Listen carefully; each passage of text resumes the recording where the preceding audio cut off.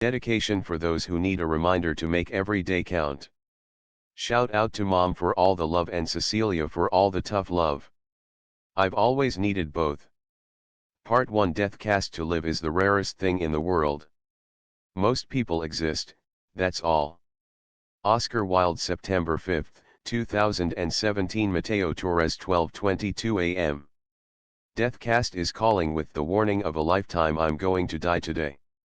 Forget that, warning is too strong a word since warning suggests something can be avoided, like a car honking at someone who's crossing the street when it isn't their light, giving them the chance to step back. This is more of a heads up. The alert, a distinctive and endless gong, like a church bell 1 block away, is blasting from my phone on the other side of the room. I'm freaking out already, 100 thoughts immediately drowning out everything around me. I bet this chaos is what a first-time skydiver feels as she's plummeting out of a plane, or a pianist playing his first concert. Not that I will ever know for sure. It's crazy. 1 minute ago I was reading yesterday's blog entry from Countdowners where deckers chronicle their final hours through statuses and photos via live feeds, this particular one about a college junior trying to find a home for his golden retriever. And now I'm going to die. I'm going to know. Yes. Yes.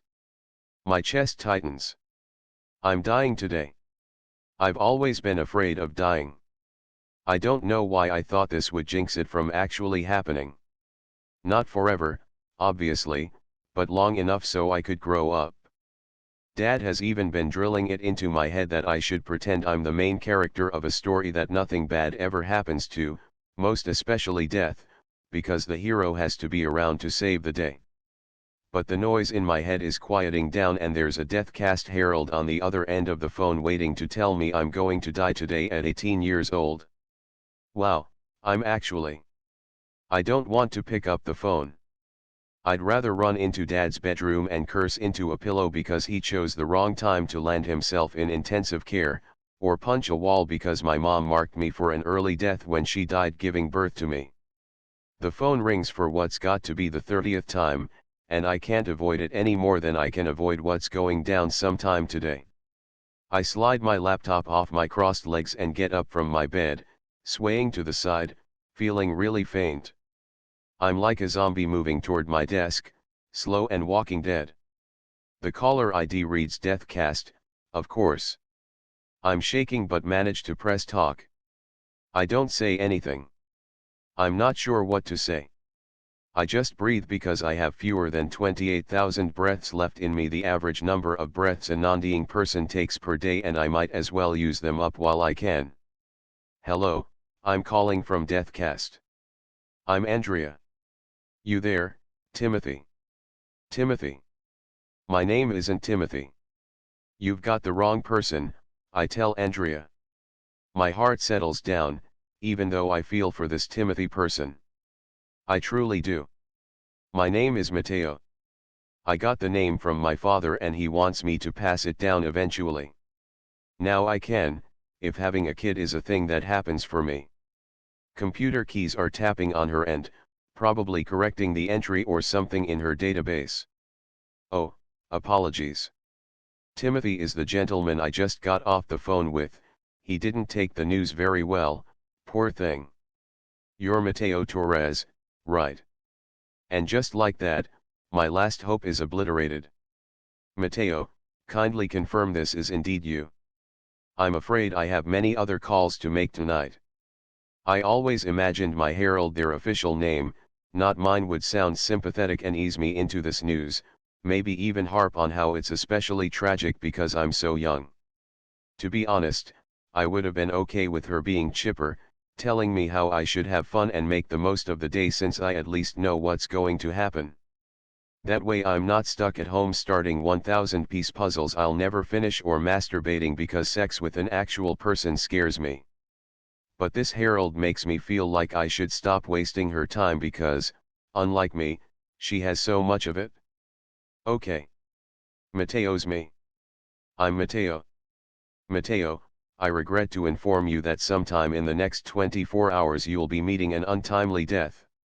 And while there isn't anything we can do to suspend that, you still have a chance to live. The Herald goes on about how life isn't always fair, then lists some events I could participate in today. I shouldn't be mad at her, but it's obvious she's bored reciting these lines that have been burned into memory from telling hundreds, maybe thousands, about how they'll soon be dead. She has no sympathy to offer me. She's probably filing her nails or playing tic-tac-toe against herself as she talks to me. On Countdowners, Deckers post entries about everything from their phone call to how they're spending their end day. It's basically Twitter for Deckers. I've read tons of feeds where Deckers admitted to asking their heralds how they would die, but it's basic knowledge that those specifics aren't available to anyone, not even former President Reynolds, who tried to hide from death in an underground bunker 4 years ago and was assassinated by one of his own Secret Service agents. Deathcast can only provide a date for when someone is going to die, but not the exact minute or how it'll happen. Do you understand all of this? Yeah. Log on to death-cast.com and fill out any special requests you may have for your funeral in addition to the inscription you'd like engraved on your headstone. Or perhaps you would like to be cremated, in which case I've only ever been to one funeral. My grandmother died when I was 7, and at her funeral I threw a tantrum because she wasn't waking up. Fast forward 5 years when Deathcast came into the picture and suddenly everyone was awake at their own funerals. Having the chance to say goodbye before you die is an incredible opportunity, but isn't that time better spent actually living? Maybe I would feel differently if I could count on people showing up to my funeral. If I had more friends than I do fingers. And Timothy, on behalf of everyone here at Deathcast, we are so sorry to lose you. Live this day to the fullest, okay. I'm Mateo. Sorry about that, Mateo. I'm mortified. It's been a long day and these calls can be so stressful and I hang up, which is rude, I know. I know. But I can't listen to someone tell me what a stressful day she's been having when I might drop dead in the next hour, or even the next 10 minutes, I could choke on a cough drop, I could leave my apartment to do something with myself and fall down the stairs and snap my neck before I even make it outside, someone could break in and murder me. The only thing I can confidently rule out is dying of old age. I sink to the floor, on my knees. It's all ending today and there is absolutely nothing I can do about it. I can't journey across dragon-infested lands to retrieve scepters that can halt death. I can't hop onto a flying carpet in search of a genie to grant my wish for a full and simple life. I could maybe find some mad scientist to cryogenically freeze me, but chances are I'd die in the middle of that wacky experiment. Death is inevitable for everyone and it's absolute for me today. The list of people I will miss, if the dead can miss anyone, is so short I shouldn't even call it a list. There's Dad, for doing his best, my best friend, Lydia, not only for not ignoring me in the hallways, but for actually sitting down across from me in lunch, partnering with me in earth science, and talking to me about how she wants to become an environmentalist who will save the world and I can repay her by living in it. And that's it. If someone were interested in my list of people I won't miss, I'd have nothing for them. No one has ever wronged me. And I even get why some people didn't take a shot on me. Really, I do. I'm such a paranoid mess. The few times I was invited to do something fun with classmates, like roller skating in the park or going for a drive late at night, I bowed out because we might be setting ourselves up for death, maybe. I guess what I'll miss most are the wasted opportunities to live my life and the lost potential to make great friends with everyone I sat next to for 4 years. I'll miss how we never got to bond over sleepovers where everyone stayed up and played Xbox Infinity and board games all night, all because I was too scared. The number one person I'll miss the most is future Mateo, who maybe loosened up and lived. It's hard to picture him clearly, but I imagine future Mateo trying out new things, like smoking pot with friends, getting a driver's license, and hopping on a plane to Puerto Rico to learn more about his roots. Maybe he's dating someone, and maybe he likes that company. He probably plays piano for his friends, sings in front of them, and he would definitely have a crowded funeral service, one that would stretch over an entire weekend after he's gone, one where the room is packed with new people who didn't get a chance to hug him one last time. Future Mateo would have a longer list of friends he'll miss. But I will never grow up to be future Mateo. No one will ever get high with me, no one will be my audience as I play piano, and no one will sit shotgun in my dad's car after I get my license. I'll never fight with friends over who gets the better bowling shoes or who gets to be Wolverine when we play video games. I collapse back onto the floor, thinking about how it's do or die now. Not even that. Do, and then die. 12:42 a.m. Dad takes hot showers to cool down whenever he's upset or disappointed in himself. I copied him around the time I turned 13 because confusing Mateo thoughts surfaced and I needed tons of Mateo time to sort through them. I'm showering now because I feel guilty for hoping the world, or some part of it beyond Lydia and my dad, will be sad to see me go. Because I refuse to live invincibly on all the days I didn't get an alert, I wasted all those yesterdays and am completely out of tomorrows. I'm not going to tell anyone. Except Dad, but he's not even awake, so it doesn't really count. I don't want to spend my last day wondering if people are being genuine when they throw sad words at me. No one should spend their last hours second-guessing people. I've got to get out into the world, though, trick myself into thinking it is any other day. I've got to see Dad at the hospital and hold his hand for the first time since I was a kid, and for what will be the last the last time ever. I'll be gone before I can adjust to my mortality. I also have to see Lydia and her 1-year-old, Penny. Lydia named me Penny's godfather when the baby was born, and it sucks how I'm the person expected to take care of her in case Lydia passes away, since Lydia's boyfriend, Christian, died a little over a year ago. Sure, how is an 18-year-old with no income going to take care of a baby? Short answer, he isn't. But I was supposed to get older and tell Penny stories of her world-saving mother and chill father and welcome her into my home when I was financially secure and emotionally prepared to do so. Now I'm being whisked out of her life before I can become more than some guy in a photo album who Lydia may tell stories about, during which Penny will nod her head, maybe make fun of my glasses, and then flip the page to family she actually knows and cares about. I won't even be a ghost to her.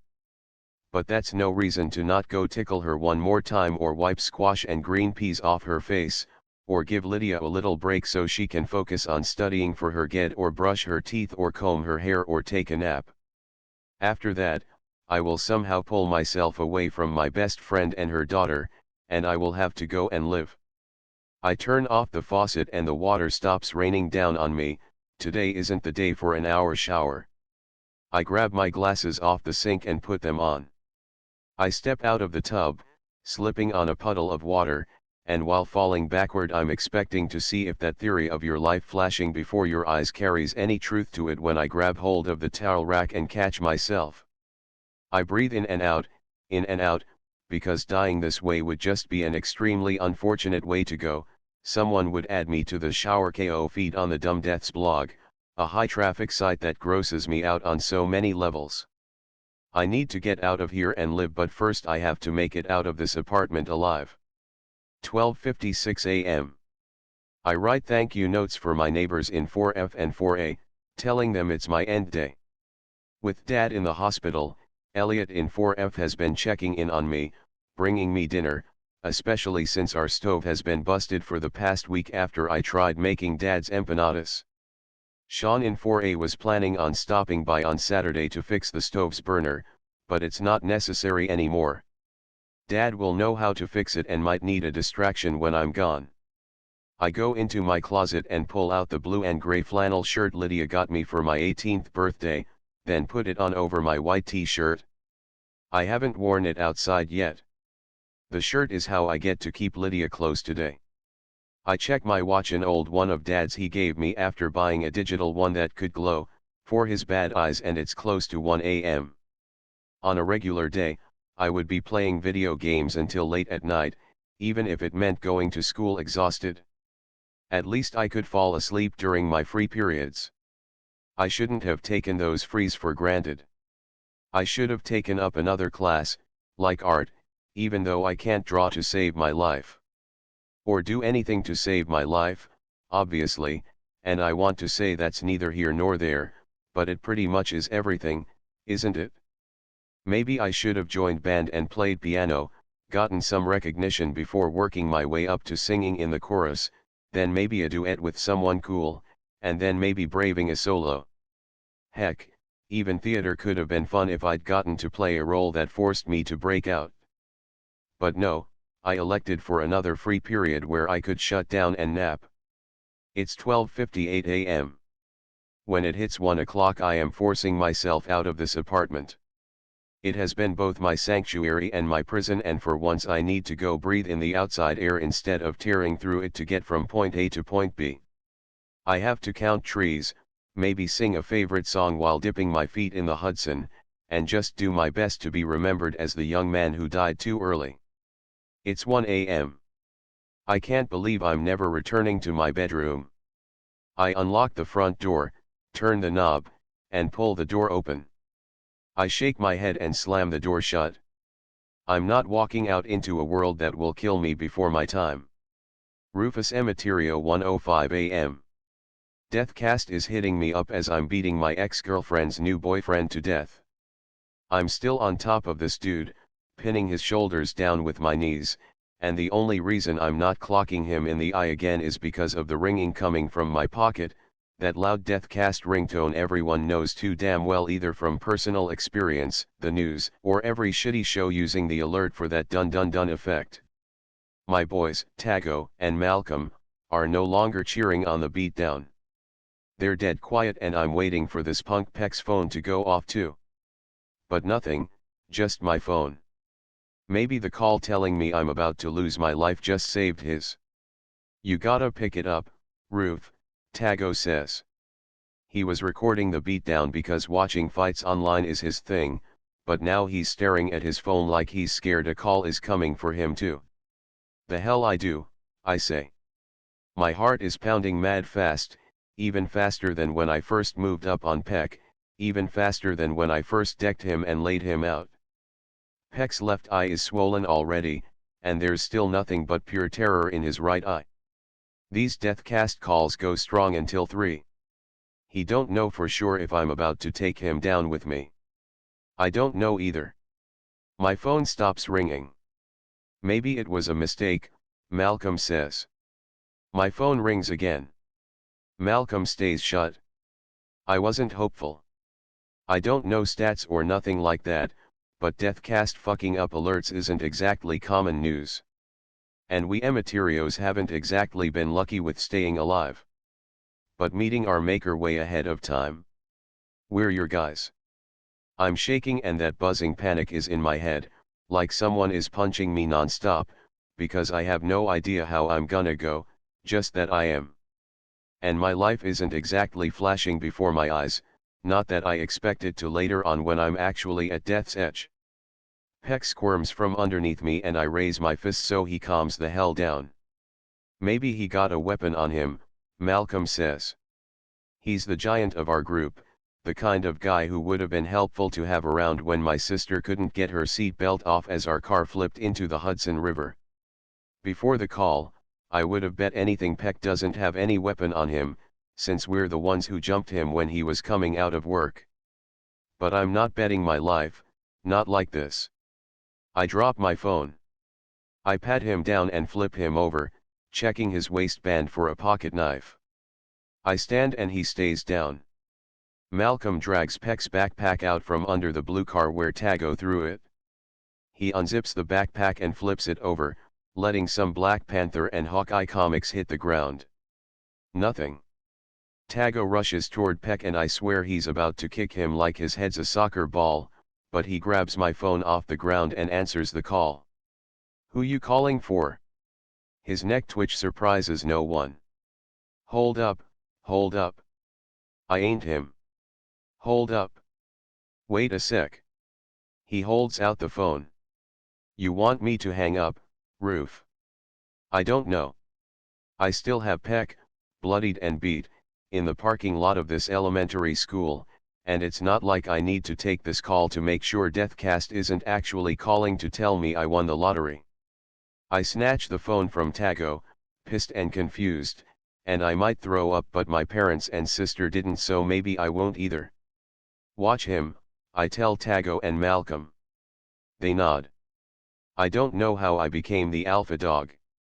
I ended up in the foster home years after them. I give myself some distance, as if privacy actually matters, and make sure I stay out of the light coming from the exit sign. Not trying to get caught in the middle of the night with blood on my knuckles. Yeah. Hello. This is Victor from Deathcast calling to speak with Rufus Emeterio. He butchers my last name, but there's no point correcting him. No one else is around to carry on the Emeterio name. Yeah, it's me.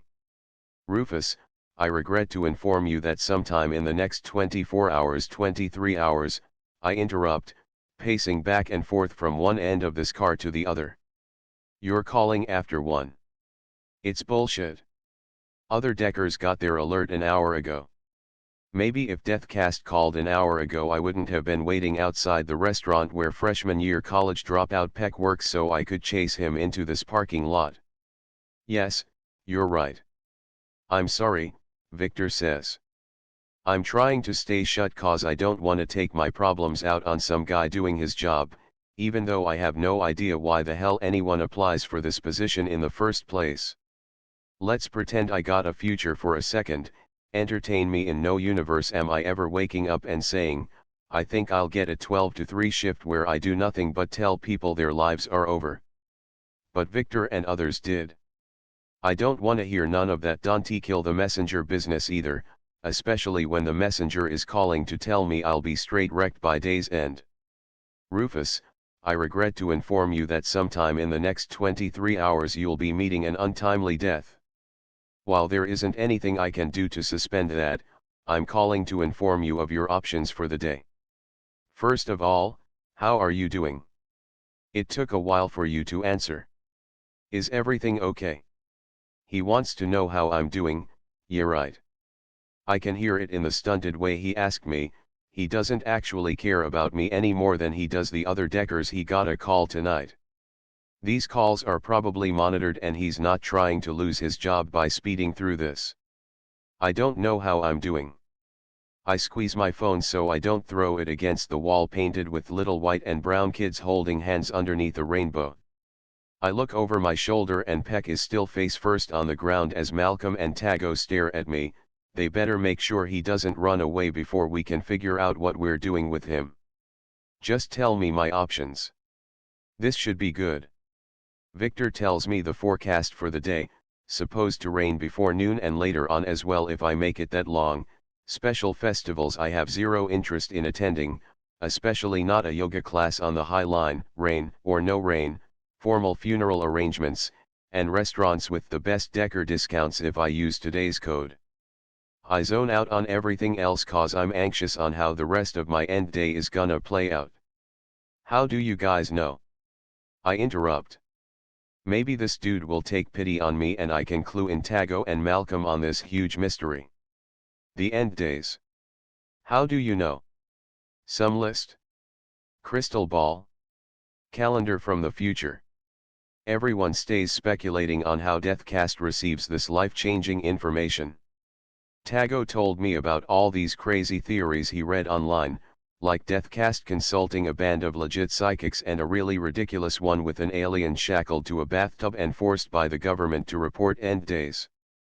There are mad things wrong with that theory, but I don't have time to comment on them right now. I'm afraid that information isn't available to heralds either, Victor claims. We're equally curious, but it's not knowledge we need to perform our job. Another flat answer. I bet you anything he knows and can't say if he wants to keep his job. Screw this guy. Yo, Victor, be a person for 1 minute. I don't know if you know, but I'm 17. 3 weeks from my 18th birthday. Doesn't it piss you off that I'll never go to college? Get married? Have kids? Travel? Doubt it? You're just chilling on your little throne in your little office because you know you got another few decades ahead of you, right? Victor clears his throat. You want me to be a person, Rufus? You want me to get off my throne and get real with you? Okay. An hour ago I got off the phone with a woman who cried over how she won't be a mother anymore after her 4-year-old daughter dies today. She begged me to tell her how she can save her daughter's life, but no one has that power. And then I had to put in a request to the youth department to dispatch a cop just in case the mother is responsible, which, believe it or not, is not the most disgusting thing I've done for this job. Rufus, I feel for you, I do. But I'm not at fault for your death, and I unfortunately have many more of these calls to make tonight. Can you do me a solid and cooperate? Damn. I cooperate for the rest of the call, even though this dude has no business telling me anyone else's, but all I can think about is the mother whose daughter will never attend the school right behind me. At the end of the call, Victor gives me that company line I've grown used to hearing from all the new TV shows and movies incorporating Deathcast into the characters' day-to-days. On behalf of Deathcast, we are sorry to lose you. Live this day to the fullest. I can't tell you who hangs up first, but it doesn't matter. The damage is done will be done. Today is my end day, a straight-up Rufus Armageddon. I don't know how this is gonna go down. I'm praying I don't drown like my parents and sis. The only person I've done dirty is Peck, for real, so I'm counting on not getting shot, but who knows, misfires happen too. The how doesn't matter as much as what I do before it goes down, but not knowing is still freaking shaking me. You only die once, after all. Maybe Peck is gonna be responsible for this. I walk back over to the three of them, fast. I pick Peck up by the back of his collar and then slam him against the brick wall. Blood slides from an open wound on his forehead, and I can't believe this dude threw me over the edge like this. He should have never run his mouth about all the reasons Amy didn't want me anymore. If that had never gotten back to me, my hand wouldn't be around his throat right now, getting him even more scared than I am. You didn't beat me, okay? Amy didn't split with me because of you, so get that out of your head right now.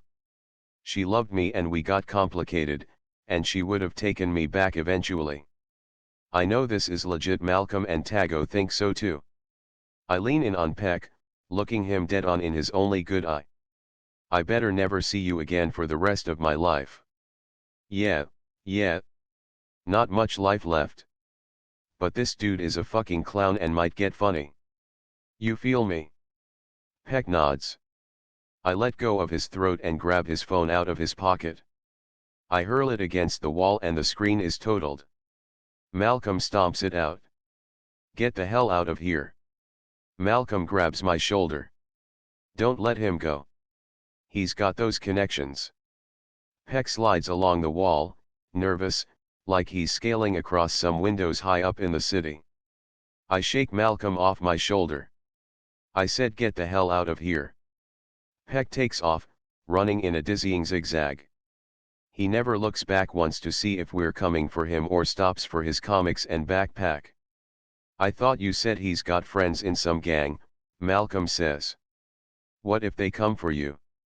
They're not a real gang, and he was the gang reject. I got no reason to get scared of a gang that let Peck in.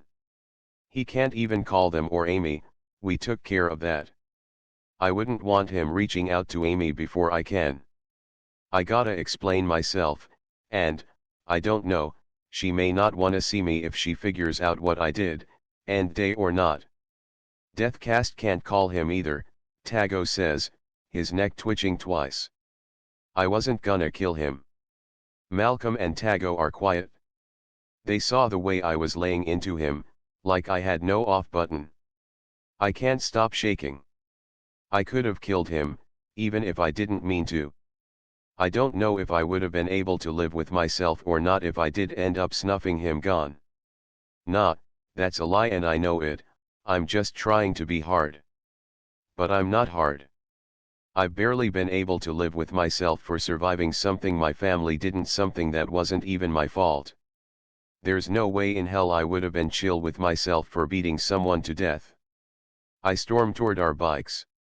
My handles are tangled in Tago's wheel from after we chased Peck here, jumping off our bikes to tackle him.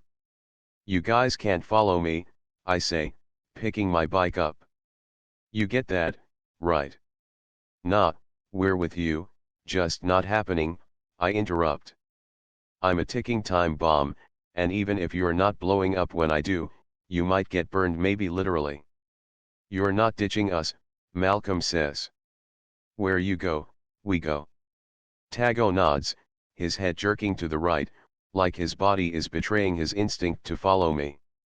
He nods again, no twitch this time. You two are straight up shadows, I say. That because we're black? Malcolm asks. Because you're always following me, I say. Loyal to the end. The end. That shuts us up. We get on our bikes and ride off the curb, the wheels bumping and bumping. This is the wrong day to have left my helmet behind. Tago and Malcolm can't stay with me the entire day, I know that. But we're Plutos, brothers from the same foster home, and we don't turn our backs on each other. Let's go home, I say. And we out. Mateo 1:06 a.m. I'm back in my bedroom, so much for never returning here again, and I immediately feel better, like I just got an extra life in a video game where the final boss was kicking my ass. I'm not naive about dying. I know it's going to happen. But I don't have to rush into it. I'm buying myself more time. A longer life is all I've ever wanted, and I have the power to not shoot that dream in the foot by walking out that front door, especially this late at night. I jump into bed with the kind of relief you only find when you're waking up for school and realize it's Saturday. I throw my blanket around my shoulders, hop back on my laptop, and ignoring the email from Deathcast with the time-stamped receipt of my call with Andrea, continue reading yesterday's Countdowners post from before I got the call. The Decker was 22-year-old Keith. His statuses didn't provide much context about his life, only that he'd been a loner who preferred runs with his golden retriever Turbo instead of social outings with his classmates. He was looking to find Turbo a new home because he was pretty sure his father would give ownership of Turbo to the first available person, which could be anyone because Turbo is so beautiful. Hell, I would have adopted him even though I'm severely allergic to dogs. But before Keith gave up his dog, he and Turbo were running through their favorite spots one last time, and the feed stopped somewhere in Central Park. I don't know how Keith died. I don't know if Turbo made it out alive or if he died with Keith. I don't know what would have been preferred for Keith or Turbo. I don't know. I could look into any muggings or murders in Central Park yesterday around 5:40 p.m., when the feed stopped, but for my sanity this is better left a mystery. Instead I open up my music folder and play Space Sounds. A couple years ago some NASA team created this special instrument to record the sounds of different planets. I know, it sounded weird to me too, especially because of all the movies I've watched telling me about how there isn't sound in space. Except there is, it just exists in magnetic vibrations. NASA converted the sounds so the human ear could hear them, and even though I was hiding out in my room, I stumbled on something magical from the universe, something those who don't follow what's trending online would miss out on. Some of the planets sound ominous, like something you'd find in a science fiction movie set in some alien world as in World with Aliens, not non-Earth world. Neptune sounds like a fast current, Saturn has this terrifying howling to it that I never listen to anymore, and the same goes for Uranus, except there are harsh winds whistling that sound like spaceships firing lasers at each other. The sounds of the planets make for a great conversation starter if you have people to talk to, but if you don't, they make for great white noise when you're going to sleep. I distract myself from my end day by reading more Countdowners feeds and by playing the Earth track, which always reminds me of soothing birdsong and that low sound whales make, but also feels a little bit off, something suspicious I can't put my finger on, a lot like Pluto, which is both seashell and snake hiss. I switch to the Neptune track. Rufus 1:18 a.m. We're riding to Pluto in the dead of night. Pluto is the name we came up with for the foster home we're all staying at since our families died or turned their backs on us. Pluto got demoted from planet to dwarf planet, but we'd never treat each other as something lesser. It's been 4 months that I've been without my people, but Tago and Malcolm have been getting cozy with each other a lot longer. Malcolm's parents died in a house fire caused by some unidentified arsonist, and whoever it was, Malcolm hopes he's burning in hell for taking away his parents when he was a 13-year-old troublemaker no one else wanted except the system, and barely even them. Tago's mom bounced when he was a kid, and his pops ran off 3 years ago when he couldn't keep up with the bills. A month later Tago found out his pops had committed suicide, and homeboy still hasn't shed a tear over the guy, never even asked how or where he died. Even before I found out I was dying, I knew home, Pluto, wasn't gonna be home for me much longer. My 18th birthday is coming up, same for Tago and Malcolm, who both hit 18 in November. I was college bound like Tago, and we'd figured Malcolm would crash with us as he gets his shit together. Who knows what's what now, and I hate that I already have an out to these problems. But right now, all that matters is we're still together. I got Malcolm and Tago by my side, like they've been from day one when I got to the home.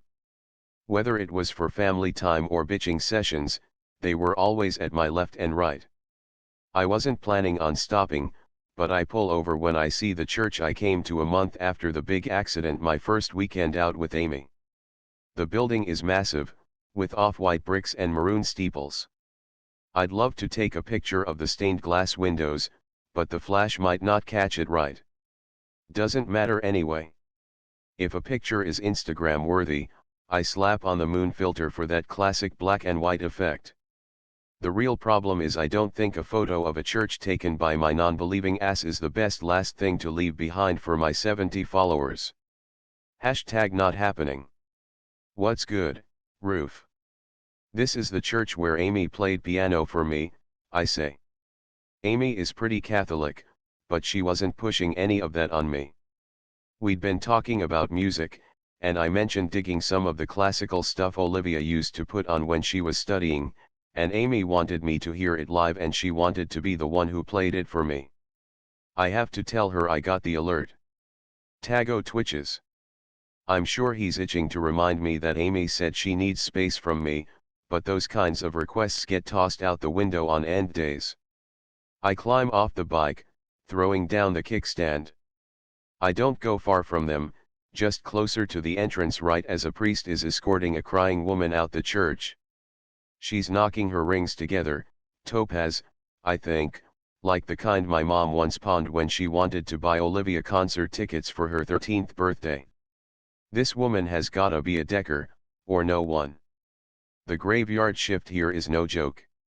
Malcolm and Tago are always mocking the churches that shun death caste and their unholy visions from Satan, but it's dope how some nuns and priests keep busy way past midnight for deckers trying to repent, get baptized, and all that good stuff. If there's a God guy out there like my mom believed, I hope he's got my back right now. I call Amy.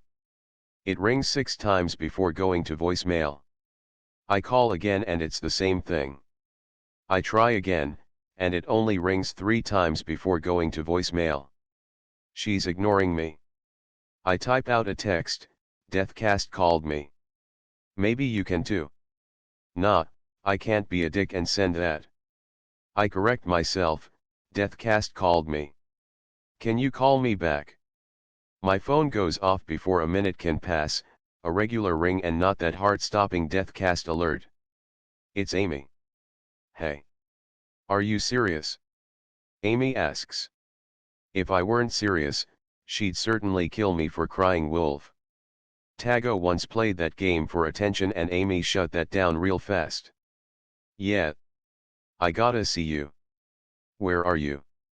There's no edge to her, and she's not trying to hang up on me like she has on recent calls. I'm by the church you took me to, actually, I say. It's mad peaceful, like I could stay here all day and make it to tomorrow. I'm with Malcolm and Tago. Why aren't you at Pluto? What are you guys doing out on a Monday night? I need more time before answering this. Maybe another 80 years, but I don't have that and I don't want to man up to it right now. We're headed back to Pluto now. Can you meet us there? What? No. Stay at the church and I'll come to you. I'm not dying before I can make it back to you, trust you're not invincible, dumbass. Amy is crying now, and her voice is shaking like that time we got caught in the rain without jackets. Ugh, God, I'm sorry, but you know how many Deckers make those promises and then pianos fall on their heads. I'm gonna guess not many, I say. Death by piano doesn't seem like a high probability. This is not funny, Rufus. I'm getting dressed, do not move. I'll be 30 minutes, tops. I hope she's gonna be able to forgive me for everything, tonight included. I'll get to her before Peck can, and I'll tell my side. I'm sure Peck is gonna go home, clean himself up, and call Amy off his brother's phone to tell her what a monster I am. He better not call the cops though, or I'll be spending my end day behind bars, or maybe find myself on the wrong end of some officers' club. I don't want to think about any of that, I just want to get to Amy and say goodbye to the Plutos as the friend they know I am, not the monster I was tonight. Meet me at home. Just get to me. Bye, Amy. I hang up before she can protest. I get my bike, climbing on it as she calls non-stop. What's the plan? Malcolm asks. We're going back to Pluto, I tell them. You guys are gonna throw me a funeral. I check the time, 1:30. There's still time for the other Plutos to get the alert. I'm not wishing it on them, but maybe I won't have to die alone. Or maybe that's how it has to be. Mateo 1:32 a.m. Scrolling through countdowners is a very serious downer. But I can't look away because every registered Decker has a story they want to share. When someone puts their journey out there for you to watch, you pay attention even if you know they'll die at the end. If I'm not going outside, I can be online for others. There are 5 tabs on the site: popular, new, local, promoted, random, and I browse through local searches first, as usual, to make sure I don't recognize anyone. No one, good. It could have been nice to have some company today, I guess. I randomly select a Decker. Username, Jeff_Nevada88. Jeff received his call 4 minutes after midnight and is already out in the world, heading to his favorite bar, where he hopes he doesn't get carded because he's a 20-year-old who recently lost his fake ID. I'm sure he'll get through okay. I pin his feed and will receive a chime next time he updates. I switch to another feed. Username, Webmaven Mark. Mark is a former social media manager for a soda company, which he's mentioned twice in his profile, and he isn't sure if his daughter will reach him in time. It's almost as if this Decker is right in front of me, snapping his fingers in my face. I have to visit Dad, even if he's unconscious. He has to know I made my way to him before I died.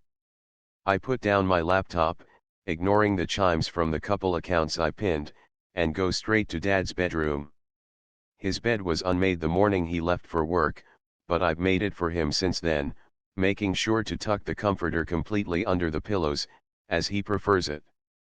I sit on his side of the bed, the right side, since my mother apparently always favored the left, and even with her gone he still lives his life in 2 sides, never writing her out, and I pick up the framed photo of Dad helping me blow out the candles of my Toy Story cake on my 6th birthday.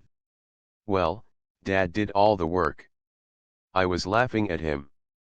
He says the gleeful look on my face is why he keeps this picture so close. I know it's sort of strange, but Dad is just as much my best friend as Lydia is. I could never admit that out loud without someone making fun of me, I'm sure, but we've always had a great relationship. Not perfect, but I'm sure every 2 people out there in my school, in this city, on the other side of the world struggle with dumb and important things, and the closest pairs just find a way to get over them. Dad and I would never have one of those relationships where we had a falling out and never talked to each other again, not like these Deckers on some countdowners' feeds who hate their fathers so much they either never visited them on their deathbeds or refused to make amends before they themselves died. I slipped the photo out of the frame, folded, and put it in my pocket. The creases won't bother Dad, I don't think, and get up to go to the hospital and say my goodbye and make sure this photo is by his side when he finally wakes up.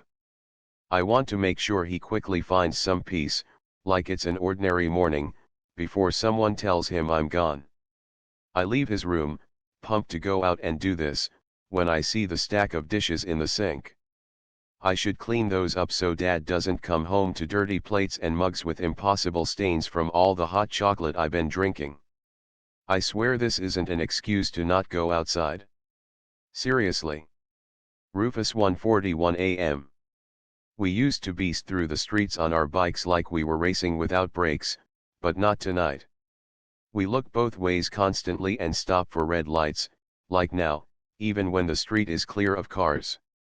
We're on the block with that Decker-friendly club, Clint's Graveyard.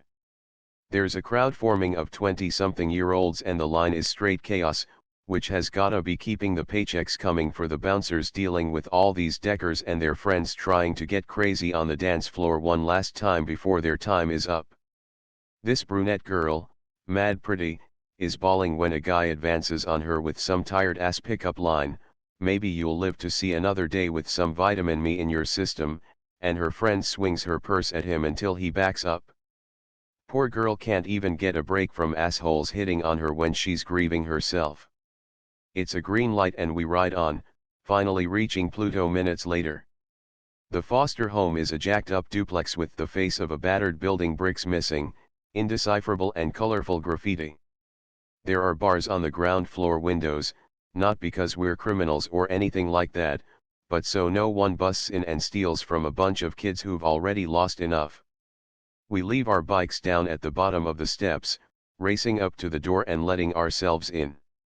We go down the hall, not bothering to tiptoe across the tacky, chessboard-like tiled floor into the living room, and even though there's a bulletin board with information about sex, getting tested for HIV, abortion and adoption clinics, and other sheets of that nature, this place still feels like a home and not some institution.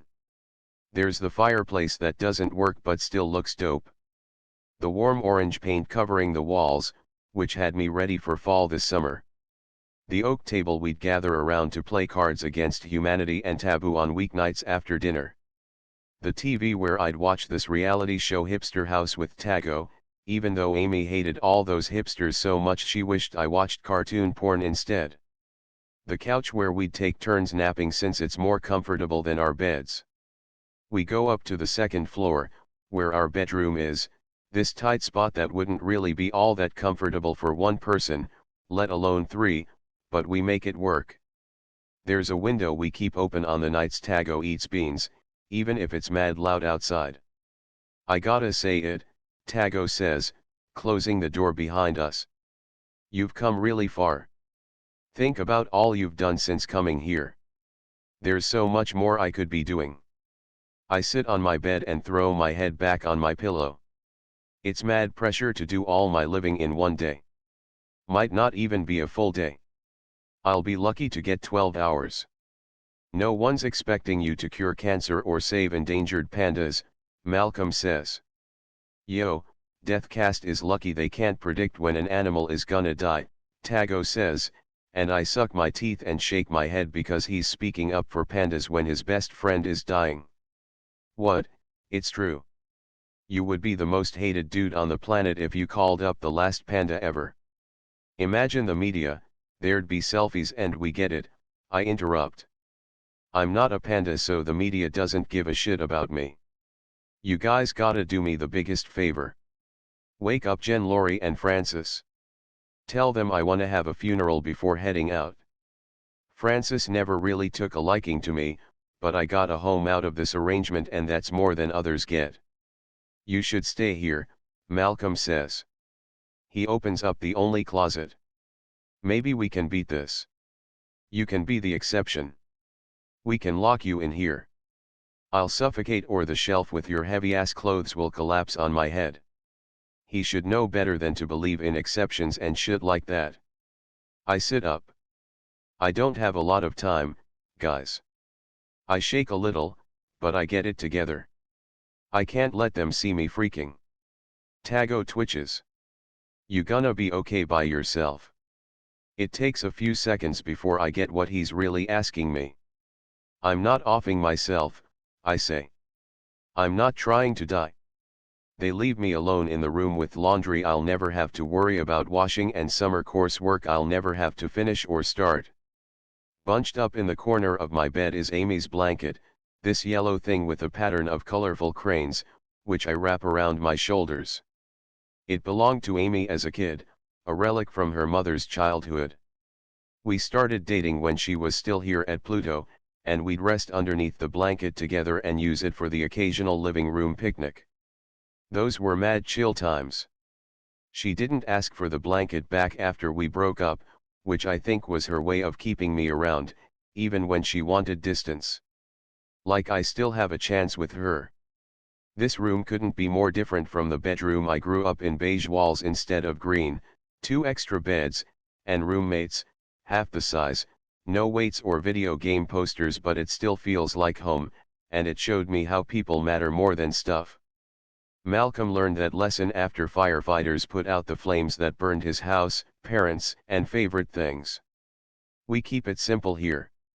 Behind my bed, I have pictures thumbtacked to the wall, all printed out by Amy from my Instagram, Althea Park, where I always go to think, my sweaty white t-shirt hanging from my bike's handlebars, taken after my first marathon last summer, an abandoned stereo on Christopher Street, playing a song I'd never heard before and never heard again, Tago with a bloody nose from that time we tried creating a handshake for the Plutos and it all went wrong because of a stupid headbutt, 2 sneakers.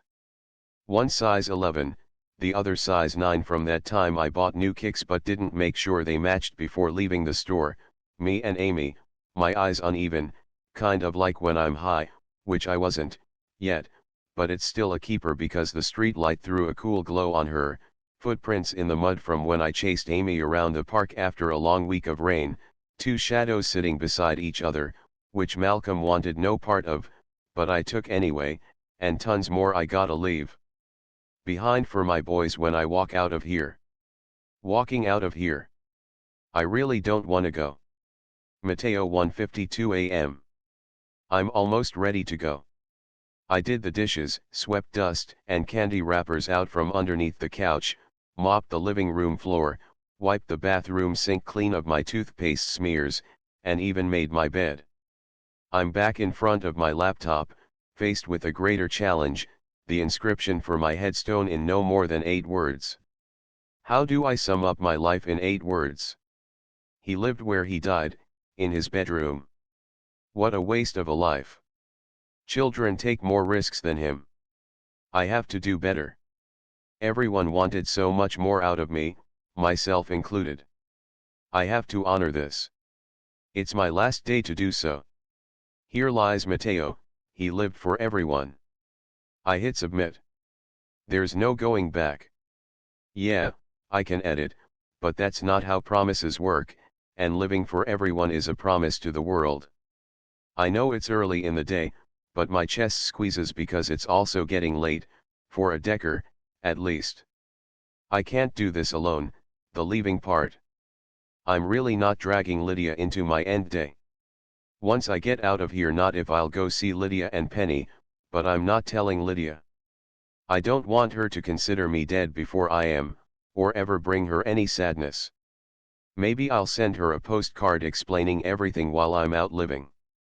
What I need is a coach who can double as a friend for me, or a friend who can serve as a coach for me.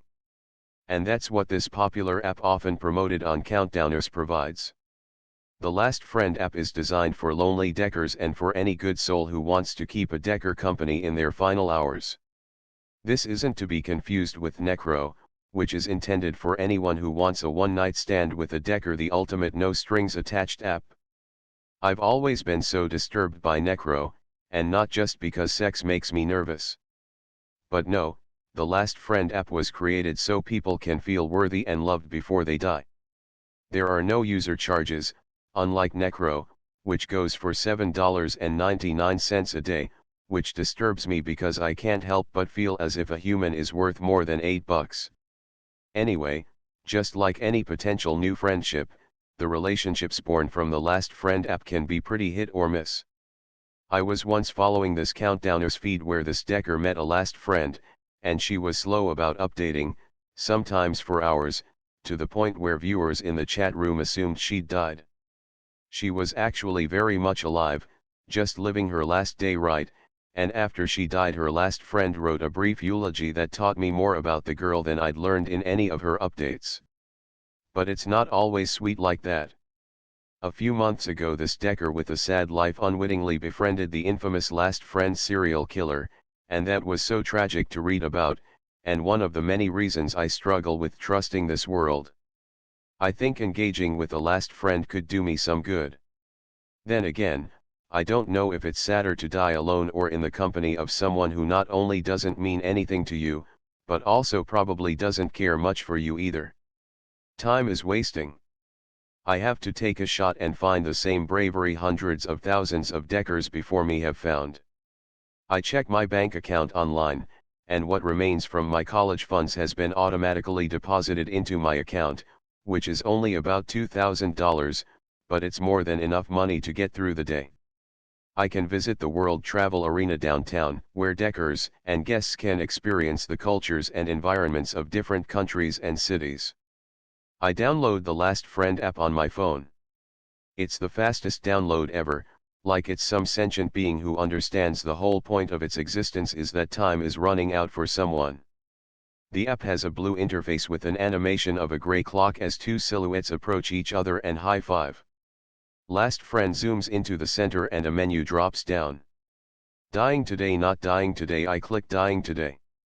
A message pops up, we here at Last Friend Incorporated are collectively sorry for this loss of you. Our deepest sympathies extend to those who love you and those who will never meet you. We hope you find a new friend of value to spend your final hours with today. Please fill out the profile for best results. Deeply sorry to lose you, Last Friend Inc. A blank profile pops up and I fill it out. Name, Mateo Torrez. Age, 18. Gender, male. Height, 5'10". Weight, 164 pounds. Ethnicity, Puerto Rican. Orientation, skip job, skip interests, music, wandering. Favorite movies / TV shows / books, Timberwolves by Gabriel Reeds, Plaid is the New Black, the Scorpius Hawthorne series. Who you were in life. I'm an only child and I've only ever really had my dad. But my dad has been in a coma for 2 weeks and will probably wake up after I'm gone. I want to make him proud and break out. I can't go on being the kid who keeps his head low, because all that did was rob me of being out there with you all. Maybe I could have met some of you sooner. Bucket list, I want to go to the hospital and say goodbye to my dad. And then my best friend, but I don't want to tell her I'm dying. After that, I don't know. I want to make a difference for others and find a different Mateo while I'm at it. Final thoughts, I'm going for it. I submit my answers. The app prompts me to upload a photo. I scroll through my phone's album and there are a lot of photos of Penny and screenshots of songs I'd recommend to Lydia. There are others of me out in the living room with Dad. There's my junior year photo, which is lame. I stumble on one I took of myself wearing the Luigi hat I won in June for entering this Mario Kart contest online. I was supposed to send the contest host my picture to be featured on the website, but I didn't think the boy goofing around in the Luigi hat was very me, so I never submitted it. But I was wrong, go figure. This is exactly the person I always wanted to be: loose, fun, carefree. No one will look at this photo and think it was out of character, because none of these people know me, and their only expectations of me are to be the person I'm presenting myself as in my profile. I upload the photo and a final message pops up, be well, Mateo. Rufus, 1:59 a.m. My foster parents are waiting downstairs. They tried rushing in here the second they found out, but Malcolm played bodyguard because he knew I still needed a minute. I change into my cycling gear, my gym tights with blue basketball shorts over them so my package isn't poking out there like Spider-Man's, and my favorite gray fleece because there's no other way I can imagine getting around the city on my end day except on my bike. I grab my helmet because safety first. I take one last look at the room.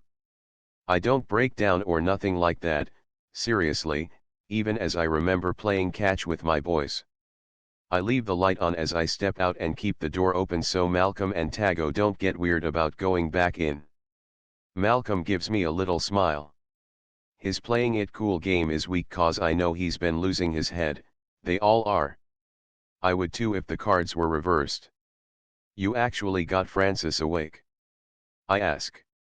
Yeah. It's possible I'm gonna die at the hands of my foster father. If you're not his alarm clock, you shouldn't wake him up. I follow Malcolm downstairs. Tago, Jen, Lori, and Francis are there, but they don't say anything.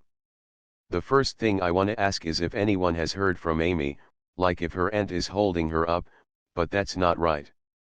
I really hope she didn't change her mind about wanting to see me. It's gonna be okay, I gotta focus on everyone who is here. Francis is wide awake and wearing his favorite/only bathrobe, like he's some kingpin whose business makes him stacks on stacks of money instead of a technician spending the little he makes on us. Good guy, but he looks mad wild because his hair is patchy since he cuts it himself to save a few bucks, which is crazy stupid because Tago is a haircut artist. I kid you not, Tago gives the best fades in the city and that bastard better open up his own barbershop one day and give up his screenwriting dreams. Francis is too white to rock a fade, though. Jen Lori dries her eyes with the collar of her old college t-shirt before putting her glasses back on. She's at the edge of her seat, like when we'd watch Tago's favorite slasher flicks, and just like then, she gets up, but not because of some gross spontaneous combustion. She hugs me and cries into my shoulder, and it's the first time anyone's hugged me since I got the alert and I don't want her to let go, but I have to keep it moving. Jen stays by my side as I stare at the floor. One less mouth to feed, right? No one laughs. I shrug. I don't know how to do this. No one gives you lessons on how to brace everyone for your death, especially when you're 17 and healthy. We've all been through enough seriousness and I want them to laugh. Rock, paper, scissors, anyone. I clap my fist against my palm, playing scissors against no one. I do it again, this time playing rock, still against no one. Come on, guys. I go again and Malcolm plays paper against my scissors. It takes another minute, but we get several rounds going. Francis and Jen Lori are easy to beat. I go up against Tago and rock beat scissors. Do over, Malcolm says. Tago switched from paper to rock last second. Man, of all days to cheat Roof, why today? Tago shakes his head. I give Tago a friendly bro push. Because you're a dick. The doorbell rings. I dart to the door, heart racing like whoa, and open it. Amy's face is so flushed I almost can't make out the huge birthmark on her cheek. Are you kidding me? Amy asks. I shake my head. I can show you the timestamp on my phone. Not about your end day, Amy says. This. She steps to the side and points at the bottom of the stairs at Peck and his wrecked face. The one I said I never wanted to see again as long as I lived. Mateo 2:02 a.m. I don't know how many last friend accounts are active in the world, but there are currently 42 online in New York City alone, and staring down these users feels a lot like being in my high school auditorium on the first day of classes. There's all this pressure, and I don't know where to start until I receive a message. There's a bright blue envelope in my inbox, and it glows in pulses, waiting to be clicked open. There's no subject line, just some basic information. Wendy Mae Green. 19 years old. Female. Manhattan, New York, 2 miles away. I click her profile. She isn't a decker, just a girl who's up late looking to console one. In her bio she's a self-described bookworm obsessed with all things Scorpius Hawthorne, and this common link is probably why she's reaching out. She also likes walking around, too, especially in late May when the weather is perfect. I won't be around for late May, Wendy May. I wonder how long she's had this profile and if anyone's told her that speaking about the future like that might offend some deckers, how it might be mistaken as showing off how much life she still has left to live. I move past it and click her photo. She seems nice, light-skinned, brown eyes, brown hair, a nose piercing, and a big smile. I open the message. Wendy May G, 2:02 a.m. Hi Mateo, you have great taste in books, bet or wishing you had a death cloaking spell, huh? I'm sure she means well, but between her bio and this message, she's hammering me with nails instead of giving me the pat on the back I was hoping for. I won't be rude, though. Mateo T, 2:03 a.m. Hey, Wendy May. Thanks, you have great taste in books too.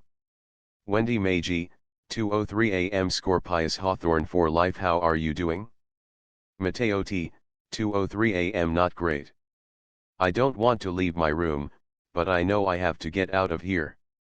Wendy May G, 2:03 a.m. What was the call like, were you scared? Mateo T, 2:04 a.m. I freaked out a little bit, a lot of bit, actually. Wendy May G, 2:04 a.m. LOL, you're funny and really cute, your mom and dad must be losing their heads too, right? Mateo T, 2:05 a.m. I don't mean to be rude, but I have to go now. Have a nice night, Wendy May. Wendy May G, 2:05 a.m. What did I say? Why do you dead guys always stop talking to me? Mateo T, 2:05 a.m. It's no big deal, really. It's hard for my parents to lose their heads when my mom is out of the picture and my dad is in a coma.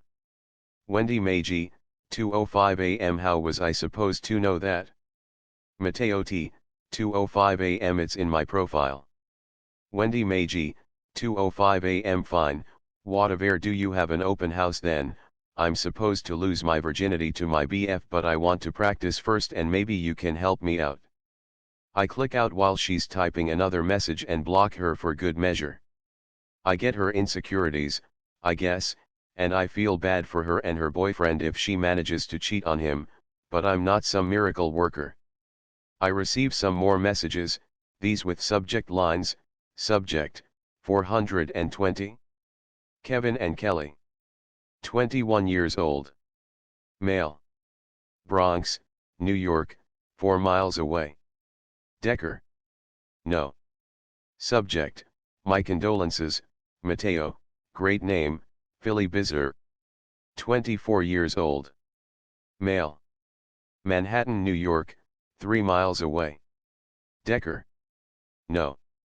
Subject, you selling a couch? Good condition? J. Mark. 26 years old. Male. Manhattan, New York, 1 mile away. Decker. No. Subject, dying sucks, huh? Lr 20 years old. Female. Manhattan, New York, 3 miles away. Decker. Yes. I ignore Kevin and Kelly's message, not interested in pot. I delete J. Mark's message because I'm not selling the couch Dad will need again for his weekend naps. I'm going to answer Philly's message because it came first. Philly B, 2:06 a.m. Hey, Mateo. How's it going? Mateo T, 2:08 a.m. Hey, Philly. Is it too lame to say I'm hanging in there? Philly B, 2:08 a.m. Nah, I'm sure it's rough. Not looking forward to the day Deathcast calls me. Are you sick or something? Pretty young to be dying. Mateo T, 2:09 a.m. I'm healthy, yeah. I'm terrified of how it's going to happen, but I'm nervous I'll somehow disappoint myself if I don't get out there. I definitely don't want to stink up the apartment by dying in here. Philly B, 2:09 a.m. I can help with that, Mateo. Mateo T, 2:09 a.m. Help with what? Philly B, 2:09 a.m. Making sure you don't die. Mateo T, 2:09 a.m. That's not a thing anyone can promise. Philly B, 2:10 a.m. I can. You seem like a cool guy who doesn't deserve to die, so you should come over to my apartment. It'll have to be a secret, though, but I have the cure to death in my pants. I block Philly and open up L's message. Maybe the third time will be the charm. Rufus 2:21 a.m. Amy gets in my face and pushes me against the fridge. She doesn't play when it comes to violence because her parents got real extra when they tag team robbed a convenience store, assaulting the owner and his 20-year-old son. Shoving me around isn't gonna get her locked up like them, though. Look at him, Rufus. What the fuck were you thinking? I refuse to look at Peck, who's leaning against the kitchen counter. I already saw the damage I did when he walked in, one eye shut, a cut on his lip, spots of dried blood on his swollen forehead. Jen Laurie is right next to him, pressing ice against his forehead. I can't look at her either, she's so disappointed in me, and day or not. Tago and Malcolm flank me, quiet too since she and Francis already gave them shit for hitting the streets with me way past bedtime to rough Peck up. Not feeling so brave now, right? Peck asks. Shut up. Amy whips around, slamming her phone against the counter, startling everyone. Don't follow us. She pushes open the kitchen door and Francis is not so casually hanging out by the staircase, trying to stay in the know but also keep back so he doesn't have to shame or punish a Decker. Amy drags me into the living room by my wrist. So, what? Deathcast calls and so you're free to lay into whoever the fuck you want.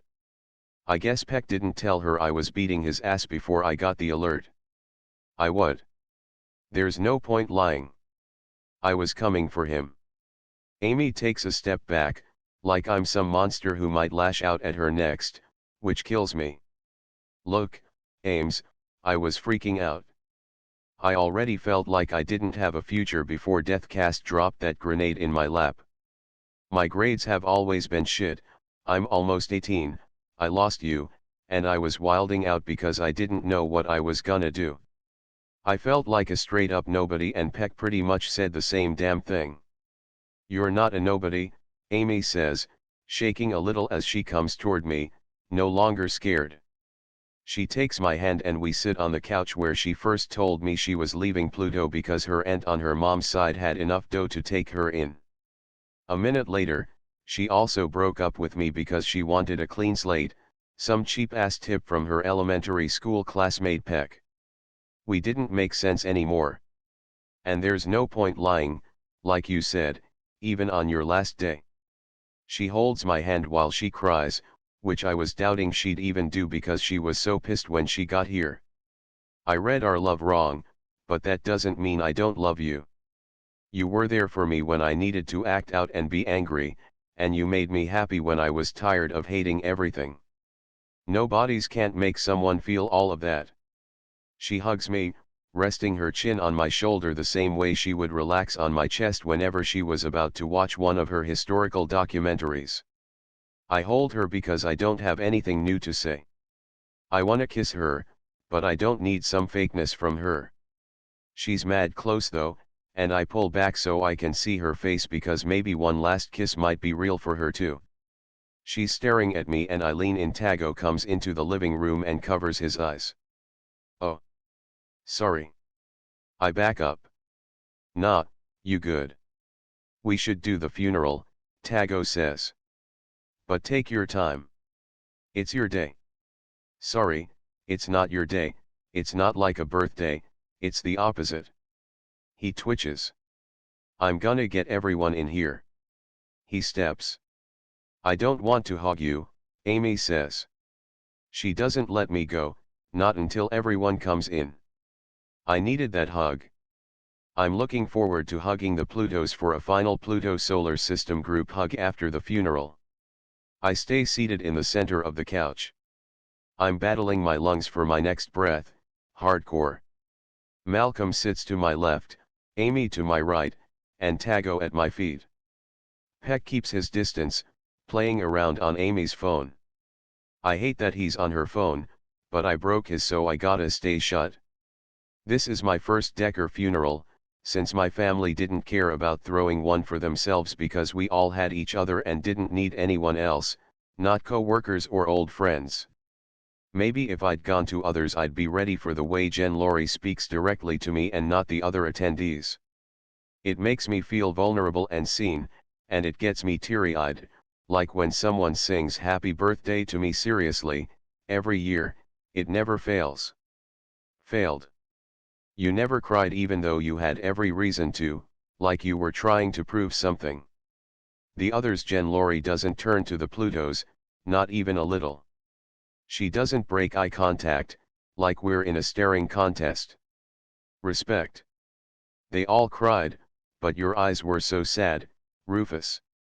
You didn't look at any of us for a couple days. I was convinced if someone posed as me you wouldn't have known any better. Your hollowness was heavy until you found friends, and more. I turn and Amy won't take her eyes off me, same sad look she gave me when she broke up with me. I always felt good when you were all together, Francis says. He's not talking about tonight, I know that. Dying sucks, I bet, but getting locked up in prison while life keeps going on without you has gotta be worse. Francis keeps staring but doesn't say anything else. We don't have all day. He waves Malcolm over. Your turn. Malcolm steps to the center of the room, his hunched back to the kitchen. He clears his throat, and it's harsh, like he's got something stuck in his pipes, and some spit flies out of his mouth. He's always been a mess, the kind of dude who will unintentionally embarrass you because he has bad table manners and no filter. But he can also tutor you in algebra and keep a secret, and that's the stuff I would talk about if I were giving his eulogy. You are our bro, Roof. This is bullshit. Total fucking bullshit. His head hangs low as he picks at the cuticles on his left hand. They should take me instead. Don't say that. Seriously, shut up. I'm serious, he says. I know no one's living forever, but you should live longer than others. You matter more than other people. That's life. I'm this big nothing who can't keep a job bagging groceries, and you're dying. I interrupt, standing. I'm heated and I punch him mad hard in the arm. Not saying sorry either. I'm dying and we can't trade lives. You're not a big nothing, but you can step your damn game up anyway. Tago stands, massaging his neck, beating back a twitch. Roof, I'll miss you shutting us up like this. You stop me from assassinating Malcolm whenever he eats off our plates and doesn't flush twice. I was ready to see your damn mug until we were old. Tago takes off his glasses, wiping his tears with the back of his hand, and closes it into a tight fist. He looks up, like he's waiting for some death piñata to drop from the ceiling. You're supposed to be a lifer. No one says anything, they just cry harder. The sound of everyone grieving me before I'm gone gives me crazy chills. I wanna console them and stuff, but I can't snap out of my daze. I spent a lot of time feeling guilty for living after I lost my family, but now I can't beat this weird Decker guilt for dying, knowing I'm leaving this crew behind. Amy steps up to the center and we all know this is about to get mad real. Brutal. Is it lame to say I think I'm stuck in a nightmare? I always thought everyone was being so dramatic when they said that.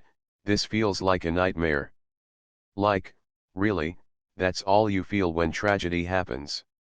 I don't know how I wanted them to feel, but I can say now they hit the nail on the head. There's another cliché for you, whatever. I want to wake up. And if I can't wake up, I want to go to sleep forever where there's a chance I dream everything beautiful about you, like how you looked at me for me and not because you wanted to gawk at this fuckery on my face. Amy touches her heart, choking on her next words. It hurts so much, Rufus, to think you won't be around for me to call or hug, and she stops looking at me, she's squinting at something behind me, and her hand drops. Did someone call the police? I jump out of my seat and see the flashes of red and blue in front of the duplex. I'm in full-on panic mode that feels insanely brief and mad long, like 8 forevers. There's only one person who isn't surprised or freaking out. I turn to Amy and her eyes follow mine back to Peck. "You didn't," Amy says, charging toward him. She snatches her phone from him. "He assaulted me," Peck shouts. "I don't care if he's on his way out. He's not expired meat, he's another human being." Amy shouts back. "Holy shit. I don't know how Peck did it because he hasn't made any calls here, but he got the cops on me at my own funeral. I hope Deathcast calls that bastard in the next few minutes." "Go out the back," Tago says, Twitch is running wild. "You have to come with me, you guys were there." "We'll slow them down," Malcolm says. "Talk them out of it." There's a knock on the door. Jen Laurie points at the kitchen. "Go." I grab my helmet, walking backward toward the kitchen, taking in all the Plutos. My pops once said goodbyes are the most possible impossible cause you never wanna say them, but you'd be stupid not to when given the shot. I'm getting cheated out of mine because the wrong person showed up at my funeral. I shake my head and run out the back, catching my breath. I rush through the backyard we all hated because of relentless mosquitoes and fruit flies, then hop the fence. I sneak back around to the front of the house to see if there's a chance I can grab my bike before having to book it on my feet. The cop car is parked outside, but both officers must be inside, maybe even in the backyard by now if Peck snitched. I grab my bike and run with it down the sidewalk, hopping onto the seat once I get enough momentum. I don't know where I'm going, but I keep going. I lived through my funeral, but I wish I was already dead. Mateo 2:52 a.m. The third time was not the charm. I can't even tell you if Elle is actually a Decker, but I blocked her without investigating because she spammed me with links to funny snuff videos gone wrong. I closed the app afterward. Have to admit it, I feel a little vindicated in how I've lived my life because people can be the worst. It's hard to have a respectful conversation, let alone make a last friend.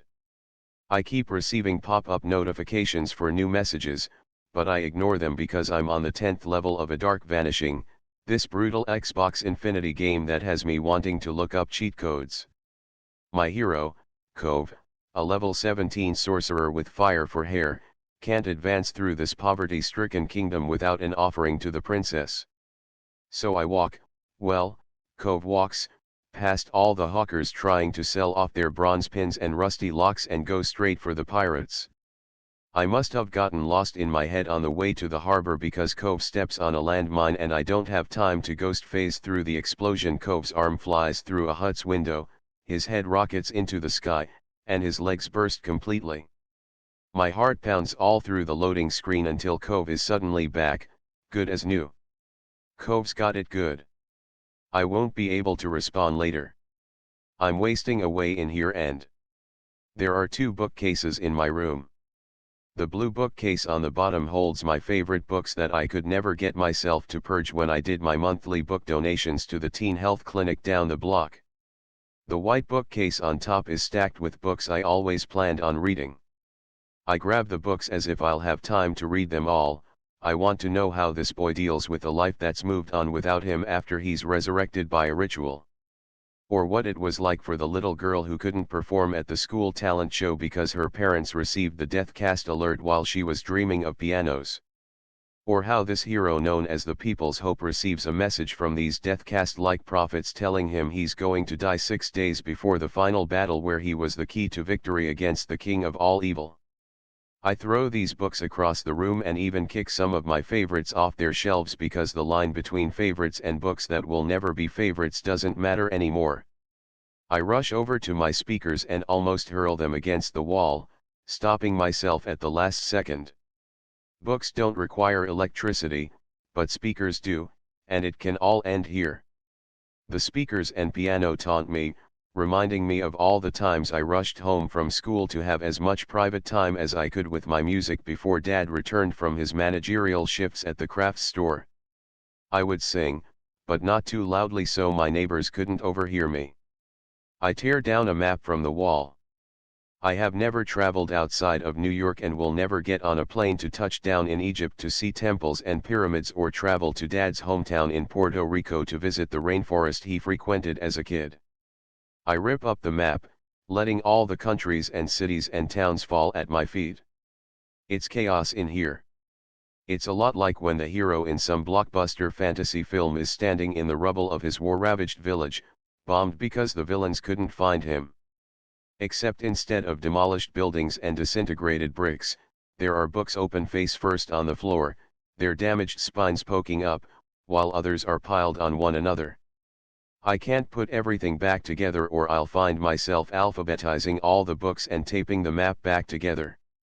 I swear this isn't some excuse to not clean my room. I turn off the Xbox Infinity, where Cove has respawned, all limbs together as if he didn't just explode minutes ago.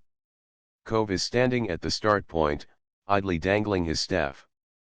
I have to make a move. I pick up my phone again, reopening the Last Friend app. I hope I step over the people who are dangerous like landmines. Rufus 2:59 a.m. Wish Deathcast called before I ruined my life tonight. If Deathcast hit me up last night, they would have knocked me out of that dream I was having where I was losing a marathon to some little kids on tricycles. If Deathcast hit me up 1 week ago, I wouldn't have been up late reading all the notes Amy wrote me when we were still a thing. If Deathcast called 2 weeks ago, they would have interrupted that argument I was having with Malcolm and Tago about how Marvel heroes are better than DC heroes, and maybe I would have asked the Herald to weigh in. If Deathcast called 1 month ago, they would have killed the dead silence that came with me not wanting to talk with anyone after Amy left.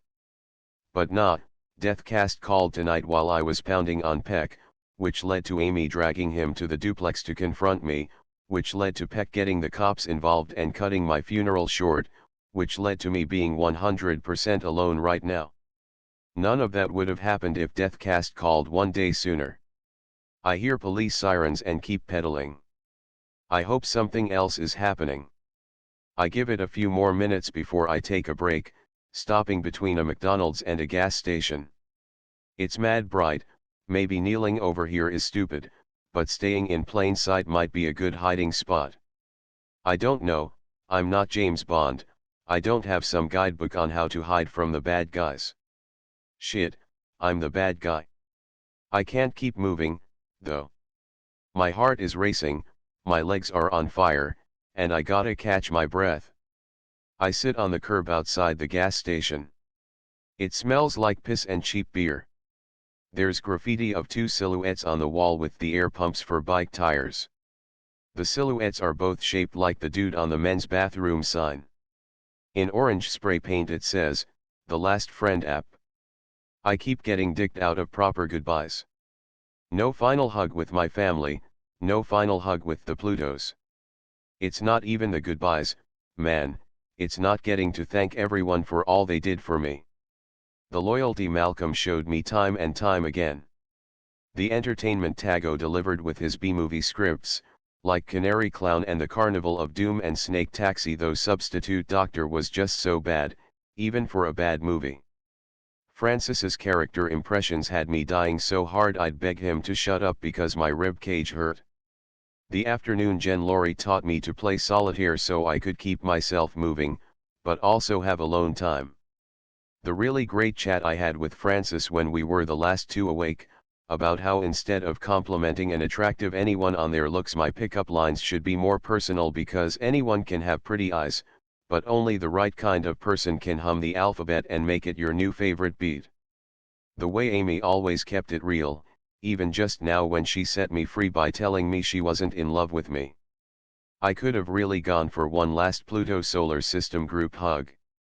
I can't go back now. Maybe I shouldn't have run. The charges probably went up for running, but I didn't have time to think. I gotta make this up to the Plutos. They spoke nothing but truth during their eulogies. I've messed up a bit lately, but I'm good. Malcolm and Tago wouldn't have been my boys if I weren't, and Amy wouldn't have been my girl if I were scum. They can't be with me, but that doesn't mean I have to be alone. I really don't wanna be alone. I pick myself up and walk over to the wall with the graffiti and some oil-stained poster for something called Make a Moment. I stare at the last friend's silhouettes on the wall. Ever since my family died, I would have bet anything I was gonna die alone. Maybe I will, but just because I was left behind doesn't mean I shouldn't have a last friend. I know there's a good Rufus in me, the Rufus I used to be, and maybe a last friend can drag him out of me. Apps really aren't my thing, but neither is beating in people's faces, so I'm already out of my element today. I enter the App Store and I download Last Friend. The download is mad fast, probably a bitch on my data, but who cares? I register as a Decker, set up my profile, upload an old photo off my Instagram, and I'm good to go.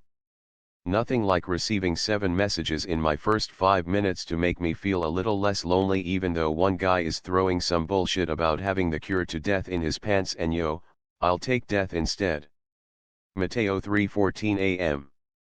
I adjust the settings on my profile so I'll only be visible to anyone between the ages of 16 and 18, older men and women can no longer hit on me. I take it one step further and now only registered Deckers can connect with me, so I don't have to deal with anyone looking to buy a couch or pot. This diminishes the online numbers significantly. I'm sure there are hundreds, maybe thousands, of teens who received the alert today, but there are only 89 registered Deckers between the ages of 16 and 18 online right now. I receive a message from an 18-year-old girl named Zoe, but I ignore it when I see a profile for a 17-year-old named Rufus. I've always liked that name. I click on his profile. Name, Rufus Emeterio. Age, 17. Gender, male. Height, 5'10". Weight, 169 pounds. Ethnicity, Cuban American. Orientation, bisexual. Job, professional time waster. Interests, cycling. Photography. Favorite movies/TV shows/books, skip who you were in life, I survived something I shouldn't have. Bucket list, do it up. Final thoughts, it's about time. I've made mistakes, but I'm gonna go out right. I want more time, more lives, and this Rufus Emeterio has already accepted his fate. Maybe he's suicidal. Suicide can't be predicted specifically, but the death itself is still foreseen. If he is self-destructive, I shouldn't be around him. He might actually be the reason I'm about to clock out. But his photo clashes with that theory. He's smiling and he has welcoming eyes. I'll chat with him, and, if I get a good vibe, he might be the kind of guy whose honesty will make me face myself. I'm going to reach out. There's nothing risky about hello. Mateo T, 3:17 a.m. Sorry you'll be lost, Rufus. I'm not used to reaching out to strangers like this. There have been a few times in the past I considered setting up a profile to keep Deckers company, but I didn't think I could provide much for them. Now that I'm a Decker myself, I understand the desperation to connect even more. Rufus E, 3:19 a.m. Hey, Mateo. Nice hat. He not only responded, but he likes my Luigi hat from my profile picture. He's already connecting to the person I want to become. Mateo T, 3:19 a.m. Thanks. Think I'm going to leave the hat here at home. I don't want the attention. Rufus E, 3:19 a.m. Good call. A Luigi hat isn't exactly a baseball cap, right? Mateo T, 3:19 a.m. Exactly. Rufus E, 3:20 a.m. Wait. You haven't left your house yet? Mateo T, 3:20 a.m. Nope. Rufus E, 3:20 a.m. Did you just get the alert a few minutes ago? Mateo T, 3:20 a.m. Deathcast called me a little after midnight. Rufus E, 3:20 a.m. What have you been doing all night? Mateo T, 3:20 a.m. Cleaning and playing video games. Rufus E, 3:20 a.m. Which game? Rufus E, 3:21 a.m. N/M. The game doesn't matter. Don't you have stuff you wanna do? What are you waiting for? Mateo T, 3:21 a.m. I was talking to potential last friends and they were not great, is the kindest way to put it. Rufus E., 3:21 a.m. Why do you need a last friend before starting your day? Mateo T., 3:22 a.m. Why do you need a last friend when you have friends? Rufus E., 3:22 a.m. I asked you first. Mateo T., 3:22 a.m. Fair. I think it's insane to leave the apartment knowing something or someone is going to kill me. Also because there are last friends out there claiming they have the cure to death in their pants. Rufus E., 3:23 a.m. I spoke to that dick too. Not his dick, exactly. But I reported and blocked him afterward. I promise I'm better than that guy. I guess that's not saying much. Do you want a video chat? I'll send you the invite. An icon of a silhouette speaking into a phone flashes. I almost reject the call, too confused about the suddenness of this moment, but I answer before the call goes away, before Rufus goes away. The screen goes black for a second, and then a total stranger with the face Rufus has in his profile appears. He's sweating and looking down, but his eyes quickly find me and I feel exposed, maybe even a little threatened, like he's some scary childhood legend that can reach through the screen and drag me into a dark underworld. In my overactive imagination's defense, Rufus has already tried bullying me out of my own world and into the world beyond, so yo, Rufus says. You see me? Yeah, hey. I'm Mateo. Hey, Mateo. My bad for springing the video chat on you, Rufus says. Kind of hard to trust someone you can't see, you get me? No worries, I say. There's a glare, which is a little blinding wherever he is, but I can still make out his light brown face. I wonder why he's so sweaty. You wanted to know why I'd prefer a last friend over my real-life friends, right? Yeah, I say. Unless that's too personal. Nah, don't worry about that. I don't think too personal should exist between last friends. Long story short, I was with my parents and sister when our car crashed into the Hudson River and I had to watch them die. Living with that guilt isn't something I want for my friends. I have to throw that out there and make sure that you're okay with this. With you leaving your friends behind. No. The chance you might have to watch me die. I'm being faced with the heaviest of chances today. I may have to watch him die, unless it's the other way around, and both possibilities make me want to throw up. It's not that I feel a deep connection or anything to him already, but the idea of watching anyone die makes me sick and sad and angry, and that's why he's asking. But not doing anything is hardly comforting, either. Okay, yeah. I can do it. Can you? There's the whole you not leaving your house problem. Last friend or not, I'm not spending the rest of my life holed up in someone's apartment, and I don't want you to either, but you gotta meet me halfway, Mateo, Rufus says. The way he says my name is a little more comforting than the way I imagined that creep Philly would say it. It's more like a conductor giving a pep talk before a sold-out performance. Believe me, I know it can get ugly out here. There was a point where I didn't think any of this was worthwhile. Well, what changed? I don't mean it to sound like a challenge, but it kind of is. I'm not leaving the safety of my apartment that easily. You lost your family and then what? I wasn't about this life, Rufus says, looking away. And I would have been game with game over. But that's not what my parents and sis wanted for me. It's mad twisted, but surviving showed me it's better to be alive wishing I was dead than dying wishing I could live forever. If I can lose it all and change my attitude, you need to do the same before it's too late, dude. You gotta go for it. Go for it. That's what I said in my profile. He's paid more attention than the others and cared about me the way a friend should. Okay, I say. How do we do this? Is there a handshake or something? I'm really hoping my trust isn't betrayed the way it's been in the past. We can get a handshake going when we meet, but until then I promise to be the Mario to your Luigi, except I won't hog the spotlight. Should we meet? I'm by the drugstore south of. I have one condition, I say. His eyes squint, he's probably nervous about the curveball I'm throwing his way. You said I have to meet you halfway, but you need to pick me up from home. It's not a trap, I swear. Sounds like a trap, Rufus says. I'm gonna find a different last friend. It's really not. I swear. I almost dropped the phone. I've screwed everything up. Seriously, I'm kidding, dude, he says. I'll send you my phone number and you can text me your address. Then we can come up with a plan. I'm just as relieved as I was when Andrea from Deathcast called me Timothy during the call, when I thought I'd actually lucked into more life. Except this time it's okay to fully relax, I think.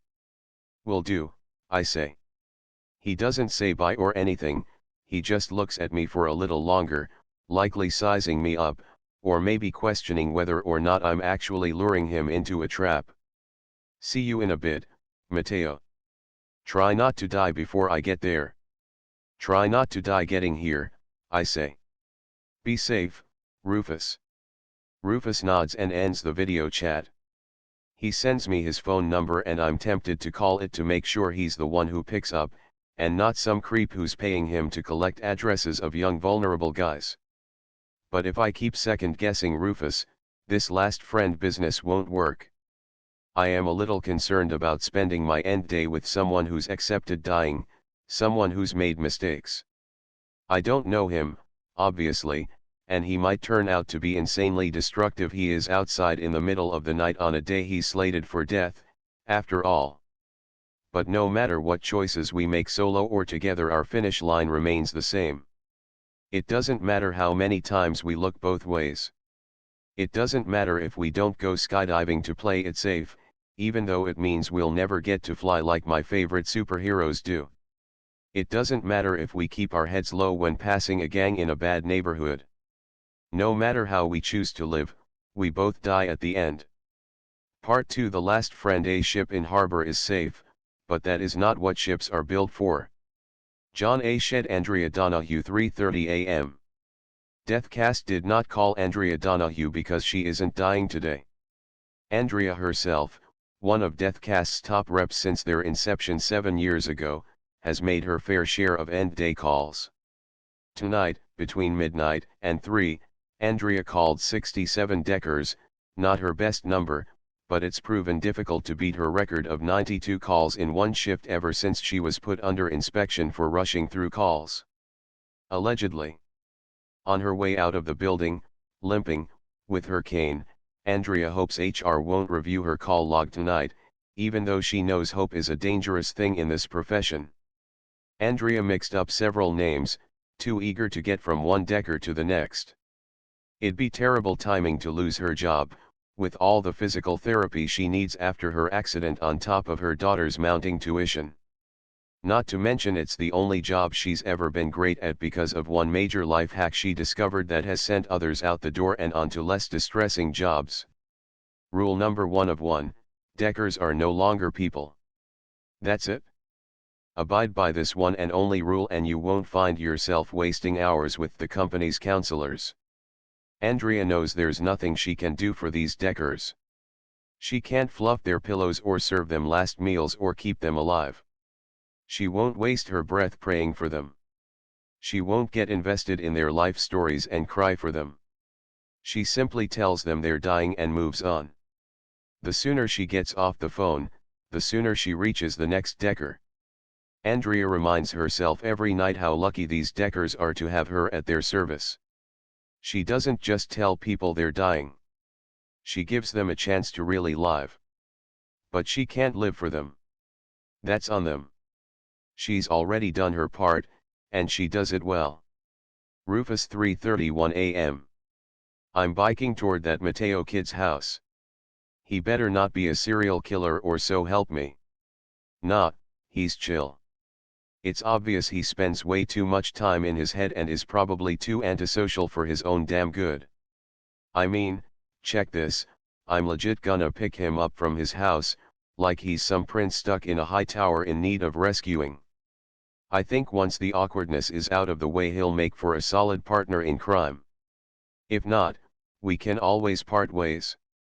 It'll suck cause that's a waste of time we don't have, but it is what it is.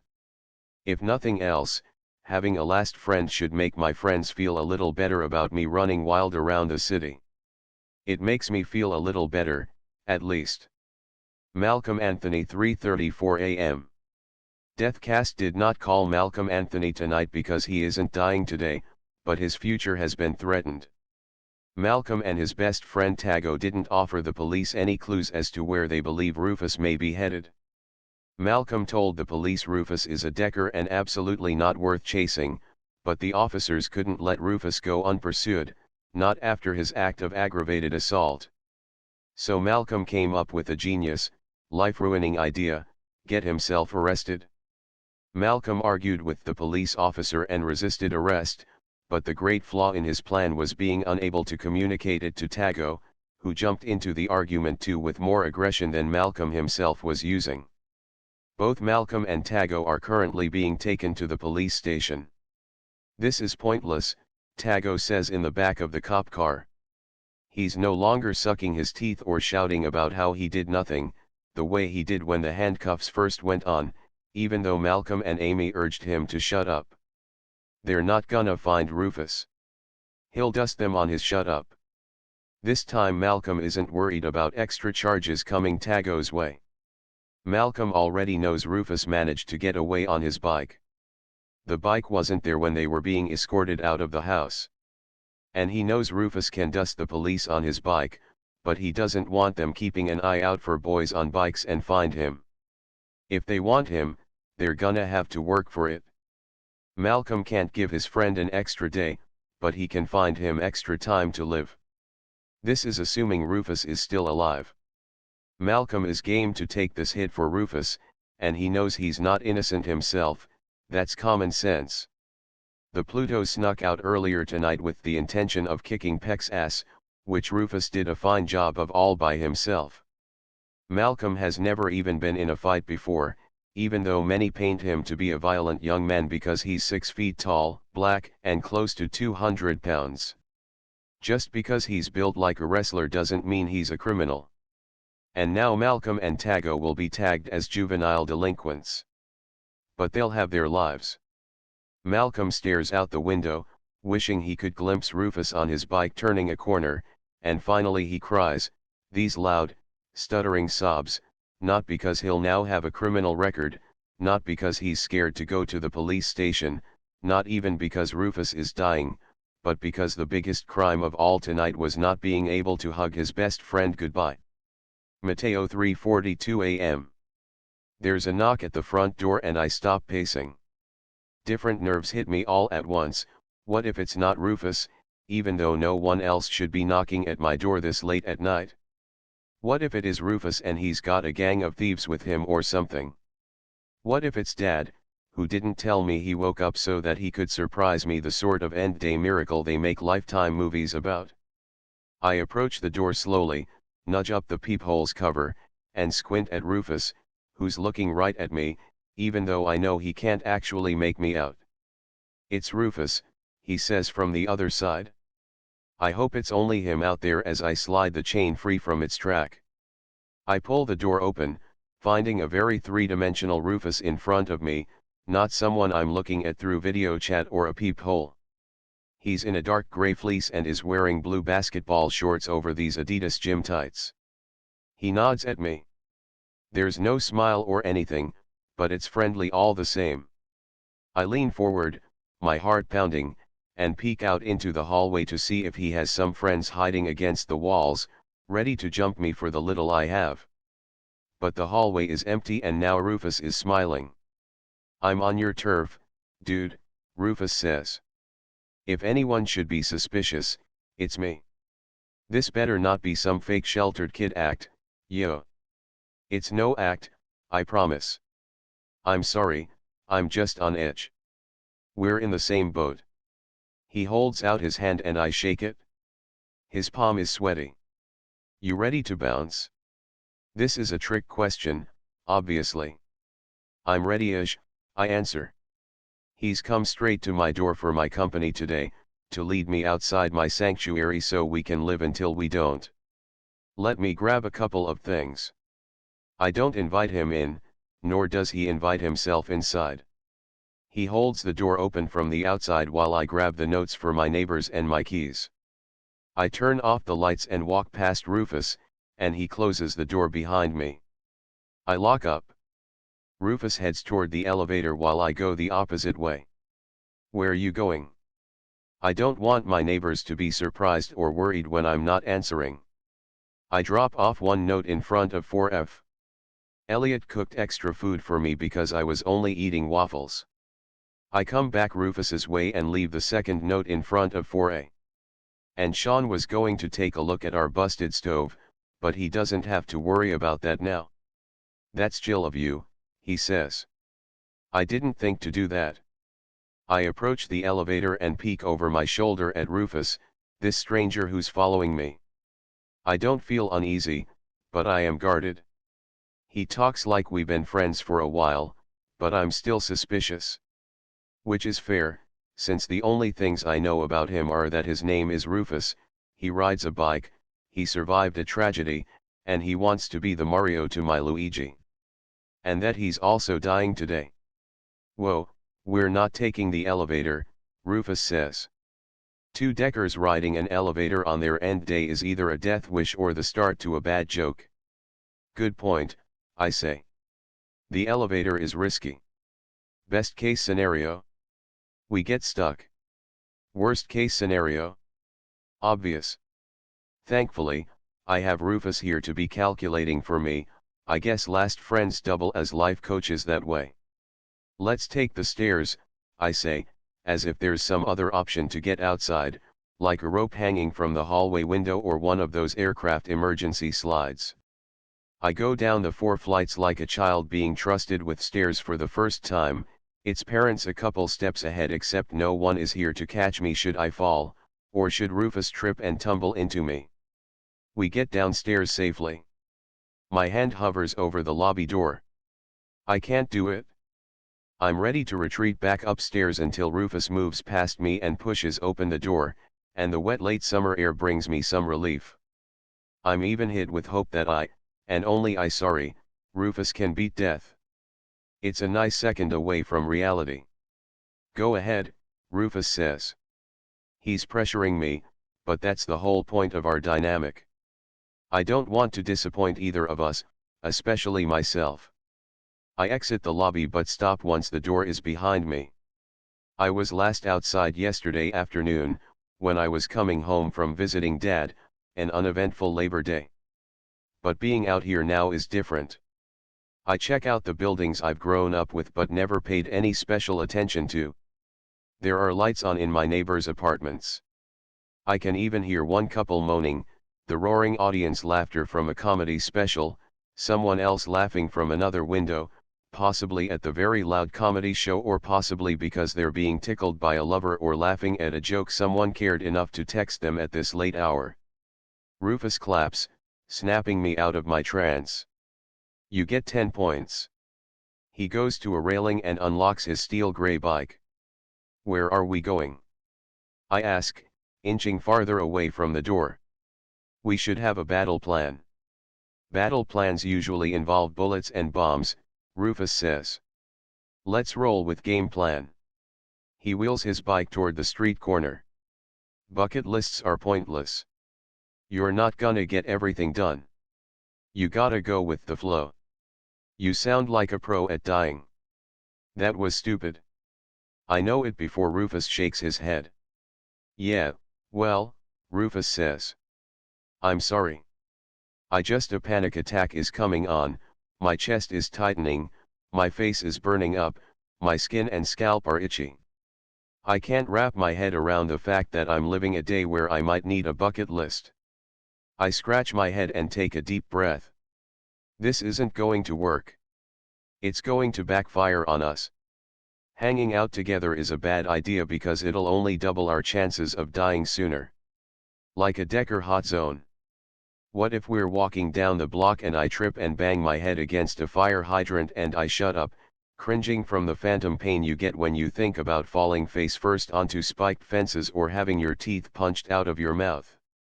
You can do your own thing, but we're done for whether we hang or not, Rufus says. No point fearing it. Not that easy. We're not dying from natural causes. How can we try to live knowing some truck might run us down when we're crossing the street? We'll look both ways, like we've been trained to do since we were kids. And if someone pulls out a gun, we'll stay out of bad neighborhoods. And if a train kills us, if we're on train tracks on our end day, we're asking for it? What if don't do this to yourself? Rufus closes his eyes, rubbing them with his fist. I'm driving him crazy. We can play this game all day, or we can stay out here and maybe, live. Don't do your last day wrong. Rufus is right. I know he's right. No more arguing. It's going to take me some time to get where you are with this.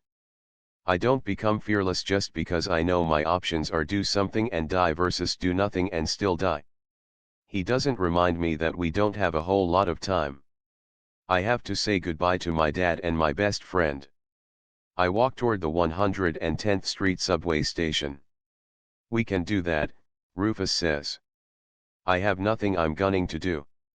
I had my funeral and that didn't exactly go as planned. Not really expecting a do-over, though. I'm not surprised someone so boldly living his end day had a funeral. I'm sure he had more than 2 people to say goodbye to. What happened? I say. Nonsense. Rufus doesn't elaborate. I'm looking both ways, getting ready to cross the street, when I spot a dead bird in the road, its small shadow cast from a bodega's lit awning. The bird has been flattened, its severed head is a couple inches away. I think it was run down by a car and then split by a bike, hopefully not Rufus's.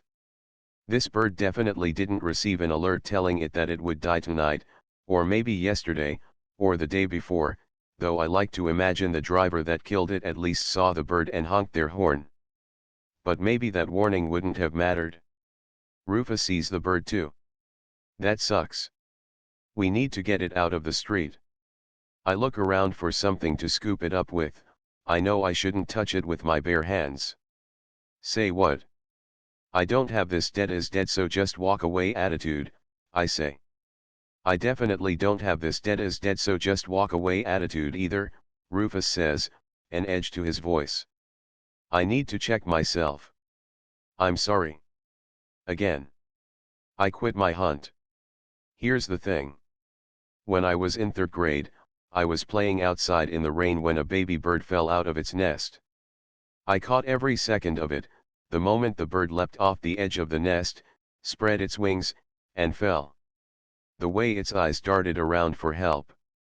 Its leg broke on impact, and it couldn't drag itself to shelter, so the rain was pummeling it. That bird had some bad instincts, jumping out the tree like that, Rufus says. The bird dared to leave home, at least. I was scared it was going to freeze to death or drown in a puddle, so I ran out and sat down on the ground with the bird, sort of shielding it with my legs, like a tower. The cold wind got the best of us, and I had to take off from school the following Monday and Tuesday because I'd gotten really sick. What happened then? I have no idea, I admit. I remember I got a cold and missed school, but I must have blocked out what happened to the bird. I think about it every now and again because I know I didn't find a ladder and return it to its nest. Sucks to think I left it there to die in the rain. I've often thought that helping that bird was my first act of kindness, something I did because I wanted to help another, and not because my dad or some teacher expected me to do it. I can do better for this bird, though. Rufus looks at me, takes a deep breath, then turns his back and wheels his bike away from me. My chest tightens again, and it's very possible I have some health problems I'm going to discover and die from today, but I'm hit with relief when Rufus parks his bike along the sidewalk, throwing down the kickstand with his foot. Let me find you something for the bird, he says. Don't touch it. I make sure no cars are coming from up the block. Rufus returns with a discarded newspaper and hands it to me. Best I can find. Thanks. I use the newspaper to scoop up the bird's body and its severed head. I walk toward the community garden opposite the subway station, set right in between the basketball court and the playground. Rufus appears beside me on his bike, pedaling slowly. What are you doing with that? Burying it? I enter the garden and find a corner behind a tree, away from the spot where community gardeners have been planting fruit trees and flowers and making the world glow a little more. I kneel and place the newspaper down, nervous the head is going to roll away. Rufus hasn't commented on it, but I feel the need to add, I can't just leave the bird out there to be tossed into a trash can or flattened by cars over and over and over. I like the idea of a bird that died so tragically ahead of its time resting amid life here in the garden. I even imagine that this tree was once a person, some decker who was cremated and had asked to have their ashes packed into a biodegradable urn with a tree seed to give it life. It's a couple minutes after 4, Rufus informs me. I'll be fast. I take it he's not the bury a bird type. I know many people won't agree or understand this sentiment. After all, to most people, a bird is nothing compared to an actual human being, because actual human beings put on ties and go to work, they fall in love and get married, and they have kids and raise them. But birds do all of this too. They work no ties, you got me there, and mate and nurture baby birds until they can fly. Some of them become pets who entertain children, children who learn to love and be kind to animals. Other birds are living until their time is up. But this sentiment is a Mateo thing, meaning it's always made others think I'm weird. I don't share thoughts like these with just anyone, rarely even with Dad or Lydia. 2 fists can fit in this plot, and I'm shuffling the bird's body and head off the newspaper and into the hole right when a flash goes off behind me. No, the first thing I thought wasn't that an alien was beaming down warriors to take me out. Okay, fine, it was. I turned to find Rufus aiming his phone's camera at me. Sorry, Rufus says. Not every day you see someone burying a bird. I scoop the soil over the bird, smoothing it flat before standing. I hope someone is this kind to us when it's over. Rufus 4:09 a.m. Yo, Mateo is too good. Definitely not suspicious of him anymore, it's not like he's got it in him to jump me. But I'm mad shocked to meet someone so pure. I wouldn't say I've only ever surrounded myself with assholes, but Malcolm and Tago are never gonna bury a bird in their lives, let's be real fucking clear about that. Beating down that bastard Peck tonight proves we're not innocent. I'll bet you anything Mateo has no idea how to make a fist and couldn't imagine himself getting violent, not even when he was a kid and dumb shit was forgiven and written off because he was young. There's no way I'm telling him about Peck. I'll take it to my grave today. We out to see who first? My dad. We can take this subway. Mateo points. It's only 2 stops downtown, but it's safer than walking. 2 stops downtown would be a quick 5-minute bike ride for me, and I'm tempted to just meet him there, but my gut is telling me this Mateo kid will screw up and leave me hanging outside the train station. I carry my bike down the stairs by its handlebars and seat. I roll my bike around the corner while Mateo cautiously hangs back a bit, and I catch him peeking before following me, like when I went to that haunted house thing in Brooklyn with Olivia a few years ago, except I was a kid. I don't know what he's expecting to find, and I'm not asking either. You're good, I say. Coast is clear. Mateo creeps behind me, still suspicious of the empty corridor leading to the turnstiles. I wonder how many other deckers are hanging out with strangers right now. A lot are probably dead by now. Car accident or fire or shot or fallen down a manhole or he stops himself. Dude really knows how to paint a picture of tragedy. What if they were on their way to say bye to someone close to them and then Mateo claps? Gone. It's not fair. I hope they weren't alone. We get to the Metro card vending machine. Nope. Not fair. I don't think it matters who you're with when you die. Someone's company isn't gonna keep you alive once death cast hits you up. This has gotta be taboo for a last friend to say, but I'm not wrong. Still feel a little bad when it shuts Mateo up. Deckers get some perks, like free unlimited passes for the subway, you just gotta bother the teller with some form. But the unlimited part is bullshit because they expire at the end of your end day. A few weeks ago the Plutos claimed we were dying so we could score free passes for our adventure to Coney Island, thinking the dude would give us a break and let us through. But nah, he had us waiting for confirmation from Deathcast servers, which can take longer than waiting for an express train, so we just bounced. I buy an unlimited Metro card, the non-decker, I still got tomorrow's edition, and Mateo copies. We swipe our way into the platform. This could be our last ride for all we know. Mateo points back at the booth.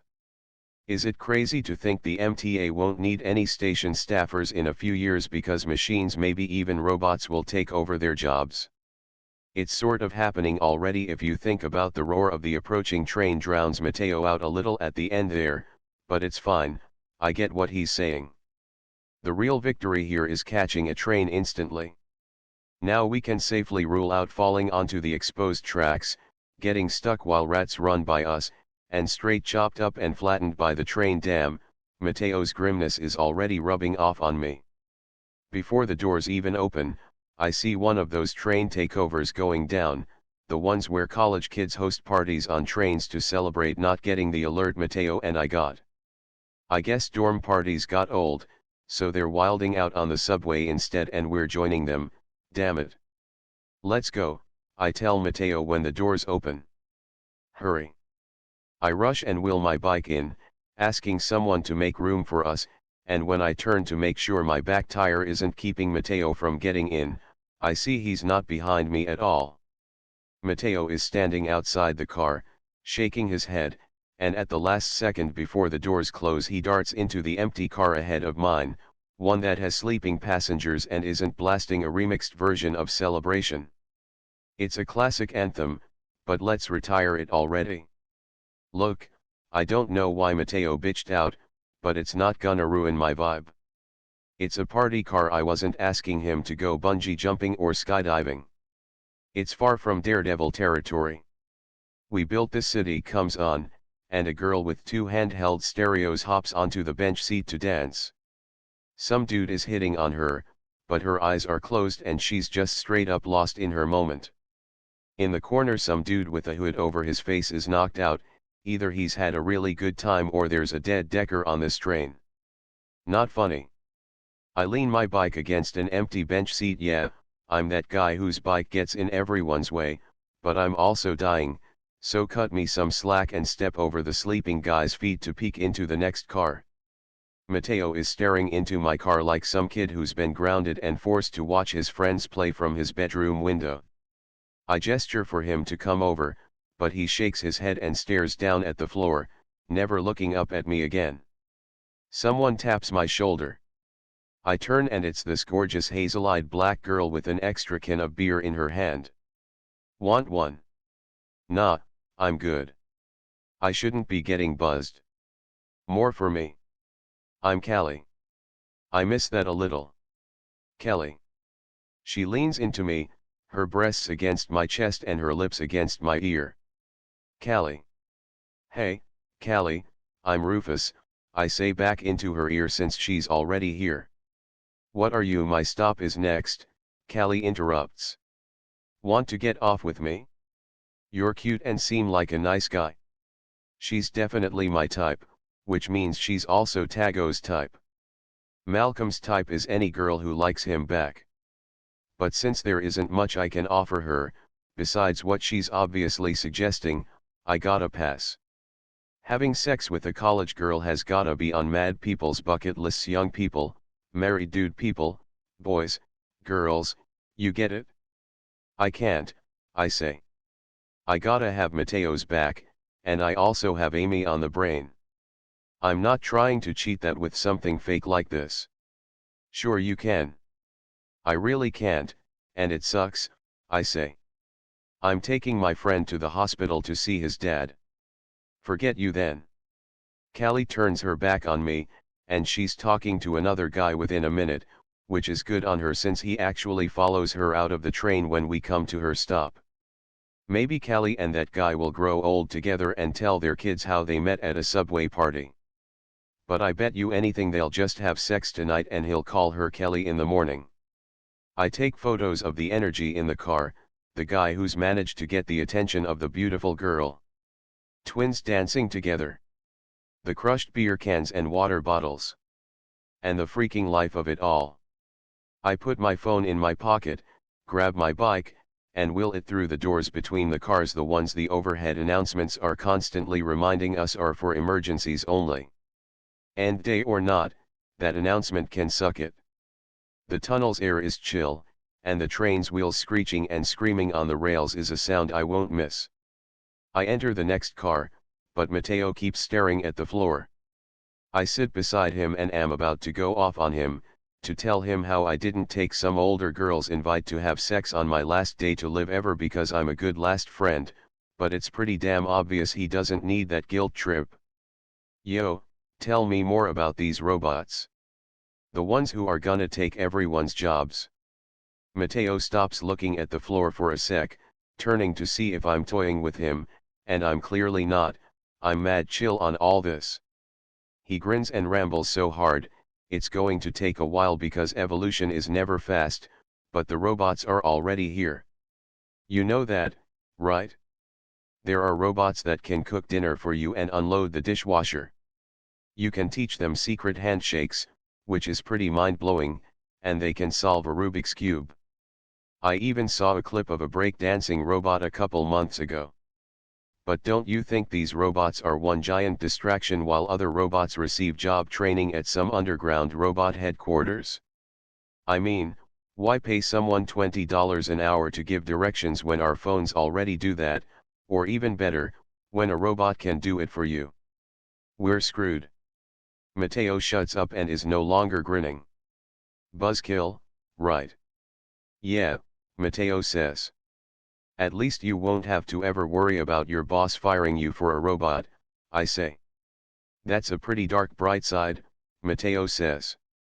Dude, today is one huge dark bright side. Why'd you bail on the party car? We have no business on that car, Mateo says. What are we celebrating, dying? I'm not trying to dance with strangers while on my way to say goodbye to my dad and best friend, knowing damn well there's a chance I may not even reach them. That's just not my scene, and those aren't my people. It's just a party. The train stops. He doesn't respond. It's possible Mateo not being a daredevil will keep us alive longer, but I'm not banking on it being a memorable end day. Amy Dubois, 4:17 a.m. Deathcast did not call Amy Dubois because she isn't dying today. But she's losing. Rufus lost him already because of her boyfriend. Amy is speed walking home, followed by Peck. You're a monster. What kind of person tries to get someone arrested at their own funeral? I got jumped by 3 guys. Malcolm and Tago didn't touch you. And now they're going to jail. Peck spits.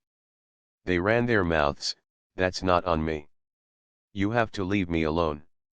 I know you never liked Rufus, and he didn't give you any reason to, but he's still really important to me.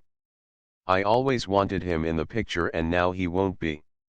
I had even less time with him because of you. If I can't see him, I don't want to see you either. You ending it with me? Amy stops. She doesn't want to turn Peck's way because she hasn't considered this question yet. People make mistakes. Rufus made a mistake attacking Peck. Peck shouldn't have had his friends send the police after Rufus, but he wasn't wrong to have done so. Well, legally, no. Morally, hell yes. You keep putting him before me, Peck says. I'm the one you've been coming to for all your problems. Not the guy who almost killed me. I'll let you think on that. Amy stares at Peck. He's a white teen with low-hanging jeans, baggy sweater, Caesar cut, and dried blood on his face because he's dating her. Peck walks away and Amy lets him. She doesn't know where she stands with Peck in this world of gray. She's not quite sure where she stands with herself either. Mateo 4:26 a.m.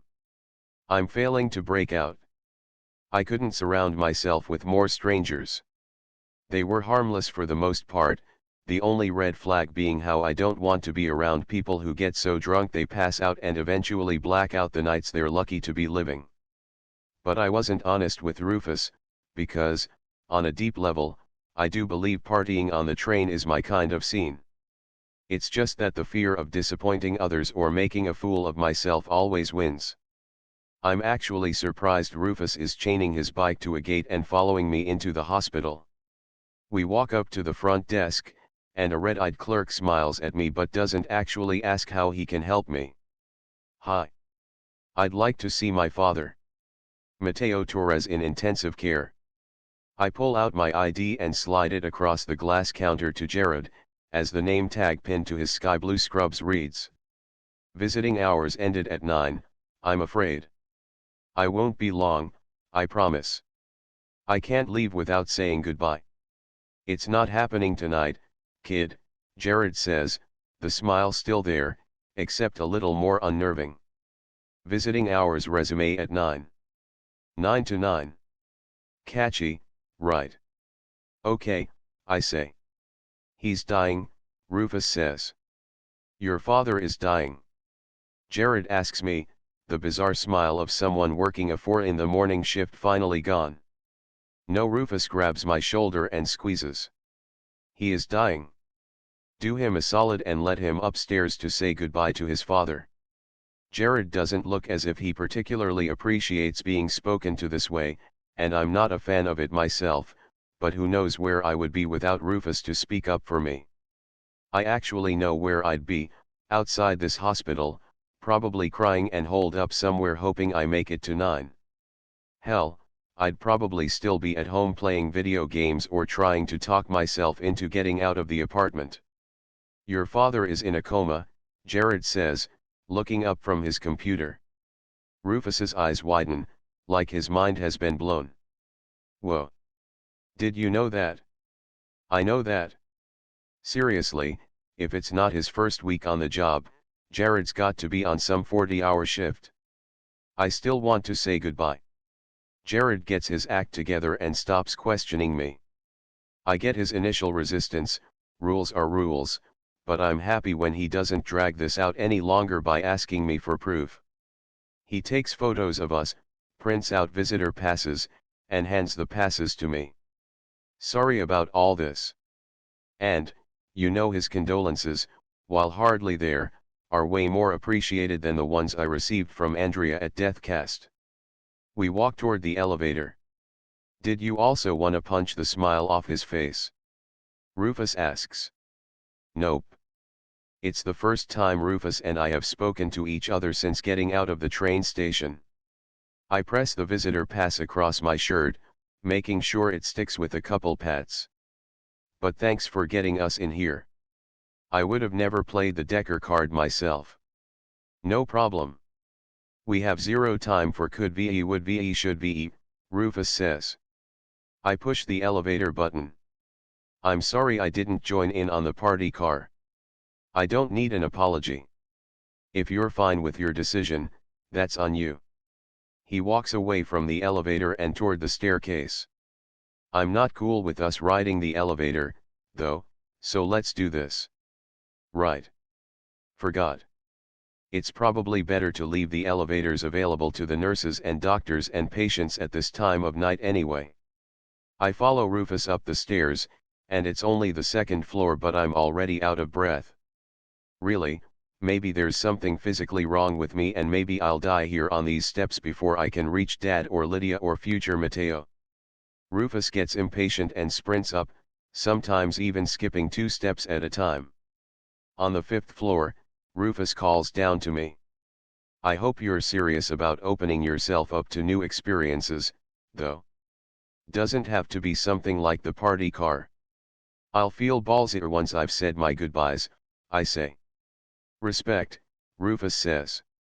I trip up the steps, landing flat on the 6th floor. I take a deep breath as Rufus comes back down to help me up. "That was such a kid fall," I say. Rufus shrugs. "Better forward than backward." We continue to the 8th floor. The waiting area is straight ahead, with vending machines and a peach-colored couch between folding chairs. "Would you mind waiting out here? I sort of want one-on-one time with him." "Respect," Rufus says again. I push open the blue double doors and walk through. Intensive care is quiet except for some light chatter and beeping machines. I watched this 30-minute documentary on Netflix a couple years ago about how much hospitals have changed since DeathCast came into the picture. Doctors work closely with DeathCast, obviously, receiving instant updates about their terminal patients who've signed off on this agreement. When the alerts come in, nurses dial back on life support for their patients, prepping them for a comfortable death instead with last meals, phone calls to families, funeral arrangements, getting wills in order, priests for prayers and confessions, and whatever else they can reasonably supply. Dad has been here for almost 2 weeks. He was brought in right after his first embolic stroke at work. I freaked out really hard, and before I went ahead and signed off on Dad's contact information being uploaded into the hospital's database, I spent the night of his admittance praying his cell phone wouldn't ring. Now, I'm finally free of the anxiety that Dr. Quintana might call to notify me my dad is going to die, and it's good to know Dad has at least another day in him, hopefully way more than one. I show a nurse my visitor pass and bullet straight into Dad's room. He's very still, as machines are breathing for him. I'm close to breaking down because my dad might wake up to a world without me, and I won't be around to comfort him. But I don't break. I sit down beside him, sliding my hand under his, and rest my head on our hands. The last time I cried was the first night at the hospital when things were looking really grim as we approached midnight. I swore he was minutes away from death. I hate to admit it, but I'm a little frustrated Dad is not awake right now. He was there when my mother brought me into this life and when she left us, and he should be here for me now. Everything is going to change for him without me. No more dinners where instead of telling me about his day he would go on remembering the trials my mother put him through before she finally agreed to marry him, and how the love they shared was worth it while it lasted. He'll have to put away the invisible pad he would whip out whenever I said something stupid as a promise to embarrass me in front of my future children, even though I never really saw kids as part of my future, and he'll stop being a father, or at least won't have anyone to parent. I release Dad's hand, grab a pen that's on his bedside chest of drawers, pull out our photo, and write on the back of it with an unsteady hand, "Thank you for everything, Dad. I'll be brave, and I'll be okay. I love you from here to there. Mateo." I leave the photo on top of the chest. Someone knocks on the door. I turn, expecting Rufus, but it's Dad's nurse, Elizabeth. Elizabeth has been taking care of Dad during the night shift, and she's always so patient with me whenever I call the hospital for updates. "Mateo." She eyes me mournfully, she must know. "Hi, Elizabeth. I'm sorry to interrupt. How are you feeling? Would you like me to call down to the cafeteria and see if they put the Jell-O out yet?" Yeah, she definitely knows. "No, thank you." I focus on Dad again, how vulnerable and still he is. "How's he doing?" "Stable. Nothing for you to worry about. He's in good hands, Mateo." "I know." I tap my fingers on Dad's chest of drawers, where his house keys, wallet, and clothes are. "I know I have to say goodbye. Never mind that Rufus is out there waiting for me. Dad never would have wanted me spending my end day in this room, even if he were awake. You know about me, right?" "Yes." Elizabeth covers Dad's skinny body with a new sheet. "It isn't fair. I don't want to leave without hearing his voice." Elizabeth is on the opposite side of the bed, her back to the window while mine is toward the door.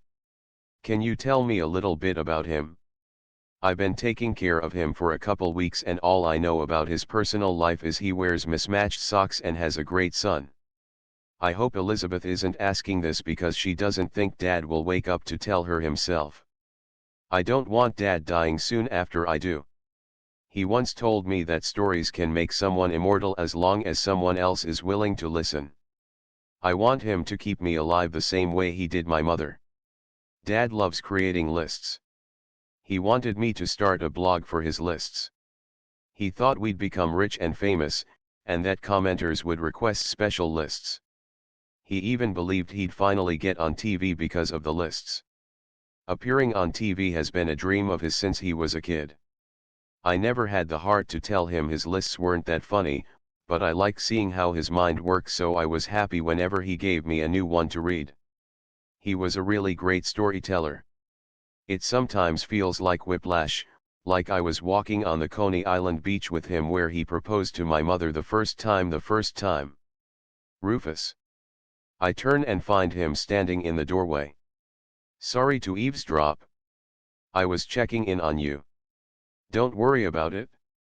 Come in, I say. Elizabeth, this is Rufus, he's my last friend. I hope he's actually telling the truth, how he wanted to see how I was doing, and not that he's here to say goodbye and suggest we go our separate ways. Rufus leans against the wall with folded arms. So, this proposal. My mother turned him down twice. He said she liked playing hard to get. Then she found out she was pregnant with me and he got down on one knee in the bathroom and she smiled and said yes. I really liked that moment. I know I wasn't there, but the memory I've created in my head over the years is crystal clear. I don't know exactly what that bathroom looked like, since it was in their first, shoebox-sized apartment, but Dad always commented on how the walls were a muted gold, which I always took to mean aged yellow, and he said the floor tiles were checkered. And then there's my mother, who comes alive for me in his stories. In this particular one she's laughing and crying about making sure I'm not brought into this world a bastard, because of her family's traditions. It never would have mattered to me in the long run. The whole bastard thing is stupid. Sweetie, I wish I could wake him up for you. I really do. Too bad life doesn't allow us to turn its gears, like a clock, when we need more time. Can I have 10 minutes alone? I think I know how I can say bye. Take your time, dude, Rufus says. It's surprising and generous. No, I say. Give me 10 minutes and come get me. Rufus nods. You got it? Elizabeth rests a hand on my shoulder. I'll be out by the front desk if you need anything. Elizabeth and Rufus leave. The door closes behind them.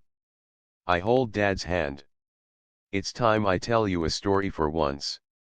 You were always asking me, begging me, sometimes to tell you more about my life and how my day was, and I always shut down. But me talking is all we've got now, and I'm crossing my fingers and toes and unmentionables that you can hear me. I grip his hand, wishing he'd squeeze back. Dad, I was raised to be honest, but the truth can be complicated. It doesn't matter if the truth won't make a mess, sometimes the words don't come out until you're alone. Even that's not guaranteed.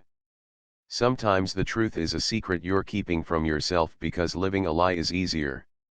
I hum Take This Waltz by the late Leonard Cohen, one of those songs that never apply to me but help me lose myself anyway. I sing the lyrics I do remember, stumbling over some words and repeating others out of place, but it's a song Dad loved and I hope he hears me singing it since he can't. Rufus, 4:46 a.m. I'm sitting outside Mateo's father's room and I'm charged with telling Mateo it's time to go. Getting him out of his apartment was one thing, but I'm probably gonna have to knock the dude out and drag him out the hospital. Someone would have had to do the same to get me away from my pops, coma or no coma. That nurse, Elizabeth, looks at the clock and then at me before carrying a tray of stale-smelling food into another room. Time for me to grab Mateo. I get up from the floor and crack open the door to the room. Mateo is holding his father's hand and singing some song I've never heard before. I knock on the door and Mateo jumps, straight startled. Sorry, man. You good? Mateo stands and his face is flushed, like we got into a snapping battle and I played him hard in front of mad people. Yeah. I'm fine. That's a damn lie. I should tidy up. It takes a minute before he lets go of his father's hand, almost like his father is holding him back, but Mateo manages to break free. He picks up a clipboard and drops it into a rack above his father's bed. Dad usually leaves all his cleaning for Saturdays because he hates the idea of coming home from work on weekdays to more work. On the weekends we cleaned and earned our TV marathons. Mateo looks around and the rest of the room is pretty damn clean. I mean, I'm not eating off the floor, but that's a hospital thing. Did you get your goodbye in? Mateo nods. Sort of. He walks toward the bathroom. I'm going to make sure it's clean in there. I'm sure it is. I should make sure they have clean cups ready for when he wakes up. They're gonna take care of him. He might need a warmer sheet. He can't tell us if he's cold. I walk over and hold Mateo by the shoulders, trying to still him cause he's shaking. He doesn't want you here, okay? Mateo's eyebrows squeeze together and his eyes get red. Sad red, not pissed red. I didn't mean it like that. I say stupid things. He doesn't want you wasting away here. Look, you got a chance to say goodbye. I didn't get that with my fam. I took too much time trying to figure out what I was gonna say. I'm happy for you, but mad jealous, too. And if that isn't enough to get you out, I need you. I need a friend by my side. Mateo looks around the room again, no doubt convincing himself he definitely does need to scrub the toilet this very second, or to make sure every single cup in this hospital is spotless so his father can't end up with a bad one, but I squeeze his shoulders and wake him out of all that. He heads over to the bed and kisses his father's forehead. Goodbye, Dad. Mateo walks backward, dragging his feet, and waves bye to his sleeping father. My heart is pounding, and I'm only a witness to this moment. Mateo must be about to explode. I place a hand on his shoulder and he flinches. Sorry, he says at the doorway. I really hope he wakes up today, just in time, you know. I'm not betting on it, but I nod anyway. We leave the room, and Mateo peeks in one last time before closing the door behind us. Mateo 4:58 a.m. I stop at the corner of the hospital. It's not too late to run back to Dad's room and just live out my day there. But that's not fair, to put others in the hospital at risk of me, the ticking time bomb. I can't believe I'm back outside in a world that will kill me, accompanied by a last friend whose fate is screwed too. There's no way this courage will hold. You good? Rufus asks. I nod. I really want to listen to some music right now, especially after singing in Dad's room. I cringe because Rufus caught me singing, but it's alright, it's alright. He didn't say anything, so maybe he didn't hear that much. The awkwardness of it all makes me even more antsy to listen to music, to hide away with something that has always been very solitary for me. Another of Dad's favorites is Come What May, which my mother sang to him and wooed me during a shower they took together before her water broke. The line about loving someone until the end of time is haunting. The same could be said for my other favorite song, One Song, from Rent. I'm extra wired, wanting to play it, especially as a Decker, since it's about wasted opportunities, empty lives, and time dying. My favorite lyric is One song before I go. Sorry if I pressured you to leave, Rufus adds. You asked me to get you out of there, but I'm not sure you meant it. I'm glad you did, I admit. My dad would want this. I look both ways before crossing the street. There are no cars, but there's a man on the corner up ahead tearing through trash bags, furiously, as if there's a garbage truck approaching to steal them all away. It's possible he's searching for something he accidentally threw out, but judging by the split leg of his jeans and the grime on his rust-colored vest, It's safe to guess he's homeless. The man retrieves a half-eaten orange, tucks it into his armpit, and continues going through the trash bags. He turns toward us as we approach the corner. Got $1? Any change? I keep my head low, same as Rufus, and walk past the man. He doesn't call after us or say anything else. I want to give him some money, I tell Rufus, even though it makes me really nervous to do so alone. I go through my pockets and find $18. Do you have some cash to give him, too? Not to be a dick, but why? Because he needs it, I say. He's digging through trash for food. There's a chance he's not even homeless. I've been duped before, he says. I stop. I've been lied to before too. I've also made the mistake of ignoring others asking for help, and it's not fair. I'm not saying we should give him our life savings, just a few bucks. When were you duped? I was in 5th grade, walking to school. This guy asked for $1, and when I pulled out my 5 singles for lunch money, he punched me in the face and took it all. I'm embarrassed to admit that I was pretty inconsolable at school, crying so hard until Dad left work to visit me in the nurse's office to see how I was doing. He even walked me to school for 2 weeks afterward and begged me to be more careful with strangers, especially when money is involved. I just don't think I should be the judge of who actually needs my help or not, like they should do a dance or sing me a song to prove they're worthy. Asking for help when you need it should be enough. And what's $1? We'll make $1 again. We won't actually make another $1, but if Rufus was smart, or paranoid, like I was, he should have more than enough money in his bank account as well.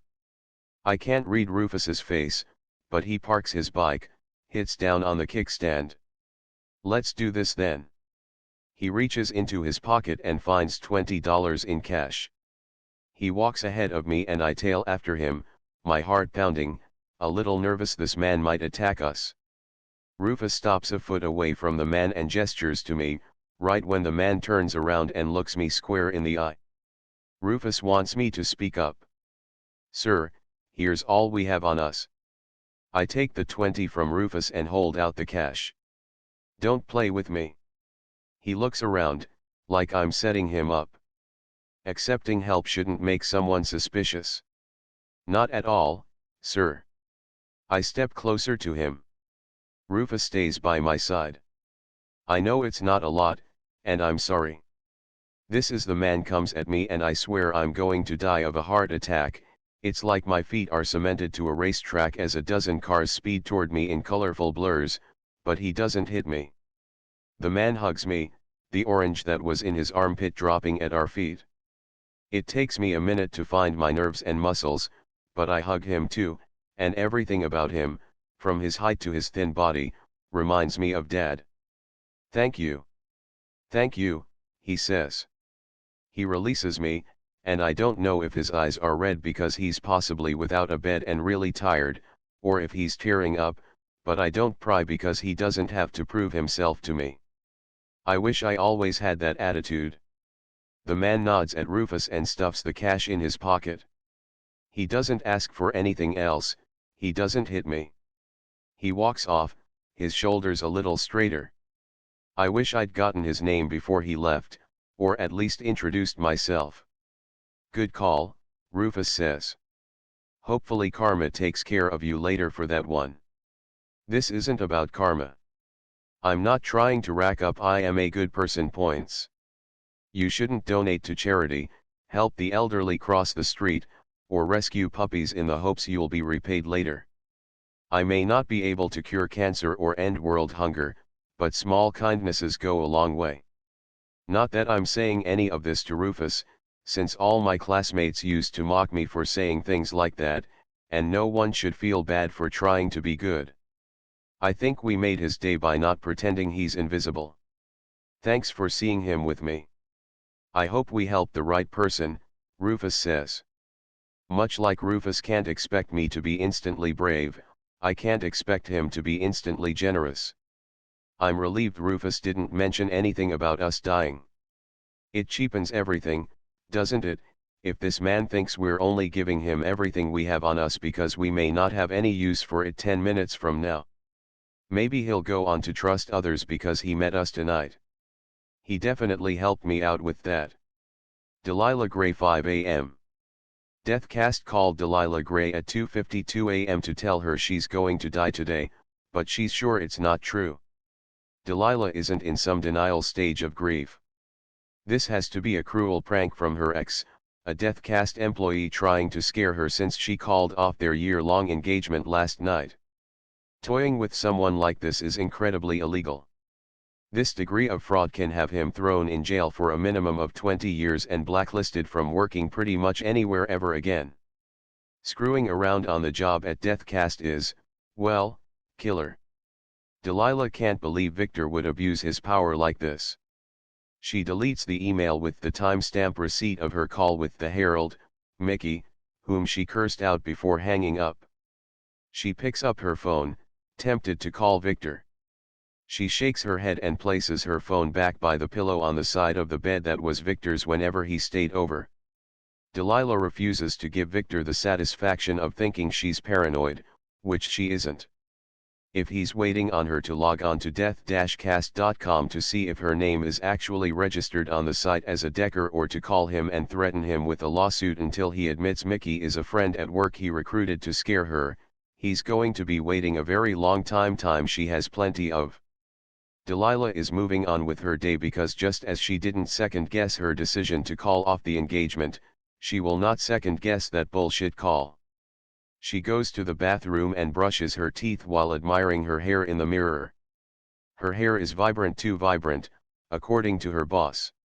In the past few weeks, Delilah needed a change, ignoring the voice in her head urging her to end things with Victor. Dyeing her hair was simpler. Fewer tears involved. When asked by the hairdresser what she wanted, Delilah asked for the Aurora Borealis treatment.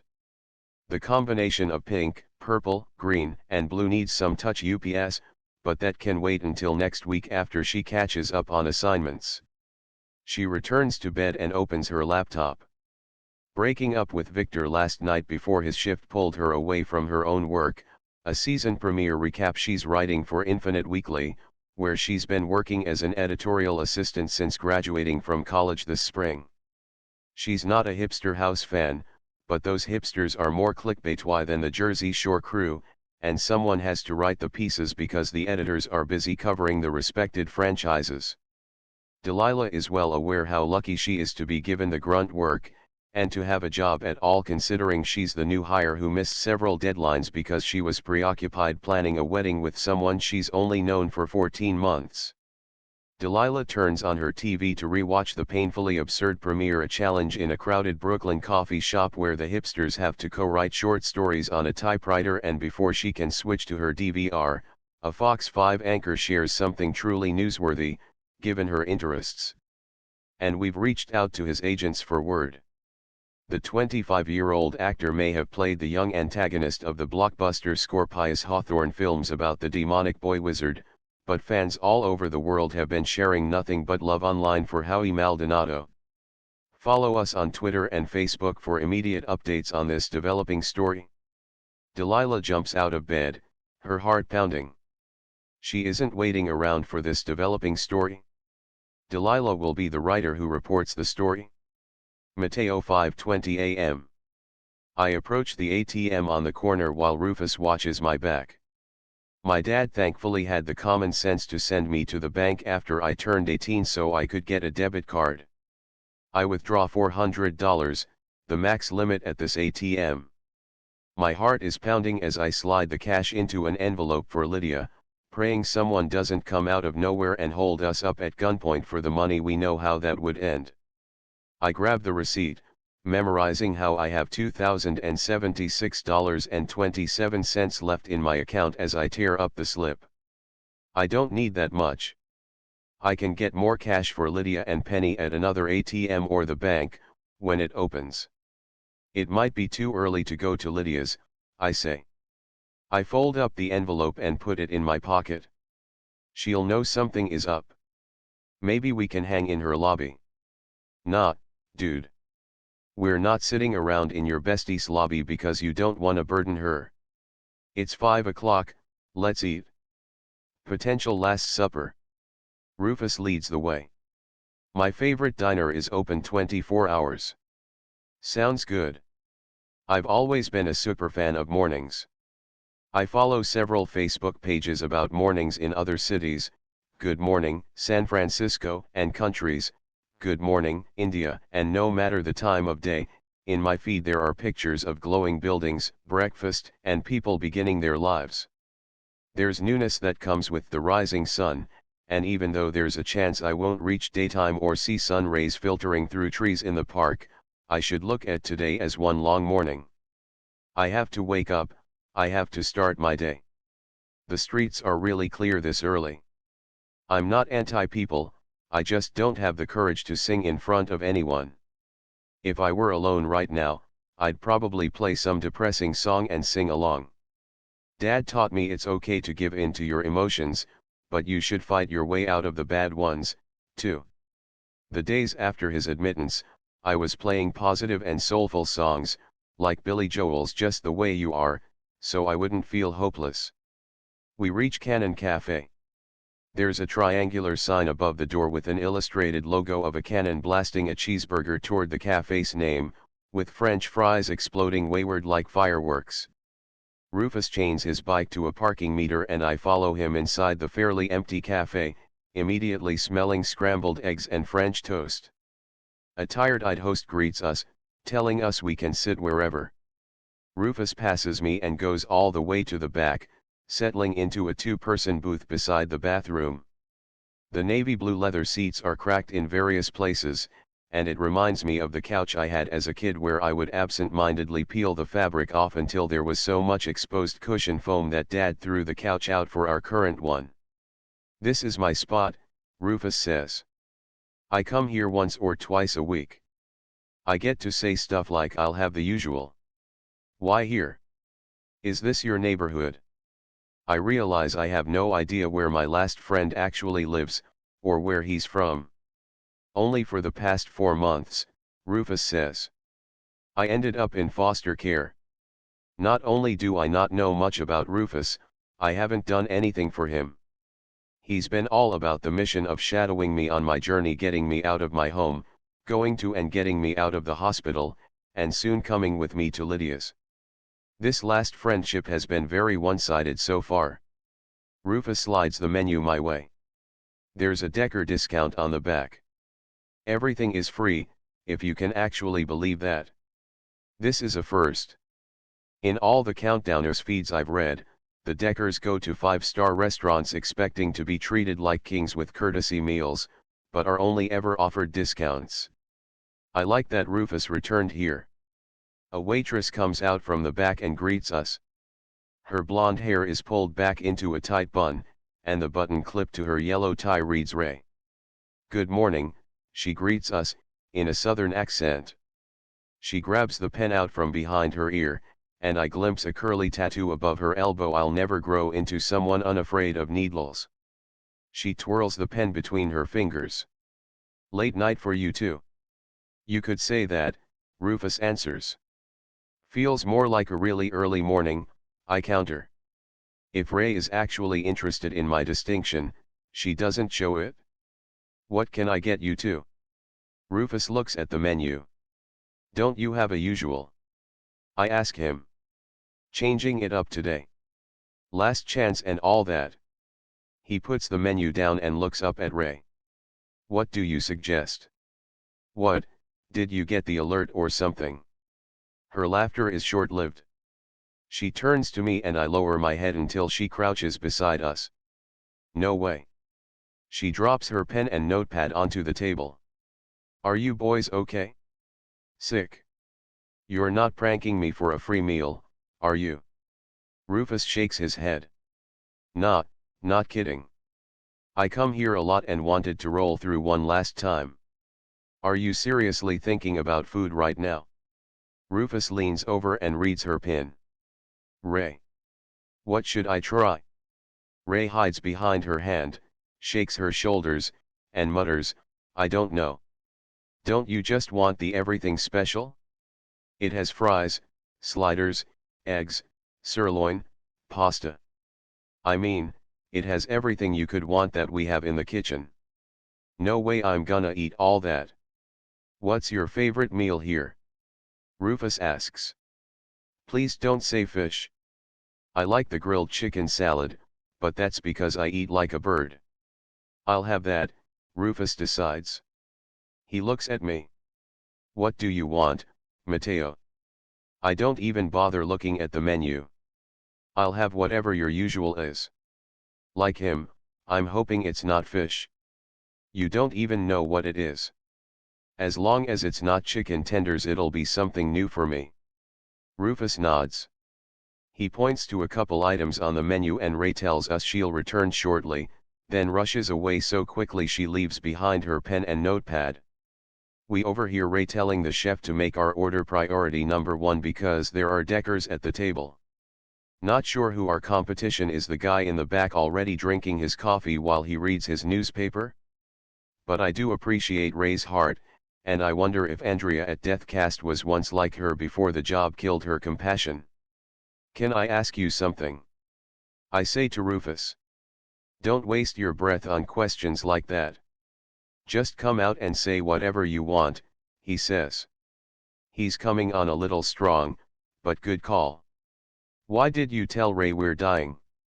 Doesn't that screw with her day? I guess. But dying is screwing with my day and there isn't anything I can do about it, Rufus says. I'm not telling Lydia I'm dying, I say. That makes no sense. Don't be a monster. You have a chance to say goodbye, you should do it. I don't want to ruin Lydia's day. She's a single mom and she's already had a rough time since her boyfriend died. Maybe I'm not actually so selfless, maybe not telling her is really selfish, but I can't bring myself to do it, because how do you tell your best friend you won't be around tomorrow? How do you convince her to let you leave so you have a chance of living before you die? I push back against my seat, pretty disgusted with myself. If that's your call, I back it. I don't know if she'll resent you or not, you know her best.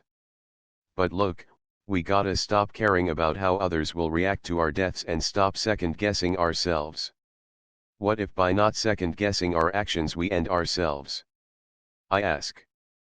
Don't you have little freakouts wondering if life was better before Deathcast? This question is suffocating. Was it better? Rufus asks. Maybe. Yes. No. The answer doesn't matter or change anything. Just let it go, Mateo. He's right. I am doing this to myself. I'm holding myself back. I've spent years living safely to secure a longer life, and look where that's gotten me. I'm at the finish line, but I never ran the race. Ray returns with drinks, hands a grilled chicken salad to Rufus, and places sweet potato fries and French toast in front of me. If there's anything else I can get you boys, please just shout for me. Even if I'm in the back or with another customer, I'm yours. We thank her, but I can tell she's hesitant about walking away, almost as if she wants to scoot down next to one of us and just talk some more. But she collects herself and walks away. Rufus taps my plate with his fork. How's my usual looking for you? I haven't had French toast in years. My dad really got into making BLTs on toasted tortillas every morning instead. I kind of forgot French toast was even a thing, but that cinnamon smell restores many memories of eating breakfast across from Dad at our rickety table while we listened to the news or brainstormed lists he should write. This is pretty perfect. Do you want some? Rufus nods, but doesn't reach over to my plate. His mind is elsewhere as he plays around with his salad, seemingly disappointed and only eating the chicken. He drops his fork and grabs the notepad and pen Ray left behind. He sketches a circle, bold. I wanted to travel the world taking photos. Rufus is drawing the world, outlining the countries he'll never get to visit. Like a photojournalist. I ask. Nah. I wanted to do my own thing. We should go to the travel arena, I say. It's the best way to travel the world in a single day.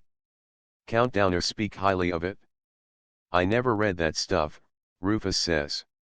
I read it daily, I admit. It's comforting seeing other people breaking out. Rufus glances up from his drawing, shaking his head. Your last friend is gonna make sure you go out with a bang. Not a bad bang, or a you-know-what bang, but a good bang. That made no sense. I get it. I think. What did you see yourself doing? Like, as a job?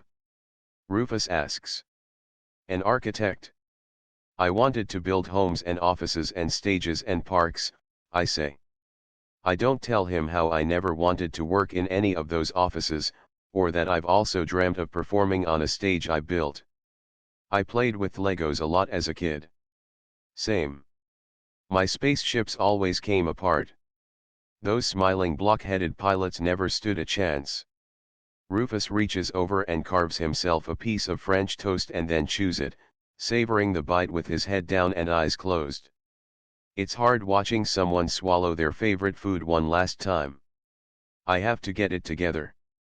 Things usually get worse before they get better, but today has to be the flip side. Once our plates are clear, Rufus stands and gets Ray's attention. Could we get the check when you have a sec? It's on us, Ray says. Please let us pay. It would mean a lot to me, I say. I hope she doesn't see it as a guilt card. Seconded, Rufus says. Rufus may not be able to return here again, but we want to make sure they remain open for as long as possible for others, and money is how they pay the bills. Ray nods vigorously, and she hands us a check. I hand her my debit card, and when she comes back, I tip her triple the inexpensive meals cost. I have less than $2,000 after this debit charge. I may not be able to restart anyone's life with this money, but every bit helps. Rufus puts his drawing of the world inside his pocket. Ready to go. I remain seated. Getting up means leaving, I say. Yeah, Rufus says. Leaving means dying, I say. Nah. Leaving means living before you die. Let's bounce. I stand, thanking Ray and the busboy and the host as we leave. Today is one long morning. But I have to be the one who wakes up and gets out of bed. I look ahead at the empty streets, and I start walking toward Rufus and his bike, walking toward death with every minute we lose, walking against a world that's against us. Rufus 5:53 a.m. I can't front, Mateo is cool and neurotic and fine company, but it would have been really dope to have one last sit down at Cannon's with the Plutos, talking about all the good and bad things that have gone down. But it's too risky. I know what's good with me and I'm not risking getting them hurt. They could hit me back with a text, though. I unchain my bike and wheel it out onto the street. I toss the helmet to Mateo, who just barely catches it. So Lydia is right off where again? Why are you giving me this? Mateo asks. So you don't crack your head open if you fall off the bike. I sit on the bike. It would suck if your last friend killed you. This isn't a tandem bike, he says. There are pegs, I say. Tago would ride on the back pegs all the time, trusting me to not crash into any cars and send him flipping off. You want me to stand on the back of your bike while we ride in darkness? Mateo asks. While wearing a helmet, I say. Holy shit, I really thought he was ready to take chances. No. This bike is going to be the death of us. This day is really doing a number on him. No, it won't. Trust me. I've ridden this bike every day for almost 2 years. Hop on, Mateo. He's mad hesitant, that's obvious, but he forces the helmet onto his head. There's extra pressure to be cautious because I'd hate for an "I told you so" in the afterlife. Mateo holds onto my shoulders, pressing down on them as he gets on the pegs. He's stepping his game up, I'm proud of him. It's like pushing a bird out of its nest, maybe even shoving because it should have flown out years ago. A grocery store down the block is opening its roll-up doors for business as the moon hangs high above this bank up ahead. I press down on a pedal when Mateo hops off. Nope. I'm walking. And I think you should too. He unbuckles the helmet, takes it off his head, and hands it to me. Sorry. I just have a bad feeling and I have to trust my gut. I should throw on the helmet and ride away. Let Mateo go to Lydia, and I can do my thing, whatever that is.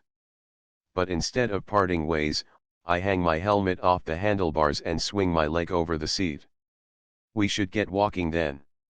I don't know how much life we have left, but I don't want to miss it. Mateo 6:14 a.m. I'm already the worst last friend ever. It's time to be the worst best friend. This is going to suck, I say. Because you're not outing your death. I'm not dead yet. I turn the corner. Lydia's apartment is a couple blocks away. And no.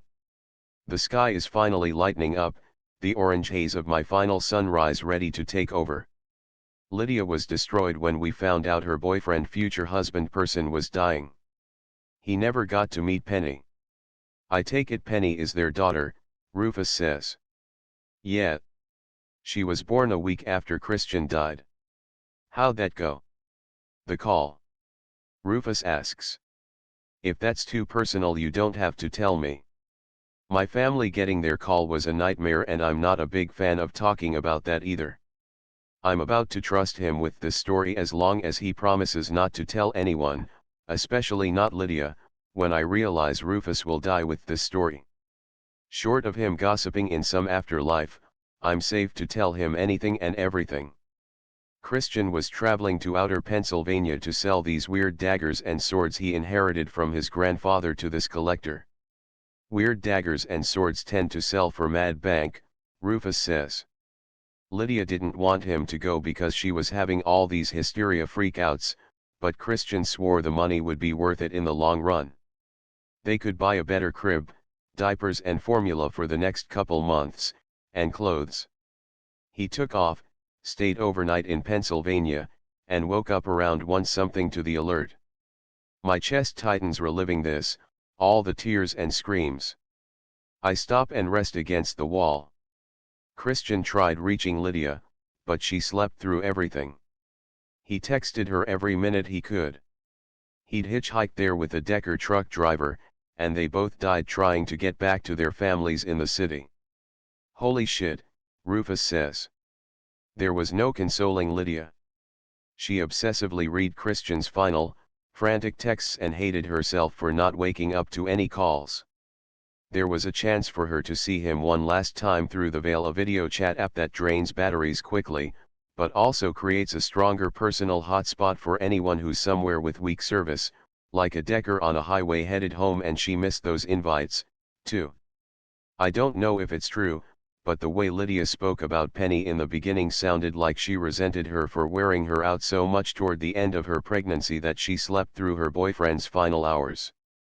But I know she was grieving and doesn't feel that way now. Since then, Lydia dropped out of high school to take care of Penny full-time in a small apartment with her grandmother. She's not very tight with her own parents, and Christian's parents live in Florida. Her life is challenging enough without throwing a goodbye into things. I just want to see my best friend one last time. That's brutal, Rufus says. It was. Coming from him, it means a lot. Let me call her. I walk a few feet away, giving myself some privacy. I hit call. I can't believe I won't be there for Penny if something fatal strikes Lydia, but I'm also pretty relieved I'll never have to live through Lydia receiving the call. Mateo. Lydia groggily answers. Yeah. Were you sleeping? Sorry, I thought Penny would be awake by now. Oh, she is. I'm being mom of the year by hiding under my pillow while she talks to herself in the crib. Why are you awake at ass o'clock? I wanted to go see my dad. I'm not lying, after all. Can I come over for a bit? I'm in the area. Yes, please. Cool. See you in a bit. I hail Rufus over and we walk to her apartment. It's in the kind of projects where the superintendent sits on the stoop reading a newspaper when there's clearly more work that can be done, like mopping and sweeping the floor, fixing the blinking lamp in the hallway, and setting up mouse traps. But this doesn't matter to Lydia. The breeze she gets on rainy evenings charms her, and she's taken a liking to her neighbor's cat, Chloe, that wanders the halls and is scared of mice. It's home, you know. I'm going up alone, I tell Rufus. You'll be okay down here. I'll be fine. I should call my friends anyway. They haven't responded to anything since I left. I won't be long, I say. And he doesn't tell me to take my time. I run up the stairs, nearly falling face first on the edge of a step before I catch myself on the railing, hovering an inch away from what could have been my death. I can't rush toward Lydia's company on my end day. That urgency can and almost just did kill me. I reach the third floor and knock on her door. Penny is screaming from inside. It's open. I walk in, and it smells like milk and clean clothes. There's a laundry basket right by the door, clothes spilling out. Empty formula bottles are also on the floor. And inside the playpen is Penny, who doesn't have her Colombian mother's light brown skin tone, but is instead very pale like Christian was, except right now she's red from screaming. Lydia is in the kitchen, warming up a bottle in a cup of hot water.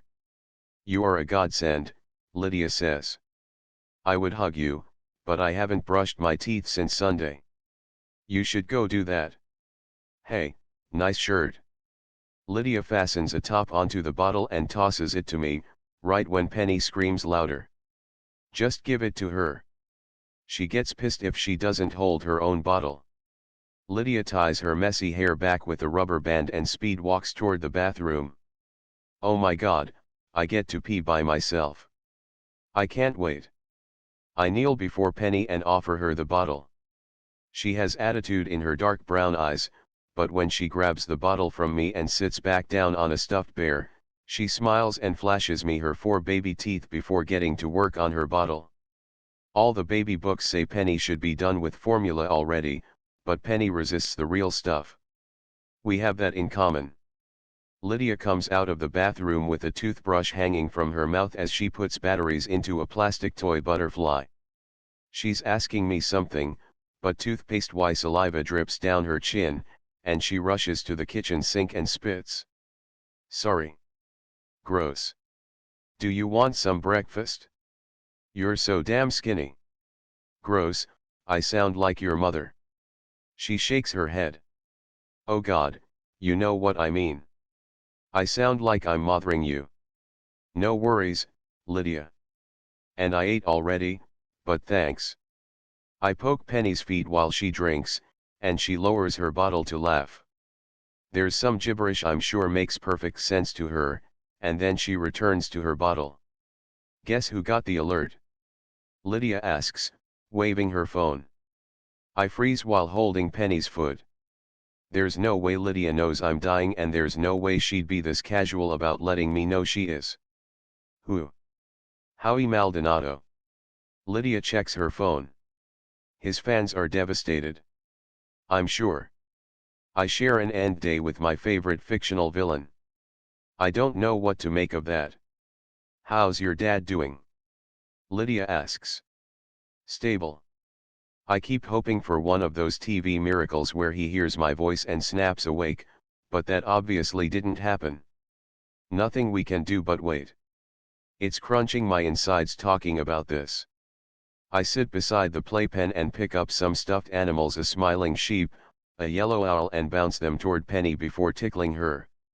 I'll never have any moments like this with my own kids. "I'm sorry to hear that." "He'll pull through. Your dad is badass." I keep telling myself he's just taking a nap from all that badassness. Probably. Penny's done with her bottle. I can burp her. "Godsend, Mateo." "Godsend." I wipe Penny's face clean, pick her up, and pat her back until I get that burp and laugh out of her. I do my signature dinosaur walk, where I stomp around like a T-Rex with Penny in my arms, which always seems to relax her. Lydia walks over and turns on the TV. Yes, it's 6:30. Time for cartoons, aka the only time I have to clean up the previous day's messes before it all goes to hell again. Lydia smiles at Penny, slides toward us, and kisses her on the nose. What Mommy meant to say is what a treasure her little Penny is. Under her breath and behind a smile she adds, a treasure that leaves nothing buried around. I laugh and put Penny down. Lydia gives Penny the plastic butterfly and collects clothes from the floor. What can I do to help? I say. You can never change, for starters. Then you can throw all her toys back in the chest, but leave the sheep alone or she'll freak out. And in return I will love you forever and ever. I'm going to put her clothes in her drawers. Give me a minute or 10. Lydia leaves with the laundry basket. Take your time. Godsend.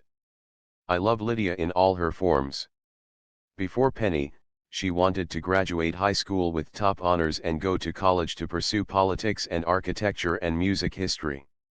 She wanted to travel to Buenos Aires and Spain, Germany, and Colombia, but then she met Christian and got pregnant and found happiness in her new world. Lydia used to be the girl who got her hair straightened after school every Thursday, was always glowing without makeup, and loved photobombing strangers' photos with goofy faces. Now her hair is what she calls somewhat cute, somewhat lion's mane, and she will never approve any photo to go up online because she thinks she looks too burned out. I think my best friend glows even brighter than before because she's been through a change, an evolution that many can't handle. And she's done it solo. When I'm done throwing all the toys back into their chest, I sit down with Penny on the floor, watching as she blows raspberries whenever the cartoon characters ask her questions. This is Penny's beginning. And one day she'll find herself on the terrible end of a deathcast call, and it sucks how we're all being raised to die. Yes, we live, or we're given the chance to, at least, but sometimes living is hard and complicated because of fear. Penny, I hope you figure out how to become immortal so you can rule this place for as long as you like.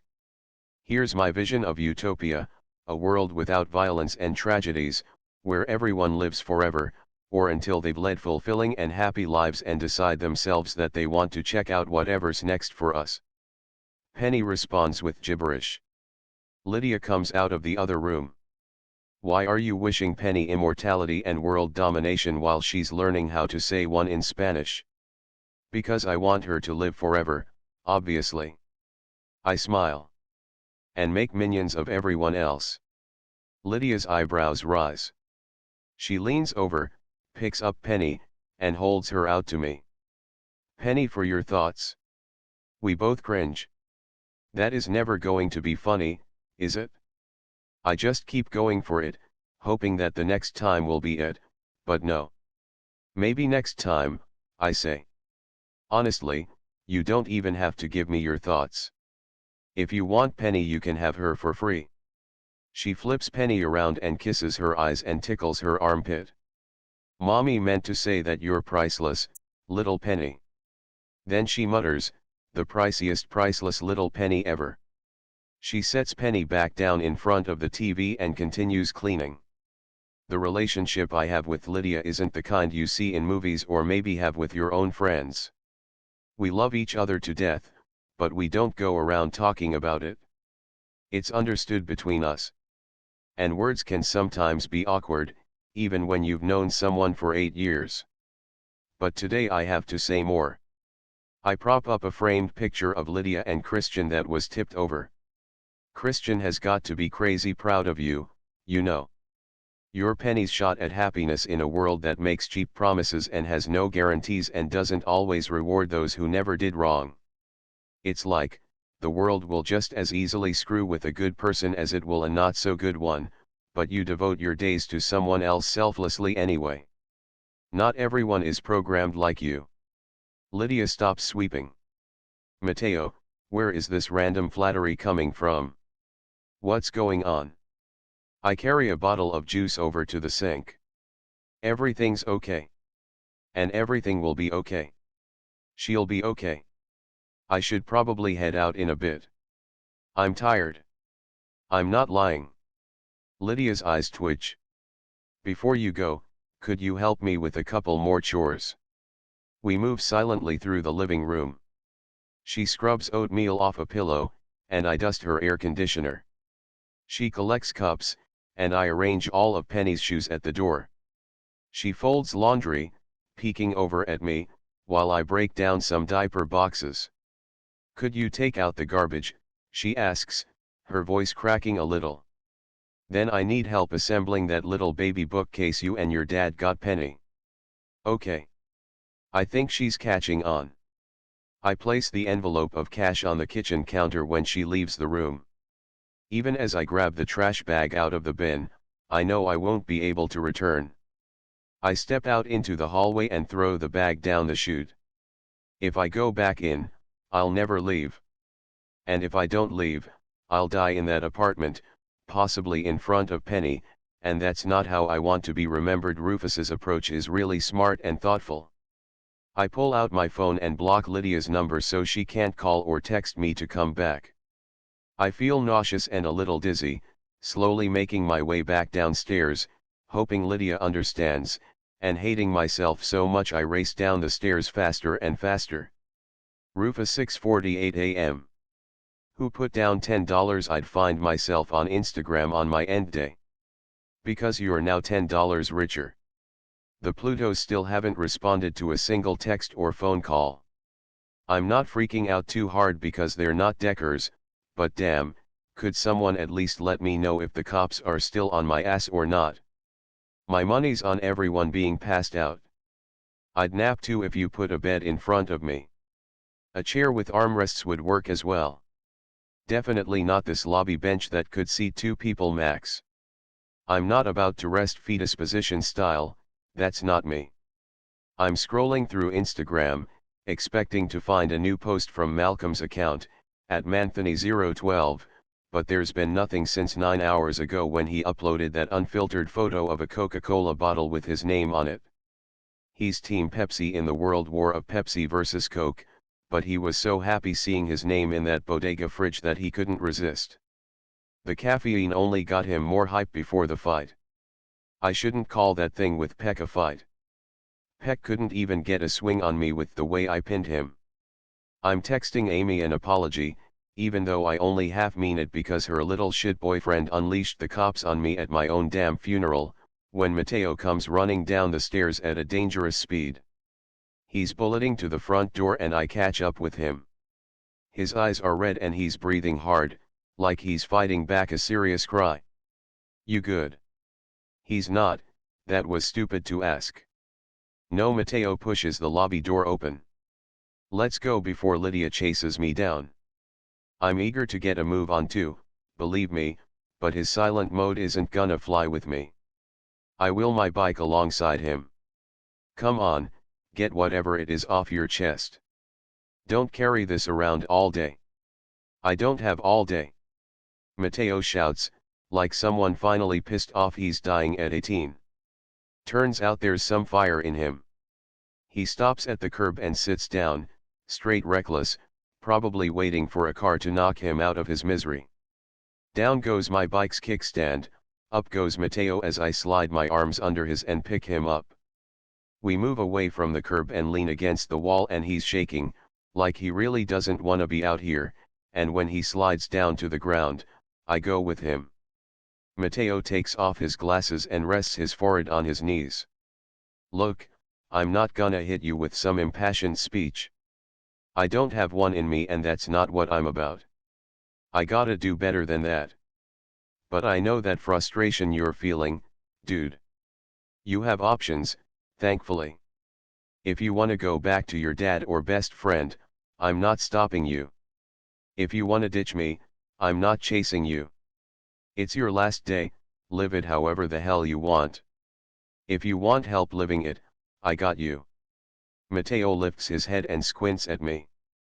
Sounded pretty impassioned to me. Yeah. My bad.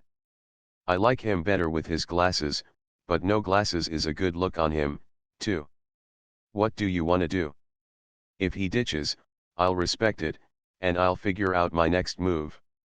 I gotta see what's what with the Plutos, but I can't sneak back there. I don't know if there are eyes on the place. I want to keep moving forward, Mateo says. Good call. He puts his glasses back on, and, I don't know, if you wanna put together some analogy on how he's seeing the world with new eyes or something, be my guest. I'm just relieved I'm not taking this day on alone. I'm sorry for yelling, Mateo says.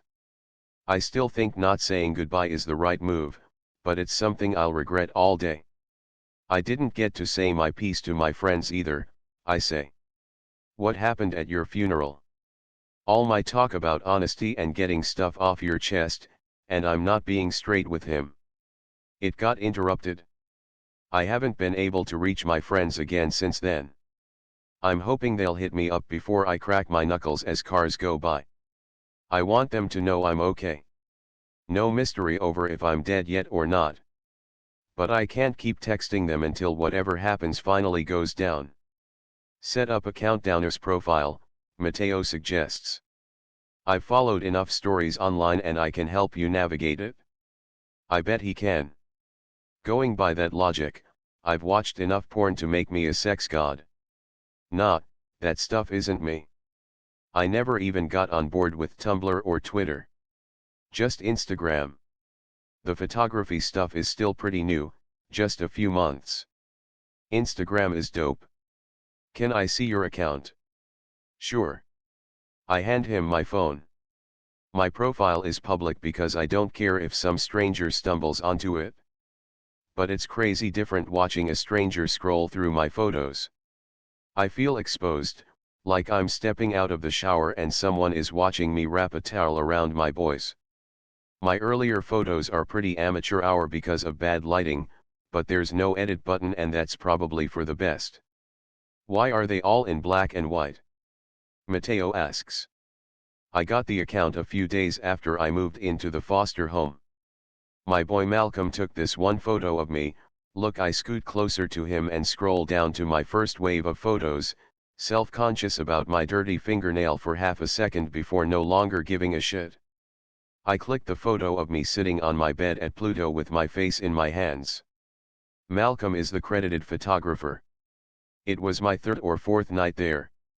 We were playing board games and I was freaking out in my head because I was feeling guilty for having a decent time. Nah, kill that. I was having mad fun, that's what made it worse. I walked away without a word and Malcolm hunted me down because I was taking too long and he captured my breakdown. Why? Mateo asks.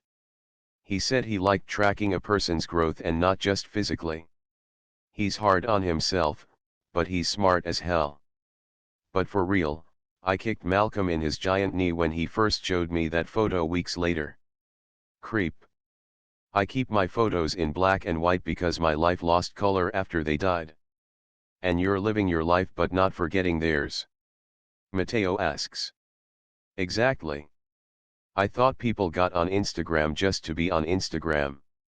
I shrug. Old school. Your photos look old school, Mateo says. He shifts, looking at me with wide eyes. He smiles at me for the first time and yo, this is not the face you see on a Decker. You don't need the Countdowners app, you can post everything here. You can create a hashtag or whatever, too. But I think you should post your life in color. Let that be how the Plutos remember you. The smile goes away because that's the nature of today. Forget it. That's stupid. It's not stupid, I say. I actually really like this. The Plutos can revisit the times I lived with them in black and white, like a cooler history book, and my end day will have its own unfiltered contrast. Can you take a pic of me sitting here? In case it's my last post, I want everyone to see me alive. Mateo smiles again, like he's the one posing for the photo. He gets up and points the camera my way. I don't pose. I just sit here with my back against the wall, in the spot where I convinced my last friend to keep adventuring and where he gave me the idea to add some life to my profile. I don't even smile. I've never been a smiler and starting now feels off. I don't want them to see a stranger. Got it, Mateo says. He hands me the phone. I can take another if you hate it. I don't care about photo approval, I'm not that into myself. The photo is surprisingly dope though. Mateo caught me looking sad and proud all at once, like my parents looked the day Olivia graduated high school. And the front wheel of my bike makes a cameo too. Thanks, dude. I upload the picture, unfiltered. I consider captioning it with hashtag #endday, but I don't need fake sympathetic oh no, r.i.p, comments or trolls telling me to rest in pieces. The people who matter the most to me know. And I hope they remember me as I was and not as the guy who punched in someone's face earlier for no real good reason. Patrick Petgavin 7:08 a.m. Deathcast did not call Patrick Petgavin because he's not dying today, though he was expecting the alert before his attacker received the call himself. He's home now, pressing a frozen hamburger patty against his bruises. It smells, but the migraine is fading away. Peck shouldn't have left Amy in the street, but she didn't want to see him and he's not exactly happy with her either. He used his old phone and called Amy up, but the arguing only lasted so long before she began passing out from exhaustion, and it was so hard not to hang up on her when she said she wanted to make an effort to see Rufus again, to be with him on his end day. Peck used to operate by a code with people like Rufus. A code that goes into play when someone tries to walk all over you. Peck has a lot to sleep on. But things aren't looking good for Rufus if he's still around when Peck wakes up. Rufus 7:12 a.m. My phone vibrates and I'm counting on it being the Plutos, but that hope gets squashed once a chime follows. Mateo checks his phone and gets the same notification, another message we both got today, make a moment, location nearby, 1.2 miles. I suck my teeth. What the hell is this? You never heard of it? Mateo asks. They launched last fall. Nope.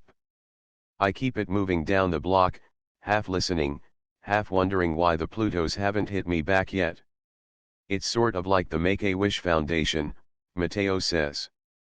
But any decker can go, it's not just for kids. They have these low-grade virtual reality stations designed to give you the same thrills as crazy experiences like skydiving and race car driving and other extreme risks deckers can't safely experience on their end day. So it's a straight rip-off, watered-down version of the Make-A-Wish Foundation. I don't think it's all that bad, Mateo says. I check my phone again to see if I've missed any messages. As I step off the curb, Mateo's arm bangs into my chest. I look right. He looks right. I look left. He looks left. There are no cars. The street is dead quiet. I know how to cross the street, I say. I've sort of been walking my entire life. You were on your phone, Mateo says. I knew no cars were coming, I say. Crossing the street is pretty instinctive at this point. If there are no cars, you go. If there are cars coming toward you, you don't go or you go really quickly. I'm sorry, Mateo says. I want this day to last. He's on edge, I know. But he needs to step off at some point. I get it. But walking? I got this. I look both ways again before crossing the empty street. If anyone should be nervous, it's the guy who watched his family drown in a sinking car. I didn't exactly beat my grief to the point where I would have ever seen myself comfortably getting in a car over the next few years, but then there's Malcolm, who digs fireplaces even though he lost his parents to a house fire. I don't have that in me. But I'm also not looking right to left to right, like Mateo is until we make it to the opposite curb, like there's a 99% chance a car will pop out of nowhere and run us down in 0.5 seconds. Mateo's phone rings. Make a moment, people making house calls. I ask. Mateo shakes his head. Lydia is calling from her grandmother's phone. Should I? He puts his phone back in his pocket and doesn't answer. Well played on her end, I say. At least she's reaching out. Haven't heard shit from my friends. Keep trying. Why not? I park my bike against the wall and FaceTime Malcolm and Tago. Both are no-goes. I FaceTime Amy, and right when I'm about to hang up and send all the Plutos a picture of me flipping them off, Amy answers, breathing quickly, her eyes strained, her hair sticking to her forehead. She's home. I was knocked out. Amy shakes her head. What time is? You're alive. She loses my eyes for a second. She's staring at one half of Mateo's face. She leans over like the phone's camera is a window she can stick her head out of for a closer look. It's like when I was 13 and flipping through magazines, I'd scout for pictures of girls in skirts and dudes in shorts and would tilt the page to see what was underneath. Who's that? This is Mateo, I say. He's my last friend. Mateo waves. And this is my friend Amy. I don't add that she's the girl who body slammed my heart, because I'm not trying to make everyone uncomfortable here. I've been calling you. I'm sorry. Everything got crazy after you left, Amy says, rubbing her eyes with her fist. I got home a couple hours ago and my phone was dead and I set it to charge but fell asleep before it came back on. What the hell happened? Malcolm and Tago got arrested, Amy says. They wouldn't stop mouthing off and pecked threw them under the bus since they were with you. I storm away from Mateo, telling him to stay put. He looks pretty frightened, so much for taking any suspicion of me being a shitty person to the grave. Are they okay? Which station? I don't know, Ruth, but you shouldn't go looking around for them unless you want to spend your last day in a holding cell where who knows what will happen to you. This is bullshit. They didn't do anything. I raise my fist to punch in this car window, but that's not me, I swear it's not. I don't go around hitting things and hitting people. I slipped up with Peck, that's that. And what's good with Peck? He followed me home, but I didn't want to talk to him. You ended things with him, right? She doesn't answer. If we were chatting on the phone instead of over video, I wouldn't have to be disappointed by the face she's giving me. I could pretend she's nodding her head, getting ready to break up with him if she hadn't already. But that's not what I'm seeing. It's complicated, Amy says. You know, Ames, it didn't seem complicated or confusing when you broke up with me. That legit sucks, but there isn't a bigger kick to the nuts than you turning your back on the Plutos for the punk-ass kid who got them locked up. We're supposed to be tight and I'm gonna be out the picture soon enough and you're actually gonna tell me to my face that you're keeping that motherfucker in your life. Screw body slamming my heart, this girl ripped her own out mad long ago. They were innocent. Rufus, they weren't totally innocent, you know that, right? Yeah, bye. I gotta get back to my real friend. Amy begs me not to hang up and I hang the hell up anyway. I can't believe my boys are in jail for my stupidity and I can't believe she didn't tell me sooner.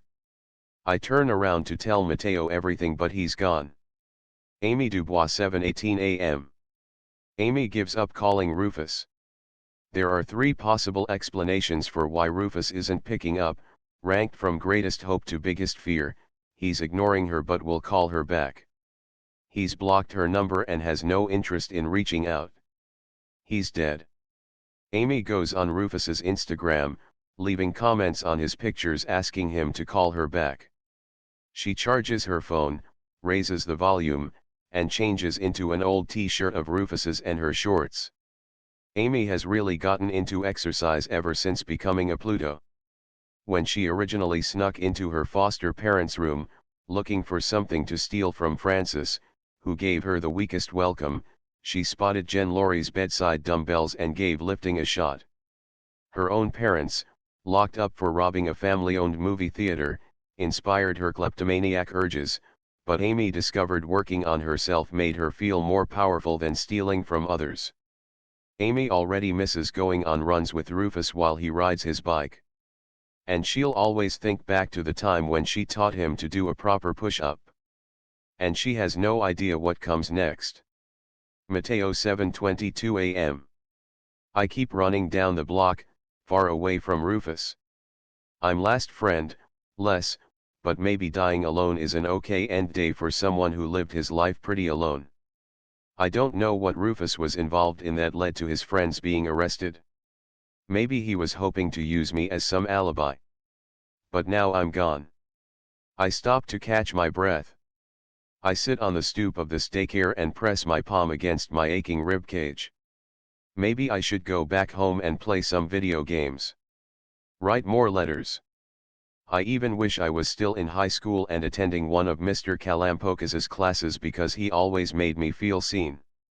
Though sharing a chemistry lab with kids who were always texting while mixing chemicals was terrifying, even last fall when it wasn't my end day.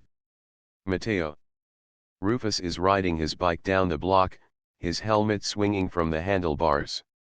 I get up and keep moving, but it's no use. Rufus pulls up next to me, swinging his left leg behind the seat, and then hops off his bike. The bike falls to the ground as Rufus catches me by my arm. He looks me in the eyes, and when I realize he isn't pissed, but instead frightened, I'm absolutely certain he isn't how I end. Are you crazy? Rufus asks. We're not supposed to split up. And you're not supposed to be a total stranger, I say. We've been together for several hours now. I sat down with him at his favorite diner, where he told me who he wanted to be if he had years ahead of him. But you're apparently running from the cops and you never mentioned that once. I don't know if the cops are actually looking for me, Rufus says. They gotta know I'm a decker, and it's not like I robbed a bank, so they're not gonna send the entire force looking for me. What did you do? Rufus lets go of me and looks around. Let's go somewhere and talk. I'll give you the full story. The accident that killed my family and the stupid thing I did last night. No more secrets. Follow me. I'm choosing the place.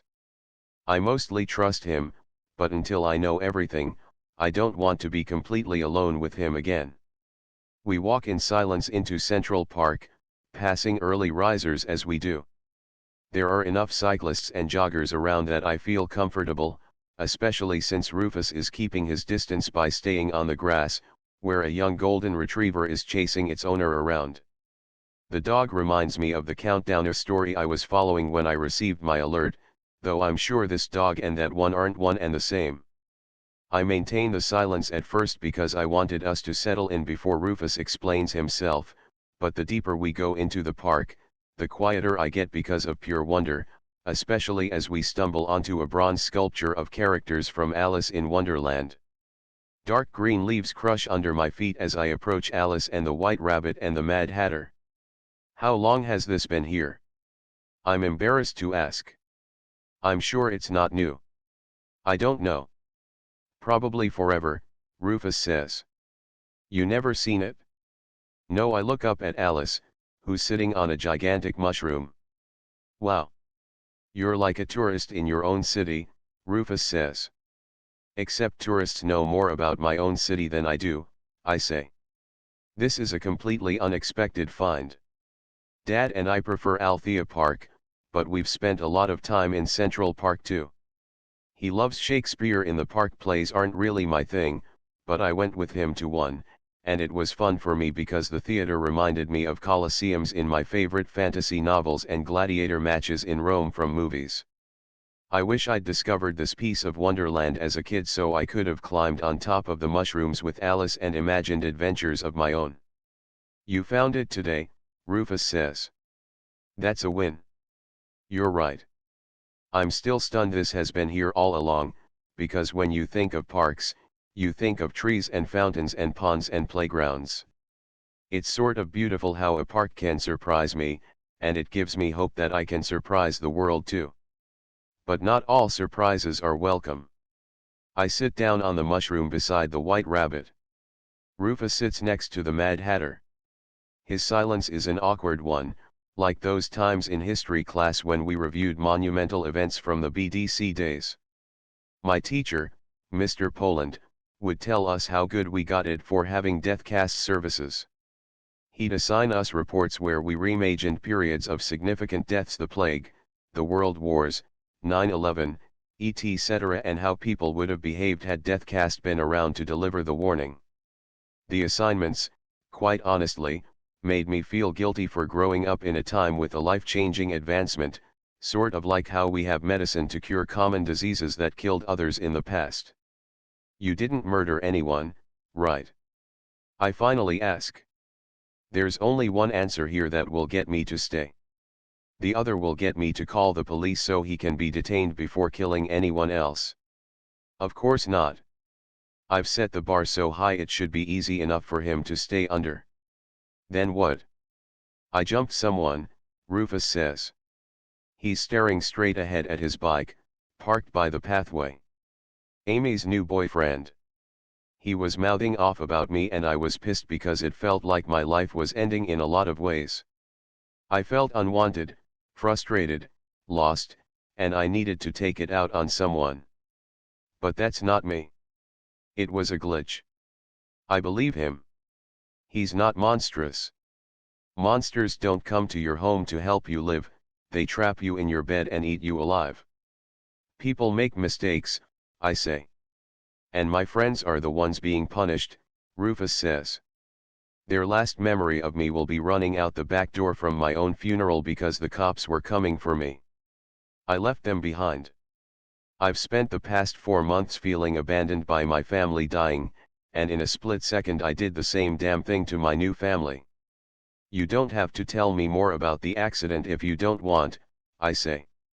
He feels guilty enough as it is, and just like I wouldn't ever push a homeless person into sharing their story so I can determine whether or not they deserve my charity, I don't need Rufus to jump through any more hoops to keep my trust. I don't want to talk about it, Rufus says. But I have to. Rufus 7:53 a.m. I'm lucky to have a last friend, especially with my boys locked up and my ex-girlfriend on block. I get to talk about my family and keep them alive. The sky is getting cloudy, and some strong breezes come our way, but no drops of rain yet. My parents woke up to the Deathcast alert on May 10th. I'm gutted already. Olivia and I were playing cards when we heard the phone ring, so we rushed to their bedroom. Mom was on the phone and keeping it together while Dad was across the room cursing them out in Spanish and crying. First time I ever saw him cry. That was brutal. It's not like he was mad macho, but I always felt like crying was some little bitch move, which is freaking stupid. Then the Deathcast Herald asked to speak with my pops and Mom lost it. It was that this must be a nightmare shit. Nothing scarier than watching your parents freaking out. I was panicking but I knew I would have Olivia.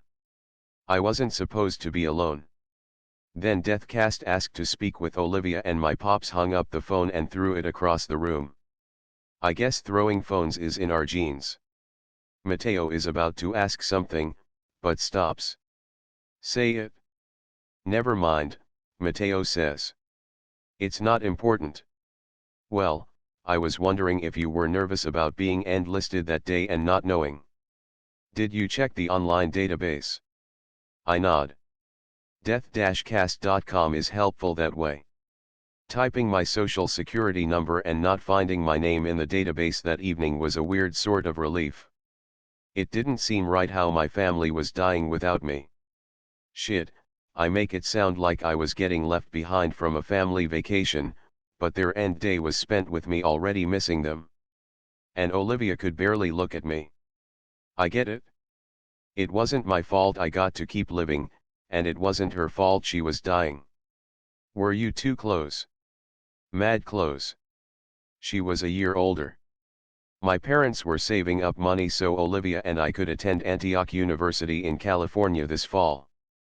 She had a partial scholarship but hung back here at the community college so we wouldn't be separated until I could go with her. My breaths are tight, like when I was laying into Peck earlier.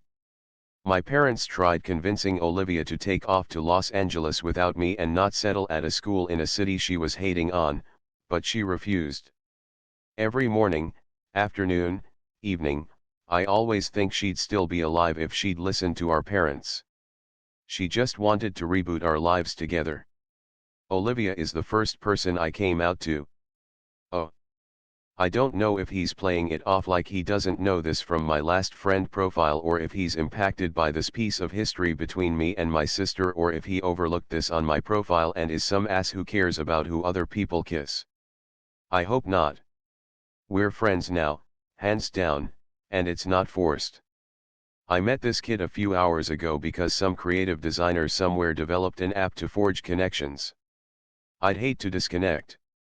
Oh, what? Nothing. Honestly. Can I ask you something? Let's get this over with.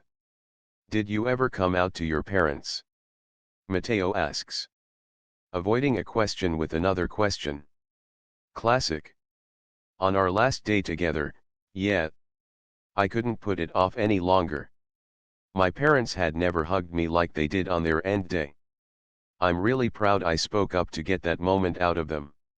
My mom got really sad because she'd never get a chance to meet her future daughter or son-in-law. I was still a little uncomfortable, so I just laughed and asked Olivia if there was anything she wanted us all to do, hoping she'd hate me a little less. My parents wanted to ditch me. They were just looking out for you, right? Yeah, but I wanted every possible minute with them, even if it meant being left with the memory of watching them all die in front of me, I say. I didn't know any better.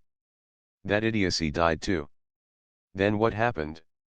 Mateo asks. You don't have to have the details, I say. You might be better off without them. If you have to carry this around, I will too. You asked for it?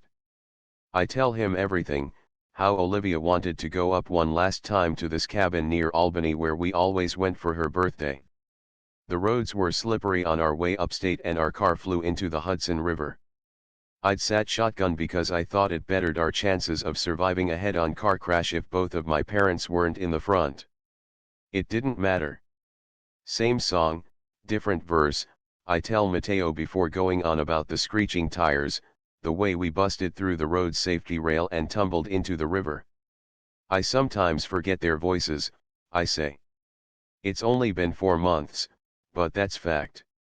They blend with the voices of people around me, but I could recognize their screams anywhere. I'm getting goosebumps up my arms thinking about it. You don't have to go on, Rufus. I'm sorry, I shouldn't have encouraged you to keep talking about it. Mateo knows how this ends, but there's more to it. I stop because he has the basics and I'm crying a little and need to keep my shit together so he doesn't freak out. He places a hand on my shoulder and pats my back, and it reminds me of all the other seniors who tried comforting me over texts and Facebook but didn't know what to say or do because they'd never lost someone the way I had. You're okay, he adds. Let's talk about something else, like Mateo scans the area around us. Birds and beat up buildings, and I straighten up. That was pretty much it anyway. I ended up with Malcolm, Tago, and Amy. We became the Plutos, and that was exactly the kind of company I needed. We were all lost and okay with not being found for a while. I dry my eyes with my fist and shift toward Mateo. And now you're stuck with me until the end. Don't run away again or you might get kidnapped and find yourself the inspiration for some shitty thriller movie. I'm not going anywhere, Mateo says. He has a kind smile. What's next? Game for whatever. Should we go make a moment? I thought we were already making moments, but why not? Mateo 8:32 a.m. On the way to the Make a Moment station, Rufus stops in front of a sporting goods store. In the window there are posters of a man cycling, a woman in ski gear, and a man and woman running side by side, with celebrity smiles and zero sweat. Rufus points at the woman in ski gear. I always sent Olivia photos of people skiing. We went skiing every year, up at Wyndham. You're gonna think we were stupid for always going back. My pops broke his nose on the first trip by smashing it against a rock. We were really shocked he didn't die, even though Deathcast hadn't called. My mom sprained her ankle on the next trip. 2 years ago I got a concussion after skiing downhill. I suck at braking and almost ran down some kid, so I switched left at the last second and slammed into a tree like some fucking cartoon character. You're right, I say. I have no idea why you kept going back. Olivia put her foot down after I was admitted to the hospital. But we continued driving up to Wyndham whenever we could because we loved the mountains, the snow, and playing games by our fireplace in the cabin. Rufus keeps it moving. I'm hoping this spot is as safe and fun as that was. A few minutes later we reach the Make a Moment station. Rufus stops and takes a picture of the entrance and its blue banner hanging above the door, "No risk thrills." He uploads it to Instagram in full color. Look. He hands me his phone. It's open to the comments on his previous picture. People are asking why I'm awake so early. There are a couple comments from Amy, begging him to pick up his phone. What happened with Amy? He shakes his head. I'm done with her.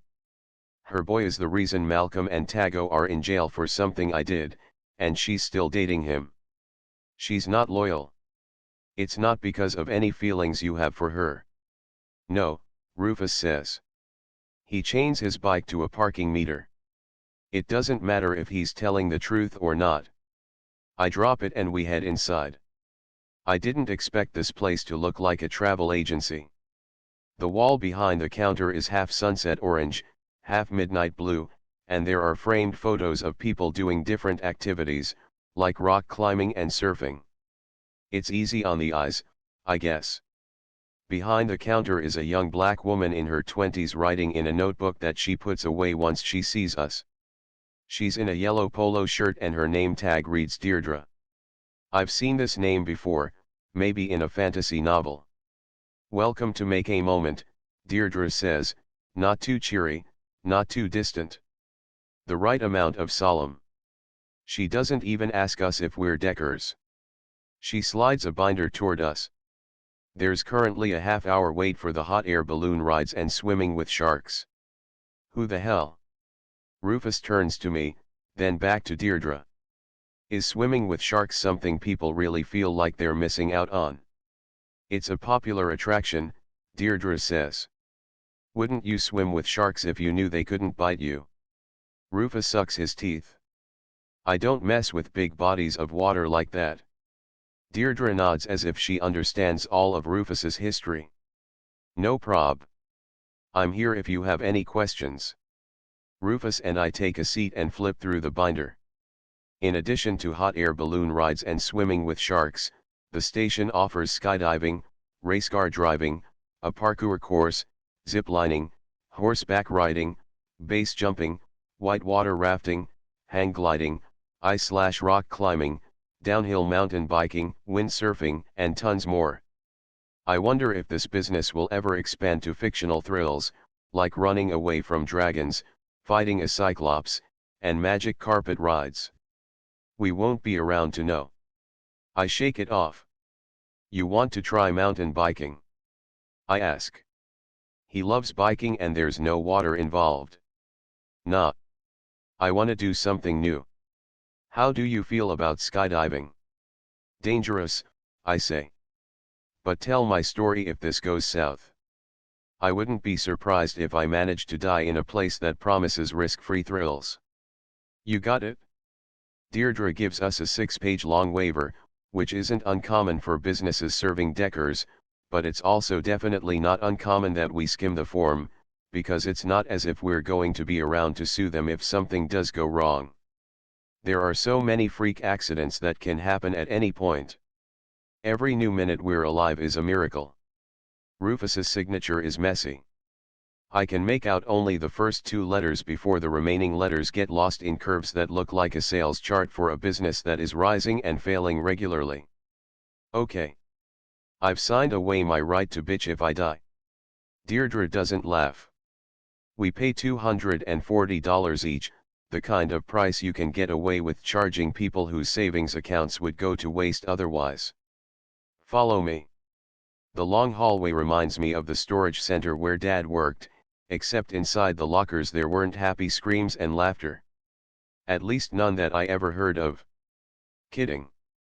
These rooms are like karaoke rooms except some are twice, even 3 times as big. I peek in each window as we go down the hall, zigzagging like a pinball, finding deckers with goggles in every room. Some are sitting inside race cars that are shaking, but not speeding down the racetracks. One decker is rock climbing while an employee in the room texts away. A couple are kissing in a hot air balloon that is hovering 6 feet, but not in the sky.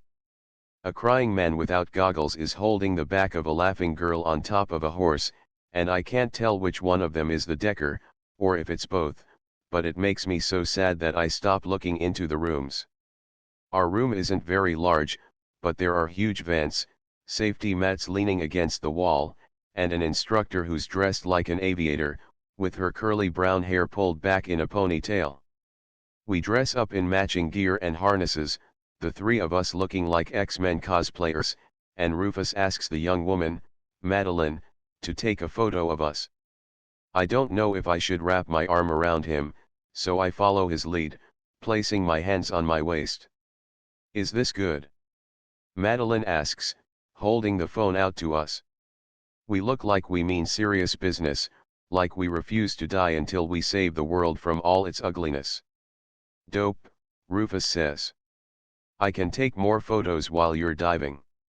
That'd be cool. Madeline breaks it down for us on how this works. We'll put on the goggles, the virtual experience will begin, and the room itself will play its own role in making this feel as real as possible. Madeline locks our harnesses to suspending hooks, and we climb a ladder up to a plank that looks like a diving board except we're only about 6 feet above the floor. When you're ready, press the button on your goggles and jump, Madeline says, dragging the mats under us. You'll be fine. She turns on the high-powered vents, and the room becomes loud with wind. Ready? Rufus mouths to me, dropping his goggles over his eyes. I do the same with my goggles and nod. I click the green button by the lens. The virtual reality kicks in. We're inside a plane with an open door, and a 3-dimensional man is giving me the thumbs up to jump into the open blue sky. I'm scared to jump, not out of the plane, but into the actual open space before me. My harness might break, even though I feel 100% secure. Rufus shouts for a few seconds, descending a couple feet away from me, and goes quiet. I lift my goggles away from my eyes, hoping I don't find Rufus on the floor with a twisted neck, but he's hovering in the air, being blown side to side by wind from the vents. I shouldn't be seeing Rufus like this, but I had to know he was okay, even if it ruins the experience a little bit. I still want that same exhilaration Rufus experienced, so I put the goggles back on, count down from 3, and jump. I'm weightless as I hug my arms to my chest, like I'm speeding down a tunnel slide instead of free-falling through cloud after cloud, which I suppose I'm not actually doing either. I stretch my arms out, trying to touch the wisps at the edge of multiple clouds, as if I can actually grab one and roll it around in my hands like a snowball. A couple minutes later, the magic wears off. I see the green field we're approaching and I know I should be relieved I'm almost there, I'm almost safe again, but there was never any true danger in the first place. It's not exciting. It's too safe. It's exactly what I signed up for. Virtual Mateo lands right as I do, my feet digging into the mat. I force a smile for Rufus, who smiles back at me. We thank Madeline for her help, take off the aviator gear, and let ourselves out. That was fun, right? I say. We should have waited to swim with sharks, Rufus says as we pass Deirdre and leave. Thank you, Deirdre, I say. Congratulations on making a moment, Deirdre says, waving. It's odd to be praised for living, but I guess she can't exactly encourage us to come again. I nod at her and follow Rufus out. I thought you had fun. You cheered. He's removing the chain from the bike no one stole, unfortunately. For the main jump, yeah. It got whack after that. Did you actually like that? No judgment except yes judgment. I felt the same as you. It was your idea, Rufus says, walking his bike down the block. You don't get any more ideas today. Sorry. I'm kidding, dude. It was interesting, but low casualties are the one thing this place has going for it, and that sort of risk-free fun isn't really fun at all. We should have read reviews before dropping bank on it. There aren't that many reviews online, I say. When your service is exclusive for deckers, not many reviews are to be expected. I mean, I can't imagine any decker who would spend precious time praising or bad-mouthing the foundation. And I really am sorry. Not because we wasted money, but because we wasted time. Rufus stops and pulls out his phone. It wasn't a waste of time.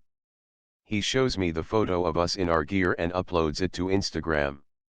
He tags it #lastfriend. I might get 10 likes out of this. Lydia Vargas 9:14 a.m. Deathcast did not call Lydia Vargas because she isn't dying today. But if she were, she would have told all her loved ones, unlike her best friend, who didn't come out and tell her he's dying. Lydia figured it out. The clues were laid out for her to backtrack and piece everything together, Mateo coming over super early, the kind but out of the blue words he'd said about her being an awesome mother, the envelope with $400 on her kitchen counter, blocking her number, which she'd taught him how to do. In the first few minutes after Mateo pulled his disappearing act, Lydia freaked out, called her abuelita, and begged her to come home from the pharmacy where she works.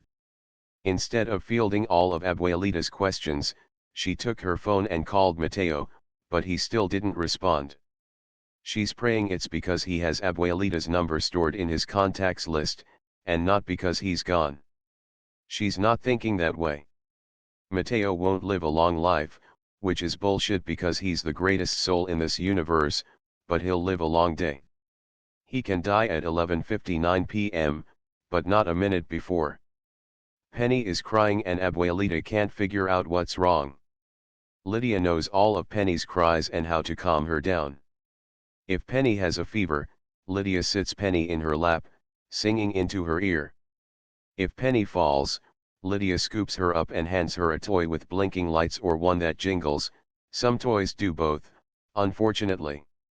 If Penny is hungry or needs a new diaper, the next steps are easy. Penny misses her Uncle Mateo. But Lydia can't FaceTime Mateo to say hi over and over because, again, he blocked her number. Lydia logs onto Facebook. She used to use this account to keep up with friends from high school, but now she uploads photos of Penny for Christian's family without having to text his parents, grandparents, aunts, and uncles, or that one cousin who's always asking for dating advice. Lydia visits Mateo's page, which is a wasteland of 19 mutual friends, 2 gorgeous pictures of sunrises in Brooklyn from a Good Morning, New York, fan page, an article about some instrument NASA created that allows you to hear what outer space sounds like, and a status from months ago that didn't receive nearly enough love about being accepted to his online college of choice. Mateo has never been good about sharing his own stuff, obviously, but you can always count on him to comment on your photo or show love to your status. If it matters to you, it matters to him. Lydia hates that Mateo is out there by himself. This isn't the early 2000s, when people were dying without warning. Deathcast is here to prepare deckers and their loved ones, not for the decker to turn their back on their loved ones.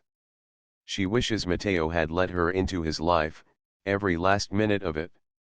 She goes through Mateo's photos, starting from the most recent, Mateo and Penny napping on the same couch Lydia is sitting on now, Mateo carrying Penny through the reptile room at the zoo, where they were both scared of snakes escaping, Mateo and his dad in Lydia's kitchen, where his dad was teaching them how to make pejeo, Mateo hanging streamers for Penny's first birthday party, Mateo, Lydia, and Penny smiling in the back seat of Abuelita's car, Mateo in his graduation cap and gown, hugging Lydia, who brought him flowers and balloons.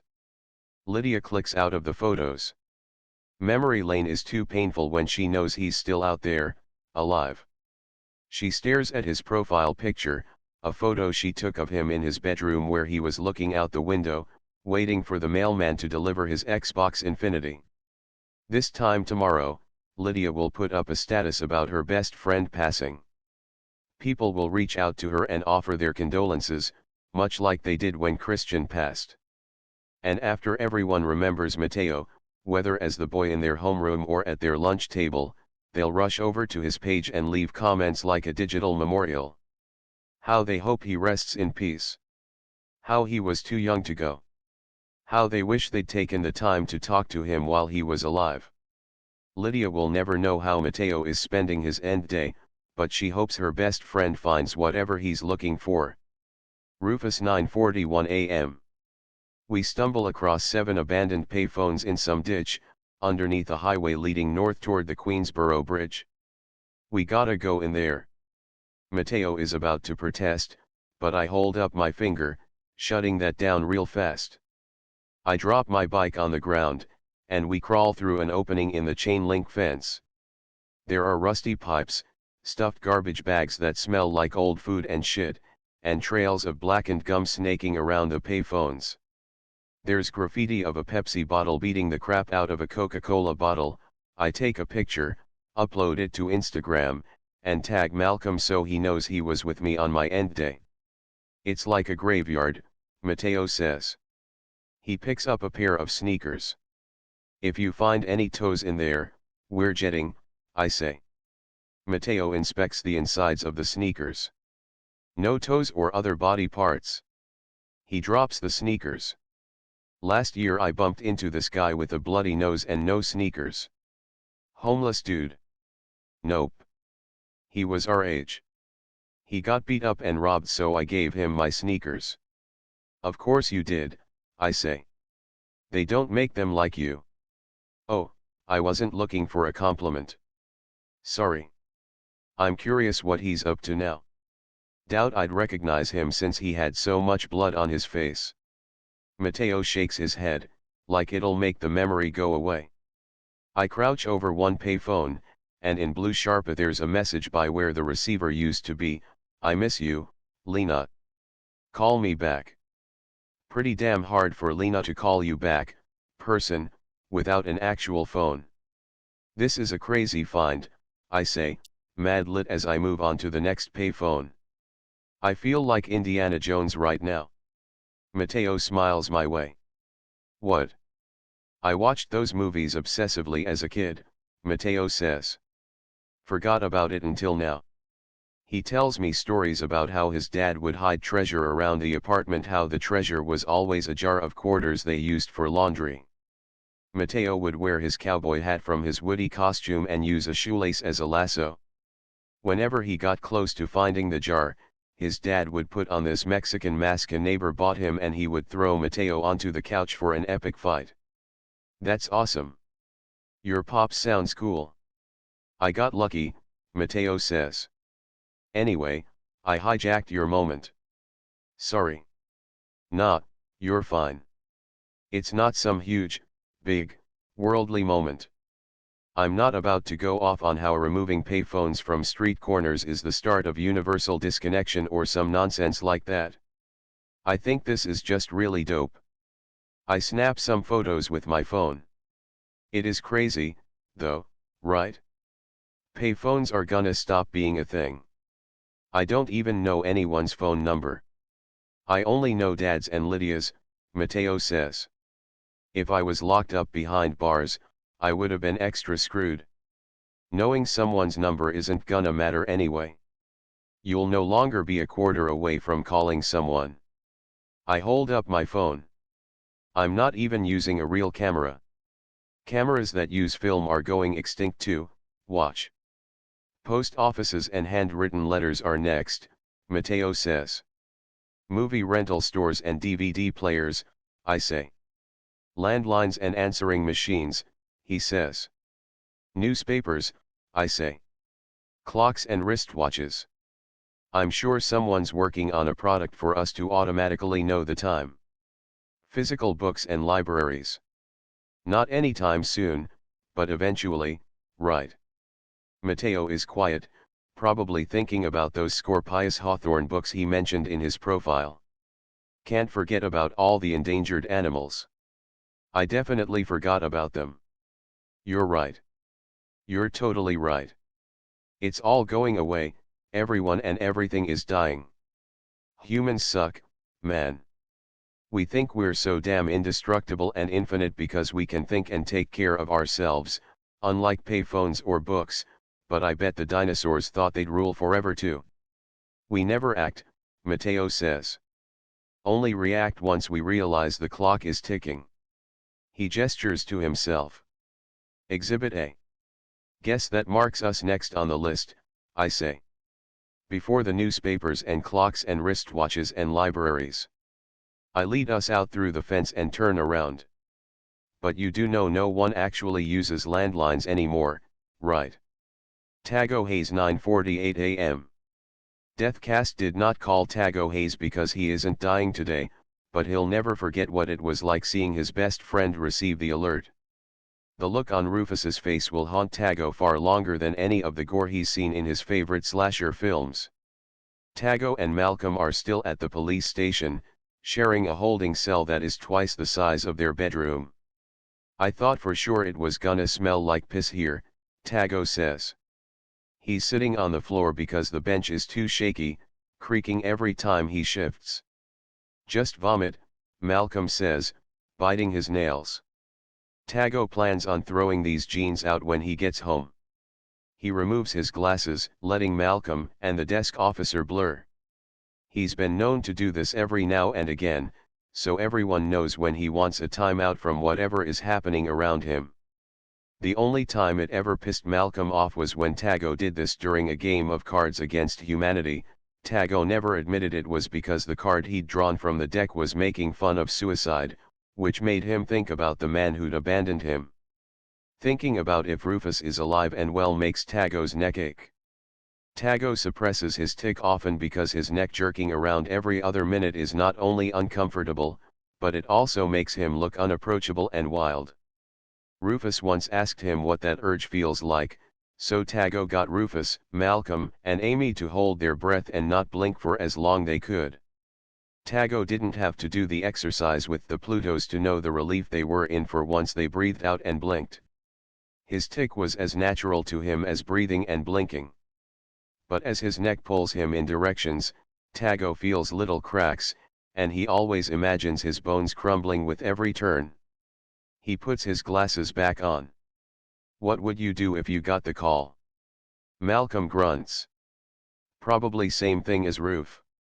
Except I wouldn't invite my ex-girlfriend whose boyfriend I just jumped to my funeral. That's no doubt where he went wrong, Tago says. What about you? Malcolm asks. Same. Do you? Malcolm stops. It's not like when Malcolm was helping Tago defeat writer's block as he was working on Substitute Doctor and was shy about his pitch about the demon doctor wearing a stethoscope that could read his patients' minds. That was a great idea. This is something sure to piss him off. I wouldn't look for my mom or find out how my dad died, Tago says. Why not? If I knew more about the asshole who burned my home down, I'd get into my first fight, Malcolm says. I only care about the people who wanna be in my life. Like Rufus. Remember how he was nervous about coming out to us because he didn't wanna stop sharing a room with us since we had so much fun? That's someone who wants to be in my life. And I wanna be there for his. However much of it is left. Tago takes off his glasses and lets his neck run wild. Kendrick O'Connell 10:03 a.m. Deathcast did not call Kendrick O'Connell because he isn't dying today. He may not be losing his life, but he's just lost his job at the sandwich shop. Kendrick keeps his apron, not giving a shit. He leaves the shop, lighting a cigarette. Kendrick has never been lucky. Even when he struck gold last year, when his parents finally divorced, it wasn't long before his luck ran dry. His mother and father were as good a fit for each other as an adult's foot in a child's shoe. Even at 9 years old Kendrick recognized this. Kendrick didn't know much back then, but he was pretty sure love didn't mean that your father slept on the couch and that your mother didn't care when her husband was caught cheating on her with younger girls in Atlantic City. Kendrick has a problem with minding his own damn business, and could possibly be happier if he were a little more ignorant. The first child support check came just in time since Kendrick needed new sneakers. The front solace of his old pair had split, and his classmates made fun of him relentlessly because his shoes talked every time he walked. Open, close, open, close. Kendrick begged his mother for the latest Jordans, and she spent $300 on them because Kendrick needed a victory. At least that's what she told his paternal grandfather, who is a terrible man, but that's not a story of any importance here. Kendrick felt 10 feet tall in his new sneakers until 4 6-foot-tall kids jumped him and stole them off his feet. His nose was bleeding and walking home in his socks was painful, all resolved by this boy in glasses who gave Kendrick a packet of tissues he'd had in his backpack and the sneakers off his feet in exchange for nothing. Kendrick never saw him again, never got his name, but he didn't care about that. Never getting his ass kicked again was the only thing that mattered. That's when Mateo Rufus, once his classmate, now a proud dropout, made Kendrick strong. It took Kendrick one weekend with Damien to learn how to break the wrist of anyone who swung at him. Damien sent him out on the street, unleashing him like a fierce pit bull onto other unsuspecting high schoolers. Kendrick would walk up on someone, clock them, and lay them out in one hit. Kendrick became a knockout king, and that's who he is today. A knockout king without a job. A knockout king with no one to hit, since his gang disbanded after their third peck, got a girlfriend and tried to live his life right. A knockout king in a kingdom of people who keep taunting him with their purposes in life, straight begging to get their jaws dislocated. Mateo 10:12 a.m. I know I'm not supposed to have any more ideas. Here we go, Rufus says. He's riding his bike alongside me. He wanted me to get on that death trap with him. I didn't do it before and I'm not doing it now. But I couldn't let my paranoia keep him from riding himself. What are you thinking? I want to go to the cemetery and visit my mom. I only know her through my dad's stories and I'd like to spend some time with her, I say. That phone booth graveyard did a number on me, I guess. My dad normally visited my mom alone because I was too nervous to make the trip. Unless there's something else you want to do. You really want to go to a cemetery on the day you're gonna die? Yeah. I'm game. What cemetery? The Evergreen Cemetery in Brooklyn. It's close to the neighborhood where my mom grew up. We're going to take the A train from Columbus Circle Station to Broadway Junction. We pass a drugstore and Rufus wants to run in. What do you need? I ask. Water. Just come on, Rufus says. He wheels his bike down the aisles and stops when he finds the bargain toys. There are water blasters, modeling clay, action figures, handballs, scratch and sniff erasers, and Legos. Rufus picks up a set of Legos. Here we go. I'm confused. Oh. Gear up, architect. Rufus heads to the front counter. You're gonna show me what you got. I smile at this little miracle, one I doubt I would have thought to grant myself. I pull out my wallet and he flicks it. Nah, this is on me. I'm paying you back for the Instagram idea. He buys the Legos and we head out. He puts the plastic bag in his backpack and walks beside me. He tells me about how he always wanted a pet, but not like a dog or cat because his mother was deathly allergic, but instead something badass like a snake or fun like a bunny. As long as both snake and bunny never had to be roommates, I would have been cool with it. We reach the Columbus Circle subway stop.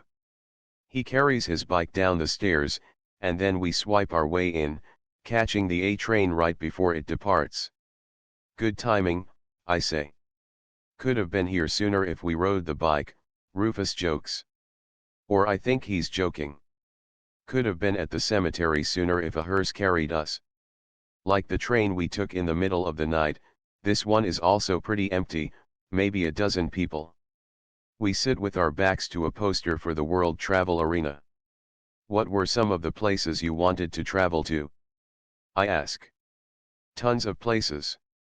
I wanted to do cool stuff, like surfing in Morocco, hang gliding in Rio de Janeiro, and maybe swimming with dolphins in Mexico. See? Dolphins, not sharks, Rufus says. If we were living past today, I get the sense he'd be mocking the Deckers swimming with sharks for a long time. But I also wanted to take photos of random sites around the world that aren't getting enough credit because they don't have cool history like the Leaning Tower of Pisa or the Colosseum, but are still awesome. I really like that.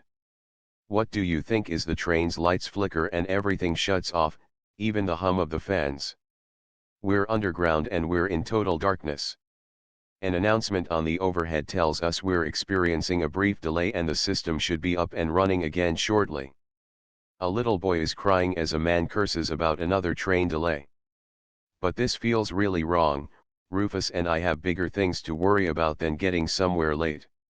I didn't observe any suspicious characters on the train, but we're stuck now. Someone could stab us and no one would know until the lights flash back on. I scooch toward Rufus, my leg against him, and I shelter him with my body because maybe I can buy him time. Enough time to see the Plutos if they manage to get released today. Maybe I can even shield him from death. Maybe I can go out as a hero. Maybe Rufus will be the exception to the death cast as always right record. There's something glowing beside me, like a flashlight. It's the light from Rufus's phone. I'm breathing really hard and my heart is pounding and I don't feel better, not even when Rufus massages my shoulder. Yo, we're totally cool. This happens all the time. No it doesn't, I say. The delays do, but the lights turning off isn't common. You're right, it doesn't.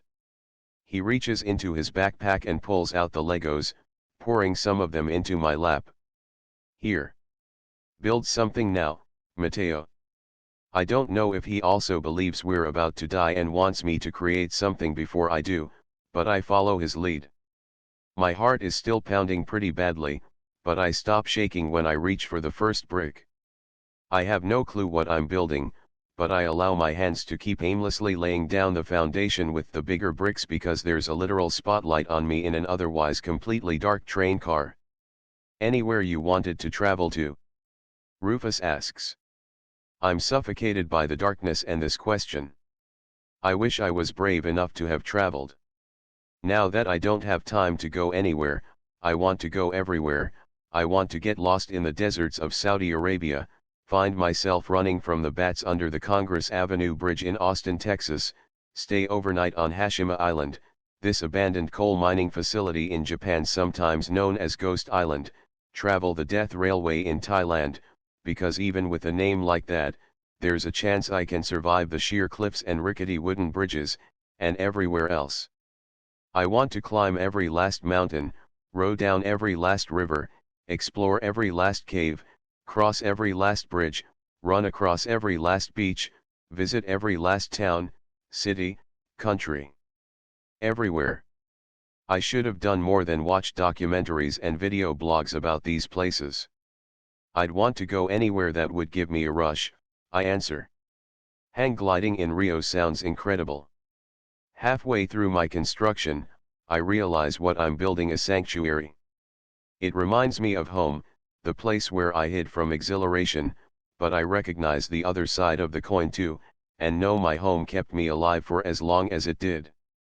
Not only alive, but happy too. Home isn't to blame. When I finally finish, in the middle of a conversation with Rufus about how his parents almost named him Cain after his mother's favorite wrestler, my eyes close and my head drops.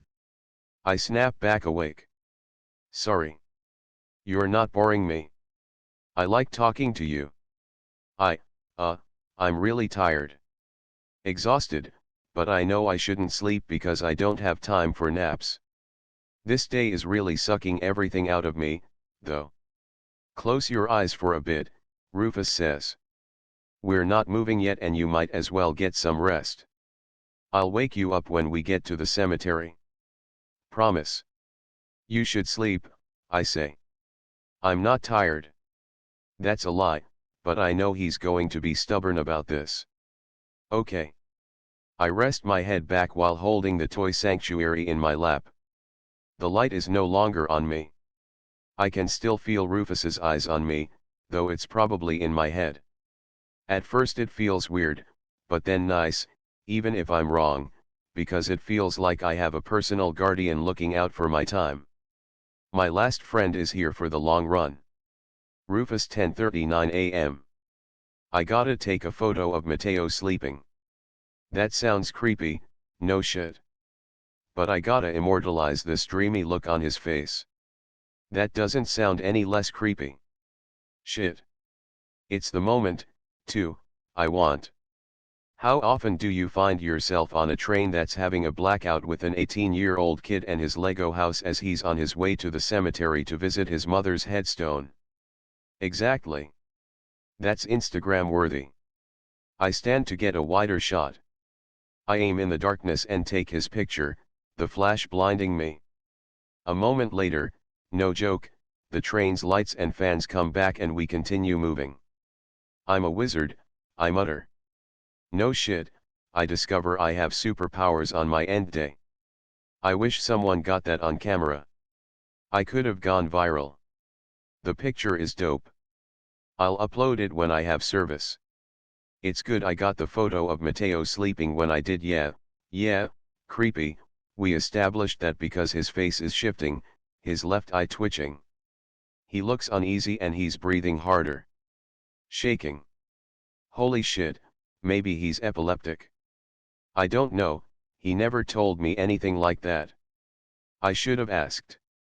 I'm about to call out for someone on the train who might know what to do if he's having a seizure when Mateo mutters no, and repeats it over and over. Mateo is having a nightmare. I sit beside him and grab his arm to save him. Mateo 10:42 a.m. Rufus shakes me awake. I'm no longer on the mountain, I'm back on the train.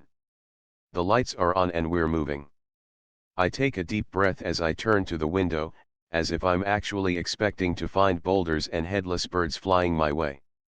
Bad dream, dude. I dreamt I was skiing. That's my bad. What happened in the dream?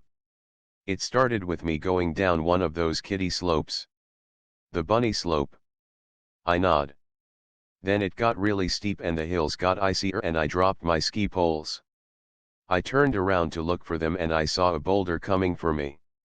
All of a sudden it got louder and louder and I wanted to throw myself off to the side into this mound of snow, but I panicked. I was supposed to turn down another hill where I saw my Lego sanctuary, except it was as big as a cabin, but my skis disappeared and I flew straight off the mountain while headless birds circled overhead and I kept falling and falling. Rufus grins. It's not funny, I say. He shifts closer to me, his knee knocking into mine. You're okay. I promise you don't have to worry about boulders chasing you or flying off a snowy mountain today. And everything else. Rufus shrugs. You're probably good on the headless birds, too. It sucks that that was the last time I'll ever dream. It wasn't even a good one. Delilah Gray 11:08 a.m. Infinite Weekly has secured Howie Maldonado's final interview. Delilah herself hasn't. I know everything about Howie Maldonado, Delilah says, but her boss, senior editor Sandy Guerrero, isn't having it. You're too new for a profile this important, Sandy says, walking toward a black car sent over by Howie's people. I know I work in the absolutely worst cubicle with the most ancient computer, but that doesn't mean I'm not qualified to at least assist you with this interview, Delilah says. She comes off as ungrateful and arrogant, but she won't take it back. She'll move far in this industry by knowing her worth and by landing a byline in this piece. It may have been Sandy's industry status that persuaded the publicist to choose Infinite Weekly over People magazine, but Delilah grew up with not only the Scorpius Hawthorne books, but also the films, all 8 of them, which nurtured her love for this medium. From fangirl to paid fangirl. Howie Maldonado won't be the last person to die, I'm pleased to report, Sandy says, opening the car door and removing her sunglasses. You have your whole life ahead of you to eulogize celebrities. Delilah still can't believe how low Victor sank last night with that prank death cast alert. Sandy gives Delilah's colorful hair a once-over, and Delilah wishes she'd respected her editor's hints to dye it brown again, if only to gain her favor right now.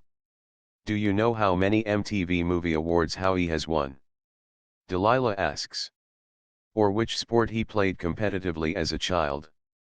How many siblings he has? How many languages he speaks? Sandy doesn't answer a single question. Delilah answers them all, 2 awards for Best Villain. Competitive fencing. Only child. He speaks English and French. Sandy, please. I promise I won't let my passion get in your way. I will never have another chance to meet Howie. His death can be life-changing for her career. Sandy shakes her head and releases a deep breath. Fine. He's agreed to interview, but there are no guarantees. Obviously. We've reserved a private dining area in Midtown and we're still awaiting confirmation from his publicist that Howie has agreed to the setup. The earliest Howie may see us is at 2. Delilah is ready to sit in the car with her when Sandy shakes her finger. There's still time before we meet, Sandy says. Please find me a copy of Howie's book, the one he wrote. The sarcasm in Sandy's voice is so sharp she doesn't need air quotes. I'll be a hero if I get a copy signed for my son. Sandy closes the door and lowers her window. I'd stop wasting time if I were you. The car takes off and Delilah pulls out her phone, walking toward the street corner while looking up phone numbers for nearby bookstores. She trips off the curb and lands flat in the street, a car honking as it approaches her. The car brakes, a couple feet away from her face. Her heart runs wild and her eyes tear up. But she lived because Delilah isn't dying today. People fall all the time. Delilah is no exception, she reminds herself, even if she's not a Decker. Mateo 11:32 a.m. The clouds are gathering as we walk into Evergreen Cemetery. I haven't been here since I was 12, the weekend of Mother's Day, and I cannot for the life of me tell you which of the entrances will help us reach her headstone fastest, so we're sure to be wandering for a bit. A breeze carries the smell of trimmed grass. Weird question, do you believe in the afterlife? I ask. That's not weird, we're dying, Rufus says. Right. Weird answer, I believe in 2 afterlives. 2. What are they? I ask. As we walk around tombstones, many so deeply worn that the names are no longer visible, others with crosses planted in them so high they look like swords in rocks and under large pin oak trees, Rufus tells me his theory on the afterlives. I think we're already dead, dude. Not everyone, just Deckers. The whole death cast thing seems too fantasy to be true. Knowing when our last day is going down so we can live it right? Straight up fantasy. The first afterlife kicks off when Deathcast tells us to live out our day knowing it's our last, that way we'll take full advantage of it, thinking we're still alive. Then we enter the next and final afterlife without any regrets. You get me? I nod. That's interesting. His afterlife is definitely more impressive and thoughtful than Dad's dad believes in the usual golden-gated island in the sky. Still, the popular afterlife is better than no afterlife, like Lydia believes?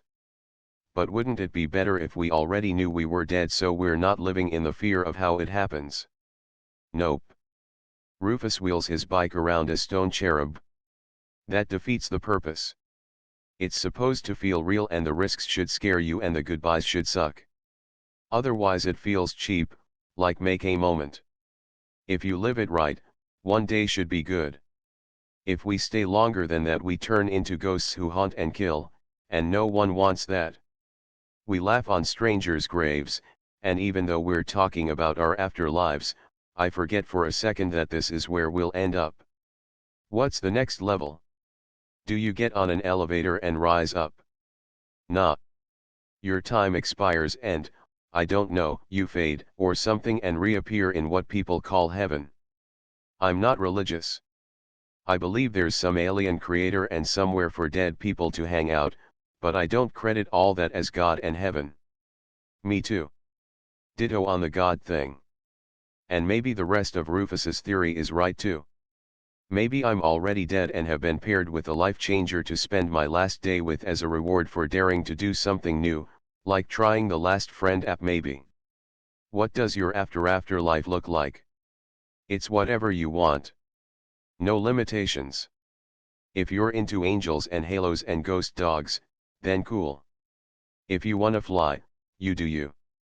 If you wanna go back in time, knock yourself out. You've thought about this a lot, I say. Late night chats with the Plutos, Rufus says. I hope reincarnation is real, I say. I'm already finding that this one day to get everything right isn't enough. This one life wasn't enough. I tap headstones, wondering if anyone here has been reincarnated already. Maybe I was one of them. I failed past me if so. Me too. I want another shot, but not counting on it. What's your afterlife look like? Coming up, there's a large tomb that resembles a pale blue teapot, and I know my mother's headstone is a few rows behind it. When I was younger I pretended this teapot tomb was a genie's lamp. Wishing for my mother to come back and complete my family never worked. My afterlife is like a home theater where you can rewatch your entire life from start to finish. And let's say my mother invited me into her theater, I could watch her life. I just hope someone knows what parts should fade to black so I'm not scarred my entire afterlife. I couldn't sell Lydia on this idea, but she did admit it sounded a little cool. Oh. And there's also this transcript of everything you've ever said since birth, and I shut up because we've reached the corner, and in the space beside my mother's plot there's a man digging another grave while a caretaker installs a headstone with my name and dates of birth and death. I'm not even dead yet. My hands shake and I almost drop my sanctuary. And Rufus asks, quickly following with "Oh." I walk toward my grave. I know graves can be dug on an accelerated schedule, but it's only been 11 hours since I even got the alert. I know my final headstone won't be ready for days, but the temporary one isn't what's throwing me off. No one should ever witness someone digging their grave. I'm hopeless too soon after believing Rufus is my life changer. Rufus drops his bike. He walks up to the gravedigger and puts a hand on his shoulder. Yo. Can we have a few minutes? The bearded gravedigger, dressed in a filthy plaid shirt, turns to me and then back to my mother's plot. Is this the kid's mom? He gets back to work. Yeah. And you're in the middle of digging his grave, Rufus says as trees rustle and a shovel scoops up earth. Yikes. My condolences all around, but me stopping ain't going to do anything, except slow me down. I'm knocking this out early so I can leave town and I don't care. Rufus takes a step back, balling up his fists, and I'm scared he's about to try to take this guy on. So help me. Give us 10 minutes. Go dig the grave of someone who isn't standing right here. The other guy, the one who planted my headstone, drags the gravedigger away. They both curse about Decker kids these days but keep their distance. I want to thank the men and Rufus, but I feel myself sinking, dizzy. I manage to stay upright and reach my mother's headstone. Estrella Rosa Torrez, July 7, 1969, July 17, 1999. Beloved wife and mother forever in our hearts. Can I have a minute with my mom? I don't even turn around because I'm stuck staring at her end day and my birth date. I won't be far, Rufus says. It's possible he doesn't go very far, maybe only a couple of feet, or maybe he doesn't move at all, but I trust him. He'll be there when I turn around. Everything has come full circle between my mother and me. She died the day I was born and now I'll be buried next to her. Reunion. When I was 8, I found it weird how she was credited as a beloved mother when the only mothering she did was carry me for 9 months. 10 years later, I know much better.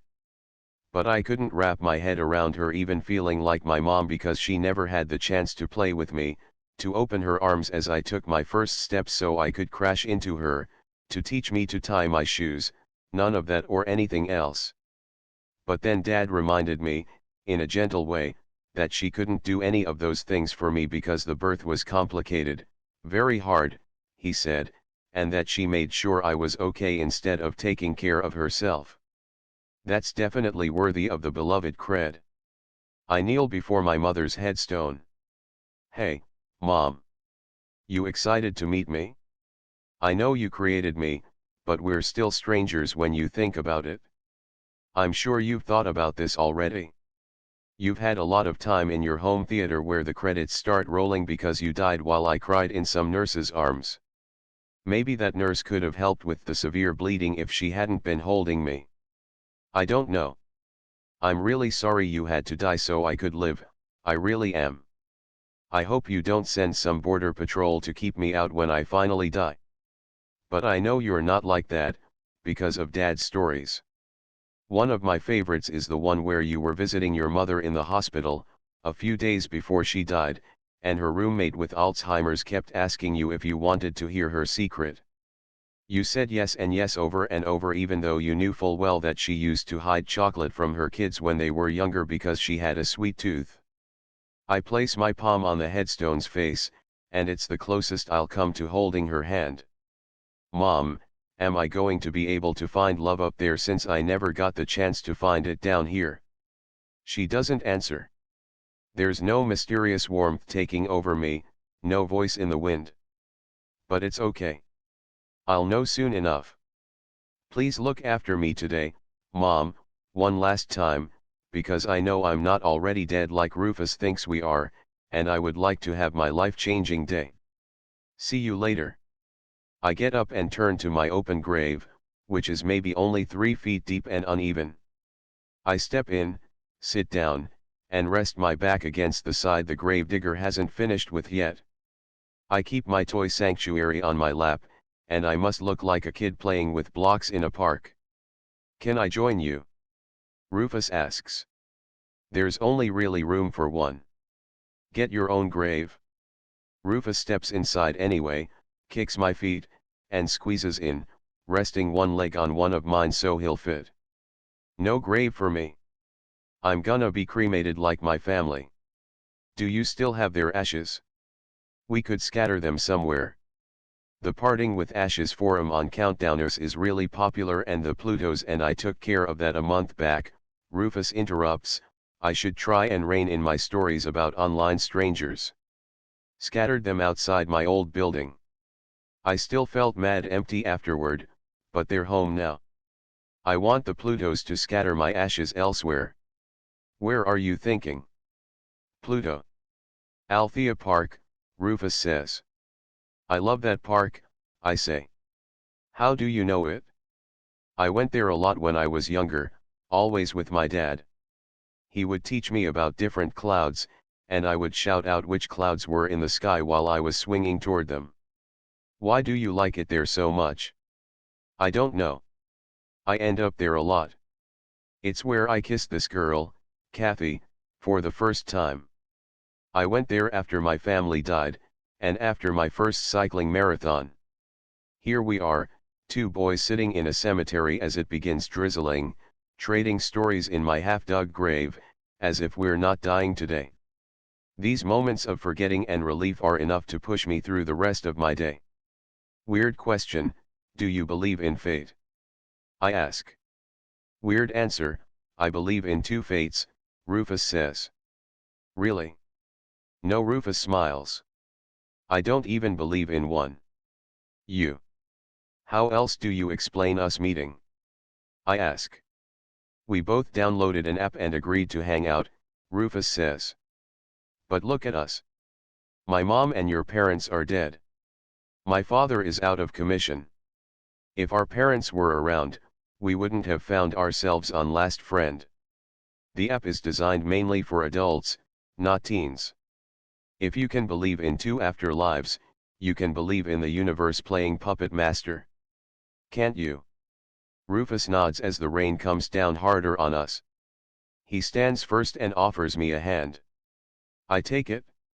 The poetry you could write about Rufus helping me out of my grave isn't lost on me. I step out and walk over to my mother's headstone, kissing her inscribed name. I leave my toy sanctuary against the stone. I turn in time to catch Rufus snapping a photo of me, capturing moments really is his thing. I turn to my headstone one last time. Here lies Mateo Torrez, Jr. July 17, 1999. They'll add my end day in no time, September 5, 2017. My inscription, too. It's okay that there's a blank right now. I know what it will say and I know I'll make sure I've lived as I'm claiming, he lived for everyone. The words will wear away over time, but they'll have been true. Rufus wheels his bike along the wet and muddy path, leaving tire tracks. I follow him, my insides feeling heavier with every footstep away from my mother and my open grave, knowing I'll be back soon enough. You sold me on fate, Rufus says. Finish telling me about your afterlife. I do. Part 3. The beginning. It is not death that a man should fear, but he should fear never beginning to live. Marcus Aurelius, Roman Emperor. Mateo 12:22 p.m. 12 hours ago I received the phone call telling me I'm going to die today. In my own Mateo way, I've said tons of goodbyes already, to my dad, best friend, and goddaughter, but the most important goodbye is the one I said to past Mateo, who I left behind at home when my last friend accompanied me into a world that has it out for us. Rufus has done so much for me and I'm here to help him confront any demons following him, except we can't whip out any flaming swords or crosses that double as throwing stars like in fantasy books. His company has helped me and maybe mine will help him through any heartache too. 12 hours ago I received the phone call telling me I'm going to die today, and I'm more alive now than I was then. Rufus 12:35 p.m.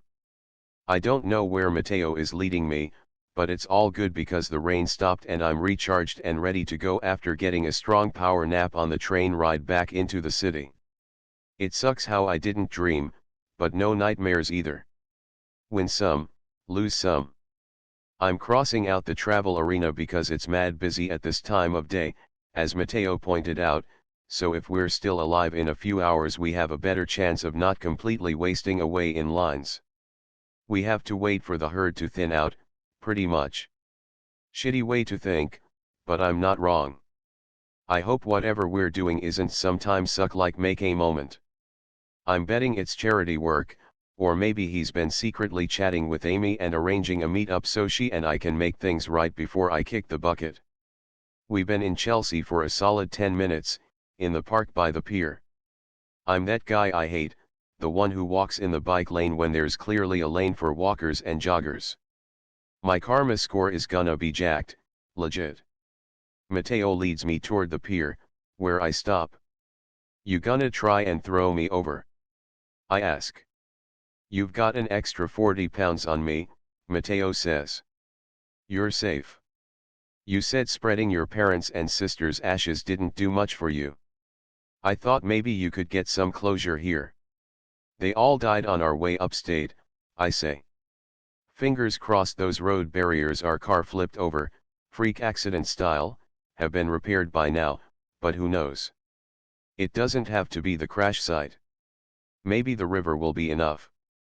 Not sure what I'm supposed to get out of this. I don't know either, and if you don't feel comfortable, we can turn around and do something else. Going to the cemetery gave me peace I wasn't expecting, and I want you to have that same wonder. I shrug. We're already here. Bring on the wonder. There are no boats docked by the pier, which is a huge waste, like an empty parking lot.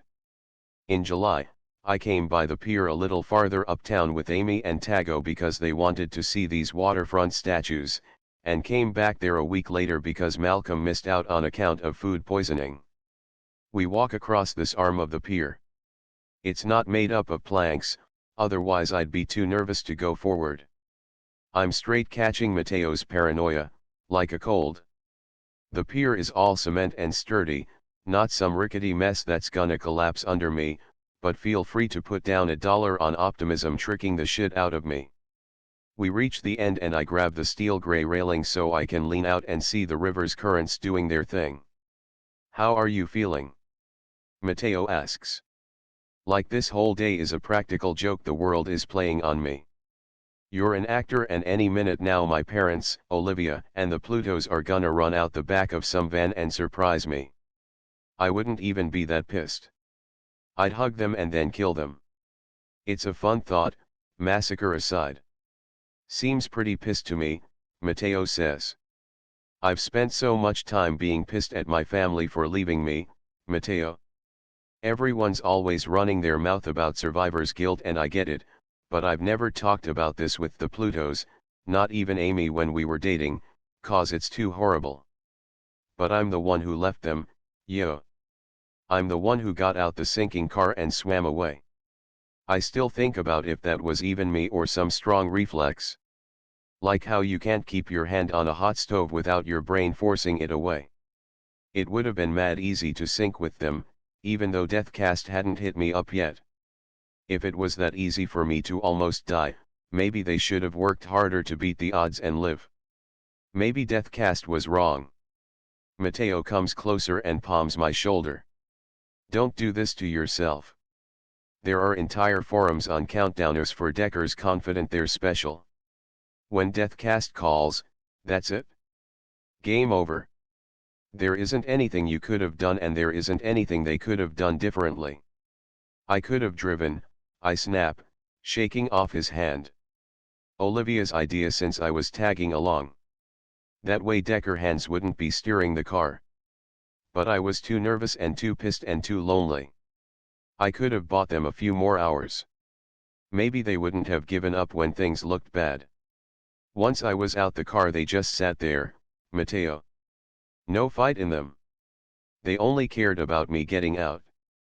My pops reached for my door immediately, same time my mom did from behind. I could have opened my own door, it's not like my hand was jammed somewhere. I was dazed because our fucking car flew into the river, but I snapped out of it. They just gave up, though. Once my door was open Olivia didn't even gun for the escape.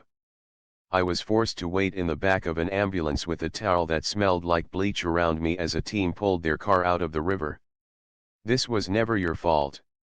Mateo's head is hanging low. I'm going to give you a minute alone, but I'll be waiting for you. I hope that's what you want. He walks off, taking my bike with him, before I can answer. I don't think a minute is enough until I give in, crying harder than I have in weeks, and I hammer at the railing with the bottom of my fist. I keep going and going, hitting the railing because my family is dead, hitting it because my best friends are locked up, hitting it because my ex-girlfriend did us dirty, hitting it because I made a new dope friend and we don't even have a full day together. I stop, out of breath, like I just won a fight against 10 dudes. I don't even want a picture of the Hudson, so I turn around and keep it behind, walking toward Mateo, who's wheeling my bike in pointless circles. You win, I say. That was a good idea. He doesn't gloat like Malcolm would or taunt me like Amy did whenever she won at Battleship. My bad for snapping. You needed to snap. He continues moving in his circle. I'm a little dizzy watching him. Truth. If you need to snap again, I'm here. Last friends for life. Delilah Gray 12:52 p.m. Delilah rushes to the only bookstore in the city that miraculously carries Howie Maldonado's science fiction novel, The Lost Twin of Bone Bay. Delilah speeds toward the store, staying far away from the curb, ignoring the catcall from a balding man with a large gym bag, and rushing past two boys with one bike. She's praying Howie Maldonado doesn't move up the interview before she can get there when she remembers there are greater stakes at play in Howie's dying life. Van Pierce 12:55 p.m. Deathcast called Van Pierce at 12:02 a.m. to tell him he's going to die today, which isn't that surprising. Van is pissed the beautiful woman with the colorful hair ignored him, pissed he never got married, pissed he was rejected by every woman on Necro this morning, pissed at his former coach who got in the way of his dreams, pissed at these two boys with a bike who are getting in the way of the destruction he's going to leave behind. The boy in the biker gear is so slow, taking up sidewalk space with the bike he's walking beside. Bikes are meant to be ridden, not carted around like a stroller. Ven barrels forward, no consequences in mind, bumping the boy's shoulder with his own. The boy sucks his teeth, but his friend grabs his arm, holding him back. Ven likes to be feared. He loves it in the outside world, but he loved it most in the wrestling ring. 4 months ago, Ven began experiencing muscle pains, but refused to acknowledge his weaknesses. Lifting weights was a struggle with poor results. Sets of 20 pull ups became sets of 4, on good days, and his coach pulled him out of the ring indefinitely because fighting would be impossible. Illnesses have always run through his family. His father died years ago after being diagnosed with multiple sclerosis, his aunt died from a ruptured ectopic pregnancy, and so on, but Ven believed he was better, stronger. He was destined for greatness, he was sure of it, like world championships and unbelievable riches. But chronic muscle disease pinned him down and he lost it all. Ven walks inside the gym where he spent the past 7 years training to become the next world heavyweight champion, the smell of sweat and dirty sneakers bringing back countless memories. The only memory that matters now is the one where his coach made him pack up his locker and suggested a new career route, like being a ringside commentator or becoming a coach himself. Insulting. Ven sneaks down to the generator room and pulls a homemade bomb out of his gym bag. Ven is going to die where he was made. And he's not dying alone. Mateo, 12:58 p.m. We pass a shop window with classic novels and new books sitting in children's chairs, like the books are hanging out in a waiting room, ready to be bought and read. I could use some lightness after the threatening grill of that man with the gym bag. Rufus takes a picture of the window. We can go in. I won't be longer than 20 minutes, I promise. We go inside the open bookstore. I love how the store name is hopeful. This is the best worst idea ever. I have no time to actually read any of these books. But I've never been in this store before because I usually have my books shipped to me or I borrow them from the school library. Maybe a bookshelf will topple over and that's how I go out painful, but there are worse ways to die.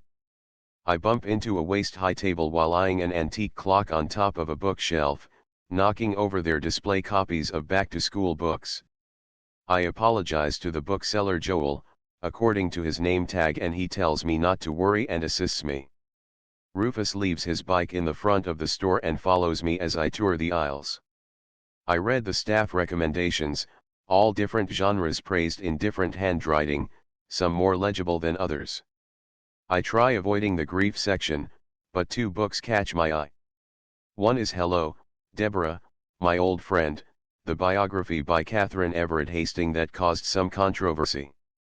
The other is that best-selling guide no one shuts up about, talking about death when you're unexpectedly dying, written by some man who's still alive. I don't get it.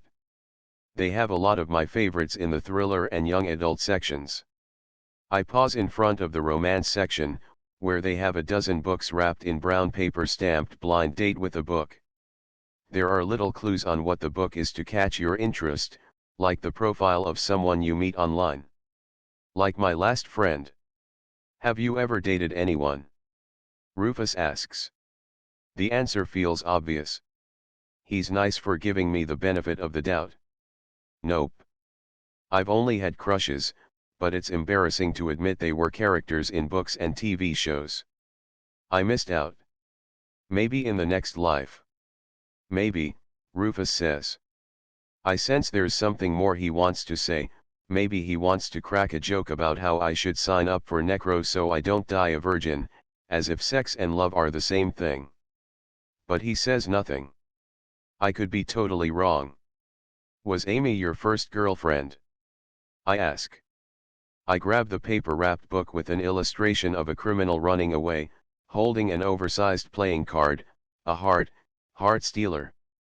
First relationship, Rufus says, playing with this spinner of New York City, themed postcards. But I had things for other classmates in my old school. They never went anywhere, but I tried. Did you ever get close to someone? He slides a postcard of the Brooklyn Bridge out the spinner. You can send them a postcard. Postcards. I smile as I grab 1, 2, 4, 6, 12. You had a lot of crushes, Rufus says. I move for the cash register, where Joel assists me again. We should send postcards to people, you know. I keep it vague because I don't want to break the news to this bookseller that the customers he's ringing up are dying at 17 and 18. I'm not going to ruin his day. The Plutos, any classmates I don't have their addresses, Rufus says. Send it to the school. They'll have the address for anyone you graduated with. It's what I want to do. I buy the mystery book and the postcards, thank Joel for his help, and we leave. Rufus said the key to his relationships was speaking up. I can do this with the postcards, but I have to use my voice, too. I was 9 when I bothered my dad about love, I say, looking through the postcards again at places in my own city I never visited. I wanted to know if it was under the couch or high up in the closet where I couldn't reach yet. He didn't say that love is within or love is all around you. Rufus wheels his bike beside me as we pass this gym. I'm hooked. What did he say? That love is a superpower we all have, but it's not always a superpower I'd be able to control. Especially as I get older. Sometimes it'll go crazy and I shouldn't be scared if my power hits someone I'm not expecting it to. My face is warm, and I wish I had the superpower of common sense because this isn't something I should have ever said out loud. That was stupid. Sorry. Rufus stops and smiles. Nah, I liked that. Thanks for that story, Super Mateo.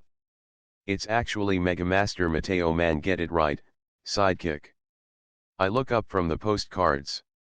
I really like his eyes. Brown, and tired even though he got some rest. How do you know when love is love? A glass shatters and we're suddenly thrown backward through the air as fire reaches out toward a screaming crowd. This is it. I slam against the driver's side of a car, my shoulder banging into the rearview mirror. My vision fades. Darkness, fire, darkness, fire. My neck creaks when I turn and Rufus is beside me, his beautiful brown eyes closed.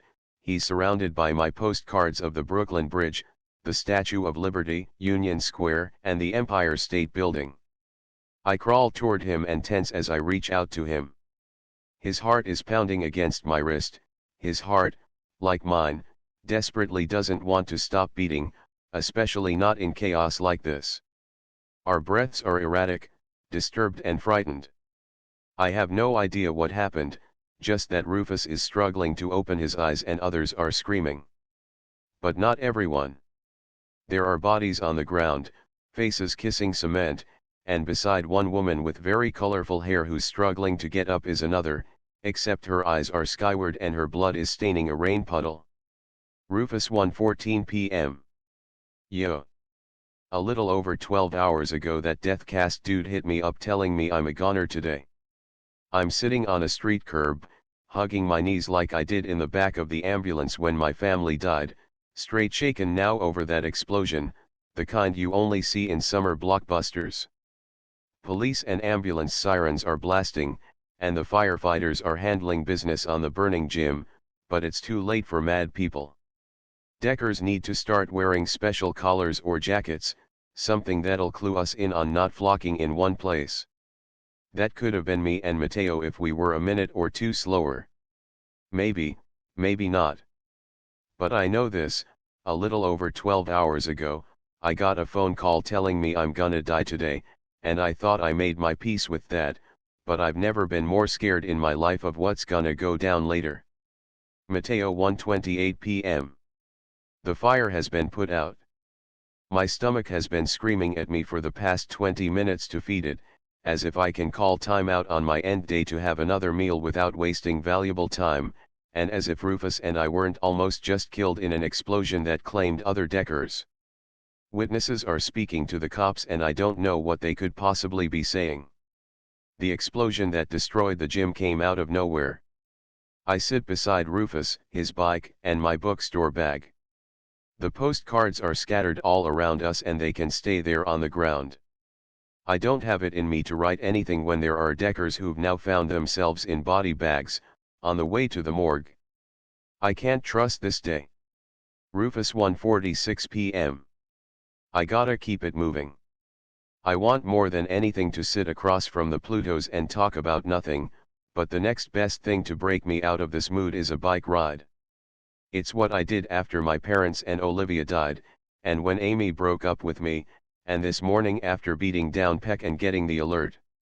Once we're away from the chaos, I get on the bike, flexing the brakes. Mateo dodges my gaze. Please get on, I say. It's the first time I've spoken since being thrown in the air like a wrestler. No, Mateo says. I'm sorry. It's not safe. Mateo. Rufus. Mateo. Rufus. Please, Mateo. I got a ride after what went down and I don't want to leave you behind. We're supposed to be living, period.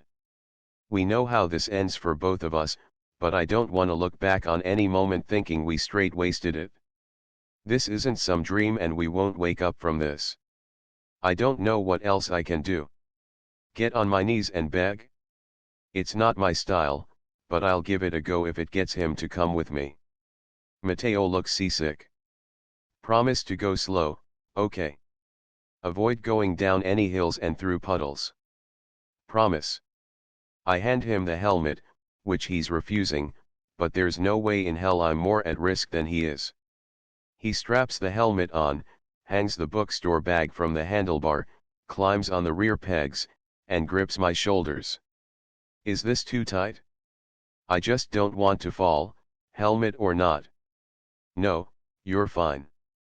Cool. Ready. Ready. I pedal, slowly, feeling the burn in my calves as I carry two people forward. It's like running up a hill. I find a good rhythm and put the police and corpses and destroy Jim behind us. Deirdre Clayton 1:50 p.m. Deathcast did not call Deirdre Clayton because she isn't dying today, but she's going to prove them wrong. Deirdre is on the ledge of her apartment building roof, 8 stories high. There are 2 deliverymen watching her, either interested in catching her with the couch they're moving into the building or else placing bets on if she's a Decker or not. The blood and broken bones on the pavement will settle their wager. This isn't the first time Deirdre has found herself higher than the world. 7 years ago, back when she was in high school and months after Deathcast services became available to the public, Deirdre was challenged to a fight after school, and when Charlotte Simmons and instigators and other students who only knew Deirdre as that lesbian with the dead parents arrived at what was supposed to be the battlefield, Deirdre was on the roof instead.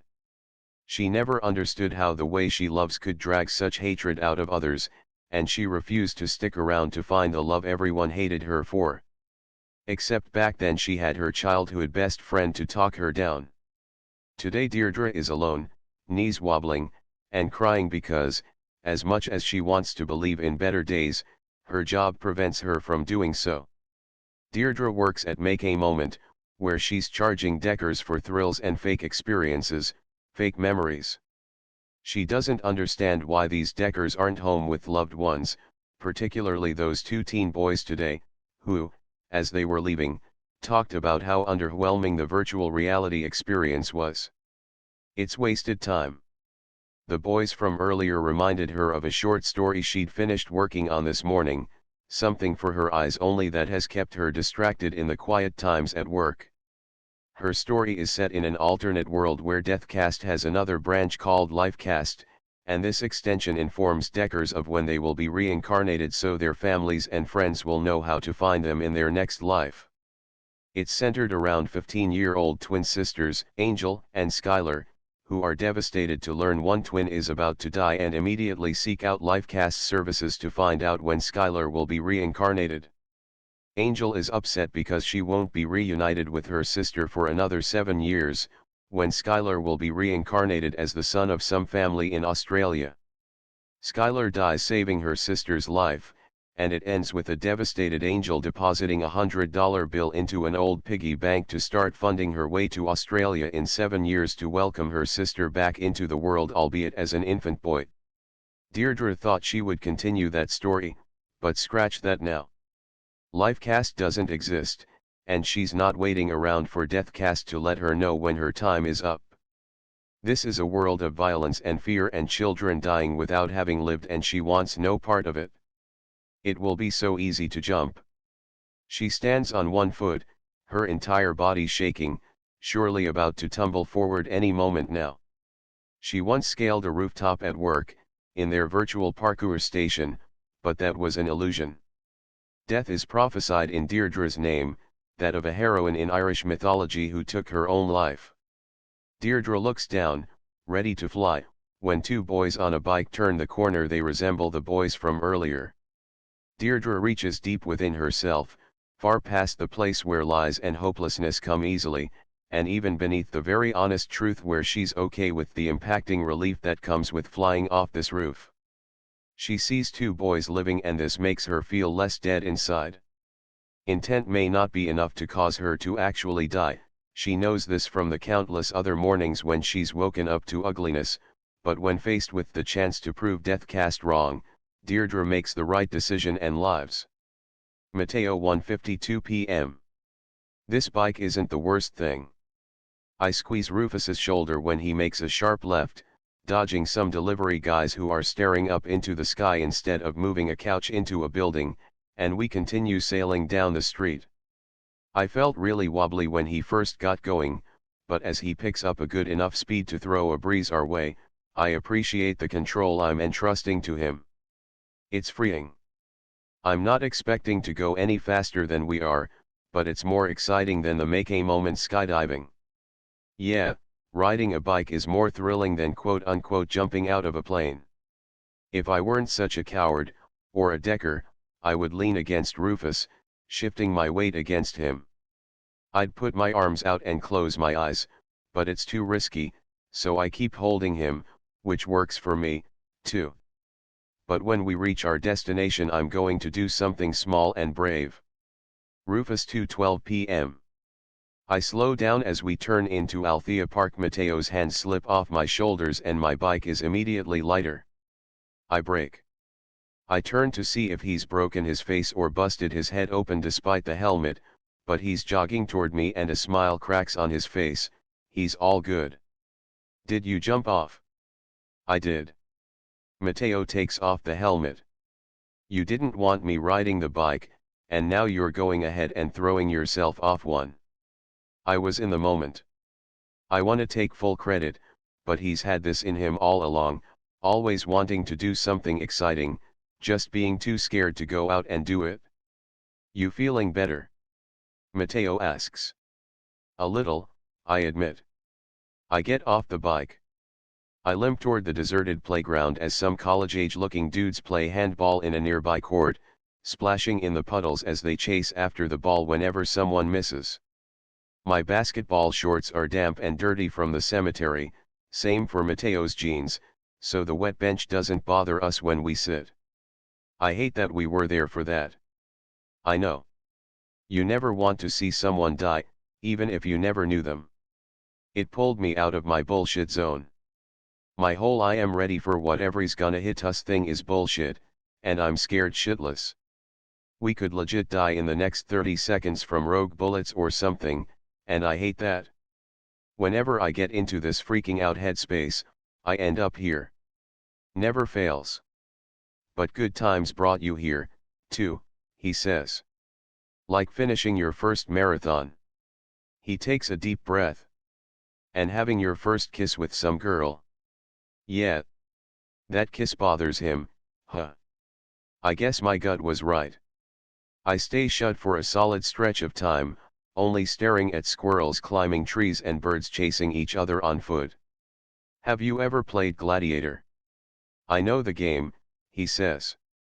Good. Have you ever played? I've seen others play. So no. No, I stand, pull Mateo by his wrists, and lead him to the monkey bars. I challenge you to a gladiator match. I can't refuse, can I? Definitely not. We just survived an explosion. What's a little more pain? Jungle Gym Gladiator isn't crazy like an age-old Coliseum match, but I've seen schoolmates get hurt before. Hell, I'm the reason some of them got hurt. Two players gladiators swing from the monkey bars into each other to try and knock their opponent down. It's the most barbaric childhood game, mad fun. We're both fairly tall, so we could just tiptoe and grab hold of the monkey bars, but I mini hop and lift myself up, like I'm doing pull ups. Mateo hops and takes hold but has zero upper body strength, so he falls back on his feet 10 seconds later. He jumps again and holds himself up this time. I count down from 3 as we swing toward each other, closing the small distance between us. I kick at him and he swerves to the side, almost falling. I lift my legs higher, throwing my legs around his midriff. He tries breaking out of my grapple as I rattle him, but no dice. My hands are kind of aching, so when he lets go, laughing, I fall with him onto the mat. I bang against the mat, shocks chasing each other around my body, but the pain doesn't kill me. We're side by side with each other, laughing while we massage our aching elbows and legs. Our backs are wetter and we keep slipping while trying to get up. Idiots. Mateo gets it together and helps me up. I won, right? I say. I think it's a tie, he says. Rematch. I'm good. I'm pretty sure I saw my life flash before my eyes when we were falling. I smile. Let me get real with you, Mateo. I say his name a lot, even though I'm obviously talking to him, because it's just cool. Seriously, Mateo. Past few months have been brutal. My life always felt over even without the alert. There were days I believed I could prove death cast wrong and ride my bike into the river. But on top of being scared now, I'm pissed off because there's so much I'll never get to have. Time other stuff, like you're not going to off yourself today, right? Mateo asks. I'm safe from myself, I promise.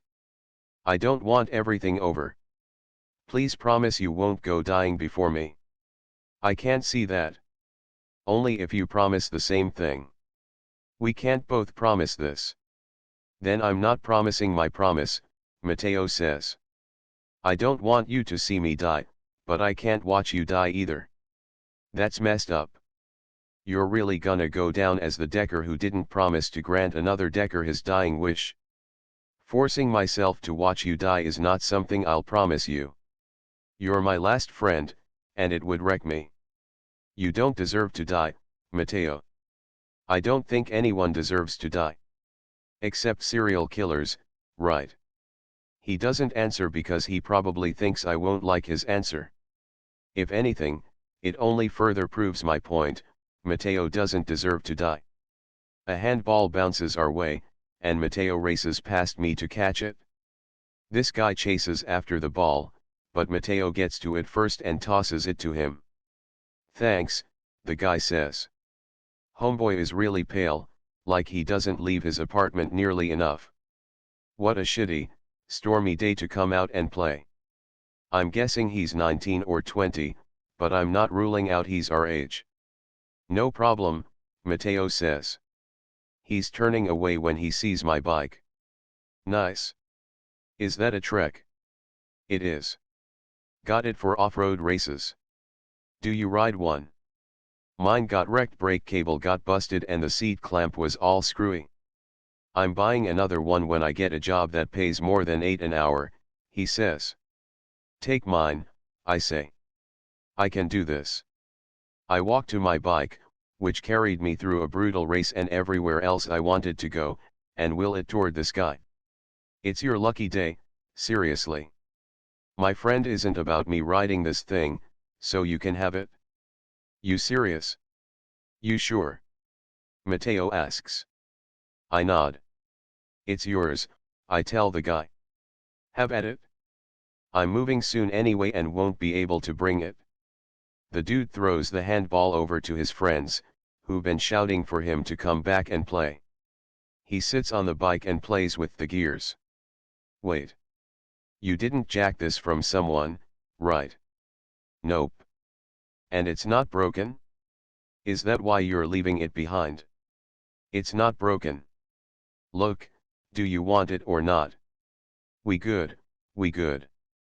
Can I pay you something? I shake my head. We good, I say back. Mateo gives the guy the helmet and he doesn't put it on before riding back to his friends. I get my phone out and snap photos of him riding my bike, his back to me as he stands on the pedals, while his friends play handball. It's a solid portrait of kids a little older than me, but they're kids, don't fight me on that, too young to be worried about shit like death cast alerts. They know their day is going to end like it usually does. Good move, Mateo says. I got one last ride out of it. I'm set. I take more photos, the ongoing handball match, the monkey bars where we played gladiator, the long yellow slide, the swings. Come. I almost go back for my bike before remembering I've just given it up. I feel lighter, like my shadow just quit his day job, walked off, and threw up a peace sign. Mateo follows me to the swings. You said you'd come here with your dad, right? Naming clouds and shit? Let's swing. Mateo sits on the swing, holds on for dear life, I know, takes a few steps, and propels forward, his legs looking like they're about to kick over a building. I get a picture before joining him on the swing, my arms wrapped around the chains, and I manage to take some pictures. Puts me and my phone at risk again, I know, but for every 4 blurry shots I snap a good one. Mateo points out the dark nimbus clouds, and I'm straight wowed I get to live in this moment with someone who doesn't deserve to die. It'll storm again soon, but for now we go back and forth, and I wonder if he's thinking 2 deckers sharing swings might mean the entire thing will collapse and kill us, or if we'll swing so high we'll fly and fall out of life, but I feel safe. We slow down and I shout to him, the Pluto's gotta scatter me here. Your place of change. Mateo shouts while the swing throws him backward. Any other big changes today? Besides the obvious. Yeah. What? I smile over at him as our swinging comes to a stop. I gave up my bike. I know what he's really asking, but I don't take the bait. He's gotta make a move himself, I'm not robbing him of that moment, it's too big. I stay seated as he stands. Weird how this is the last time I'll be in this park with flesh and a heart that works. Mateo looks around, it's his last time here too. You ever hear about those deckers who turn into trees? Sounds like a fairy tale, I know. The living urn offers deckers the opportunity to have their ashes put in a biodegradable urn containing a tree seed that absorbs nutrients and stuff from their ashes, which I thought was fantasy, but nope. Science. Maybe instead of having my ashes just scattered on the ground some dog is going to shit on, I could live on as a tree. Yeah, and other teens will carve hearts into you and you can produce oxygen. People like air, Mateo says. It's drizzling, so I get up from the swing, the chain rattling behind me. Let's get somewhere dry, weirdo. Coming back as a tree would be pretty chill, like I'm growing up in Althea Park again. Not that I'll say that out loud because you can't go around telling people you wanna be a tree and expect them to take you seriously. Damien Rivas, 2:22 p.m. Deathcast did not call Damien Rivas because he isn't dying today, which he considers a shame because he's not very impressed with the way he's been living his life lately. Damien has always been an adrenaline junkie. New roller coasters every summer he met the required height. Stealing candy from drugstores and cash from his father's pouch. Fighting those who are the Goliath to his David. Starting a gang. Playing a game of darts against himself isn't exactly thrilling. Talking to Peck on the phone isn't exciting either. Calling the cops is some little bitch shit, Damien says, loud enough for his speakerphone. Getting me to call the cops goes against everything I stand for. I know. You only like the cops when they're called on you, Peck says. Damien nods, like Peck can see him. We should have handled that ourselves. You're right, Peck says. The cops never even got Rufus. They're probably giving up because he's a decker. Let's get you some justice, Damien says. Excitement and purpose surge through him. He's been living away from the edge all summer and now he's inching closer and closer to his favorite place in the world. He imagines Rufus's face where the dartboard is. He throws the dart and hits bullseye right between Rufus's eyes. Mateo 2:34 p.m. It's raining again, harder than back at the cemetery. I feel like the bird I looked after as a kid, the one pummeled by the rain. The one that left its nest before it was ready. We should go inside, I say. Scared of catching a cold? Scared of becoming a statistic who gets struck by lightning? We hang out underneath the awning of this pet store, puppies in the window distracting us from figuring out our next move. I have an idea to honor your explorer side. Maybe we can ride the train back and forth. There's so much I never got to see in my own city.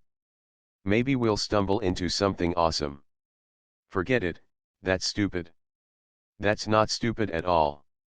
I know exactly what you're talking about. Rufus leads the way to a nearby subway station. Our city is gigantic, too. Someone can live here their entire life and never walk every block in every borough. I once dreamt I was on some intense cycling trip where my tires had this glow-in-the-dark paint on them and I was aiming to make the city light up by midnight. I smile. Did you succeed? There's actual race against the clock suspense in this dream. Nah, I think I started dreaming about sex or something and woke up from that, Rufus says. He's probably not a virgin, but I don't ask because it's not my business. We're heading back downtown. Who knows how far we'll go? Maybe we'll ride the train until the very last stop, catch a bus, ride that to an even farther stop. Maybe we'll end up in another state, like New Jersey. There's a train, door open, at the platform and we run into it, finding an empty bench in the corner. Let's play a game, Rufus says. Not Gladiator again. Rufus shakes his head. Nope. It's a game called Traveler I used to play with Olivia. Make up a story about another passenger, where they're going and who they are. He shifts, his body leaning against mine as he discreetly points at a woman in blue medical scrubs under her jacket, holding a shopping bag. She's going home to take a nap and then blasts some pop music as she gets ready for her first day off in 9 days. She doesn't know it yet, but her favorite bar is gonna be closed for renovations. That sucks, I say. Rufus turns to me, his wrist spinning, encouraging me to go on. Oh. She'll go back home, where she'll find her favorite movie on some cable network and catch up on emails to her friends during commercial breaks. He grins. What? She started her evening fairly adventurous, he says. She was taking a nap. So she'd have energy to party all night. I figured she'd want to see what her friends are up to. She probably misses text messages and phone calls since she's usually too busy saving lives and delivering babies. She needs this, believe me. I nod at a girl with headphones bigger than fists and hair dyed platinum. She's drawing something colorful on her tablet with a blue stylus. I nod toward her. She got the tablet for her birthday last week and she really wanted it for games and video chatting with her friends, but she discovered this design app and experimented with it when she was bored. It's her new obsession. I like that, Rufus says. The train stops and the girl is scrambling to get her illustrated tote bag together. She runs out of the car right when the doors are closing like an action movie sequence. And now she's going home where she'll be late for a video chat with her friends because she's too busy getting this one idea right. We keep playing Traveler. Rufus points out a girl with a suitcase who he thinks is running away, but I correct him. She's actually returning home after a big fight with her sister and they're going to repair their relationship.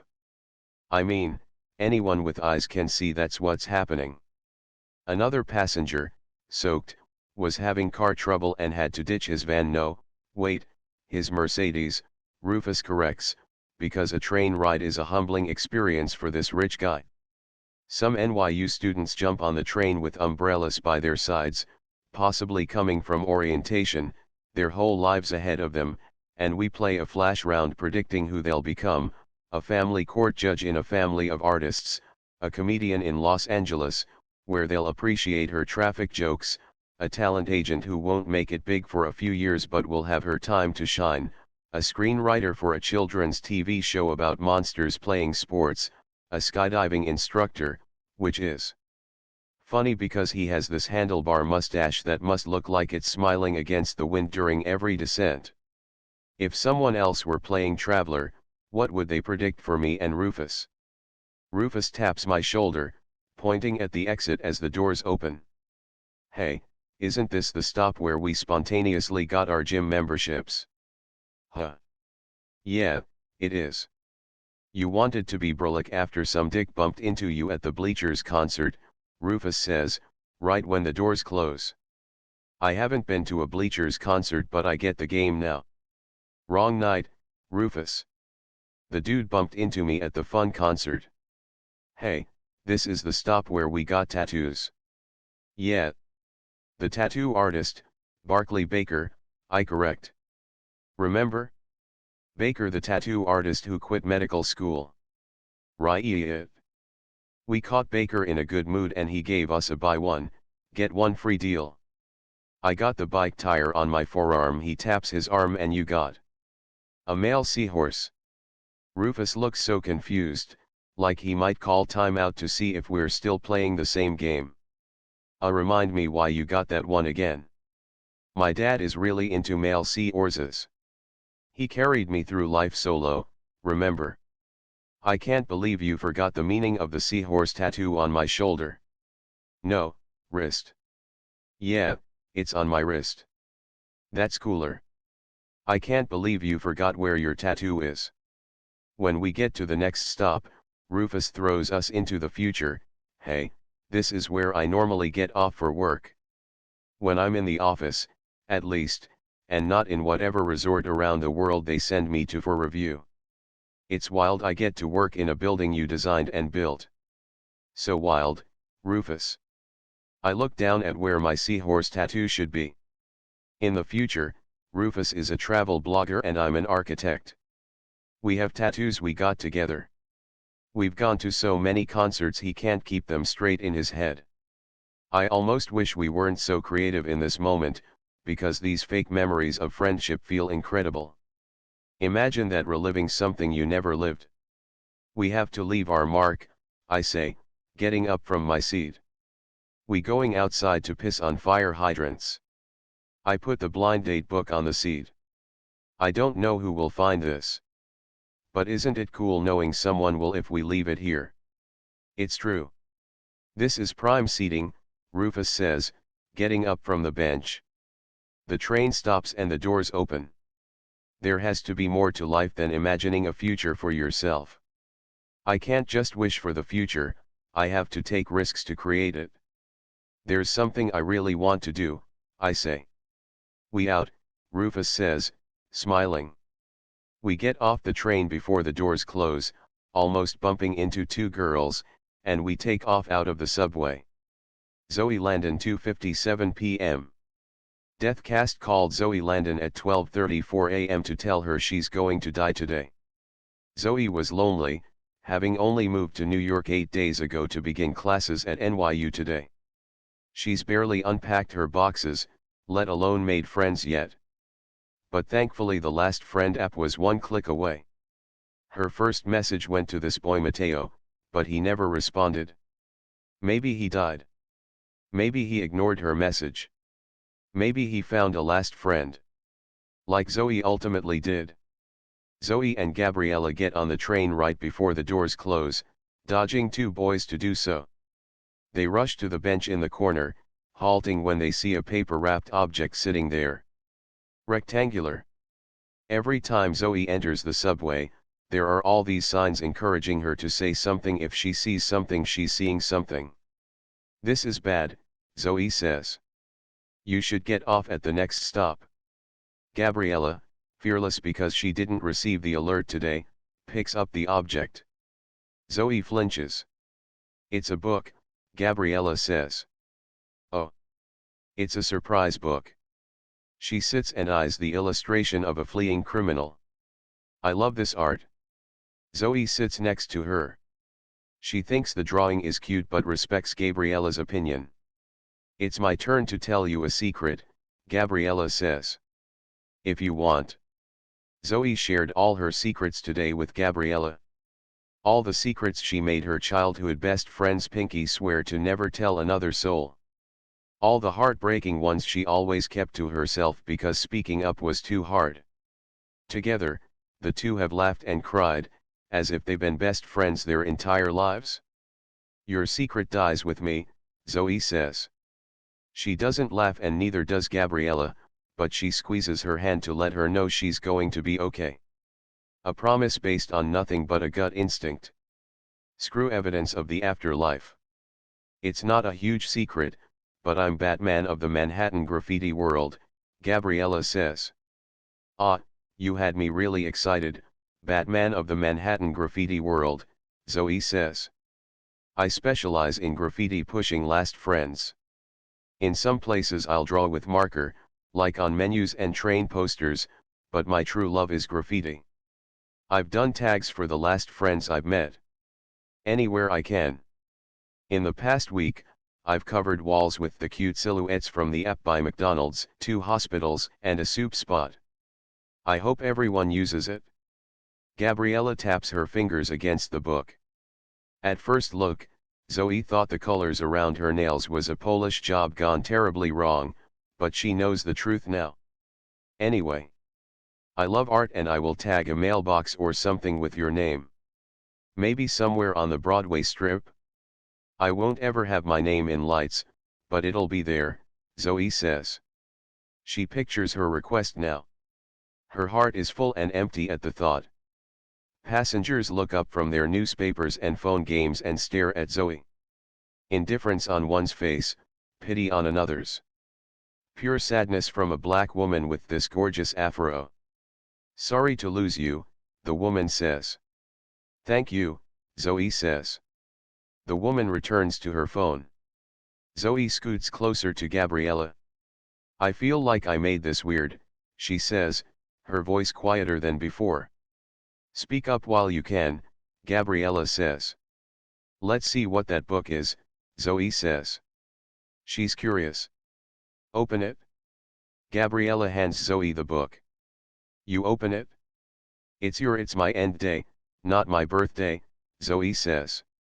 I don't need a gift and I'm not exactly going to read the book in the next. Zoe checks her watch and feels dizzy. She has at most 9 hours left and she's a very slow reader. Consider this gift left behind by someone else my gift to you. Thanks for being my last friend. The woman across looks up. Her eyes widen. I'm sorry to interrupt, but I'm just really happy to hear you're last friends. I'm happy you found someone on your end day. She gestures to Gabriella. And that you're helping make days full. It's beautiful. Gabriella wraps an arm around Zoe's shoulders and pulls her close. The two thank the woman. Of course Zoe meets the most welcoming New Yorkers on her end day. Let's open it together, Gabriella says, returning their attention to the book. Deal, Zoe says. Zoe hopes Gabriella continues befriending Deckers when she can. Life isn't meant to be lived alone. Neither are end days. Mateo 3:18 p.m. Seeing Lydia will be a huge risk, but it's one I want to take. The bus pulls up and we allow everyone else to get on first before boarding. I ask the bus driver if he received the alert today and he shakes his head. This ride should be safe. We can still die on the bus, yeah, but the odds of the bus being completely totaled and killing us while leaving everyone else severely injured seem pretty low. I borrow Rufus's phone so I can call Lydia. My phone's battery is dying, down close to 30%, and I want to make sure the hospital can reach me in case my dad wakes up. I move to a different seat near the back of the bus and dial Lydia's number. Lydia picks up almost instantly, but there's still this pause before she answers, a lot like in the weeks after Christian died. Hello. Hi, I say. Mateo. I'm sorry, You blocked my number. I taught you how to do that. I had to, how could you not tell me?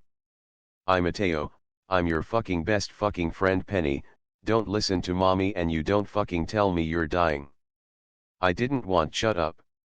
Are you okay? How are you doing? I've always thought Lydia is like a coin being flipped in the air. Tails is when she's so pissed it's like she's turning her back on you, and heads is when she sees you at her clearest. I think we've landed on heads, but who knows? I'm okay, Lydia. I'm with a friend. A new friend, I say.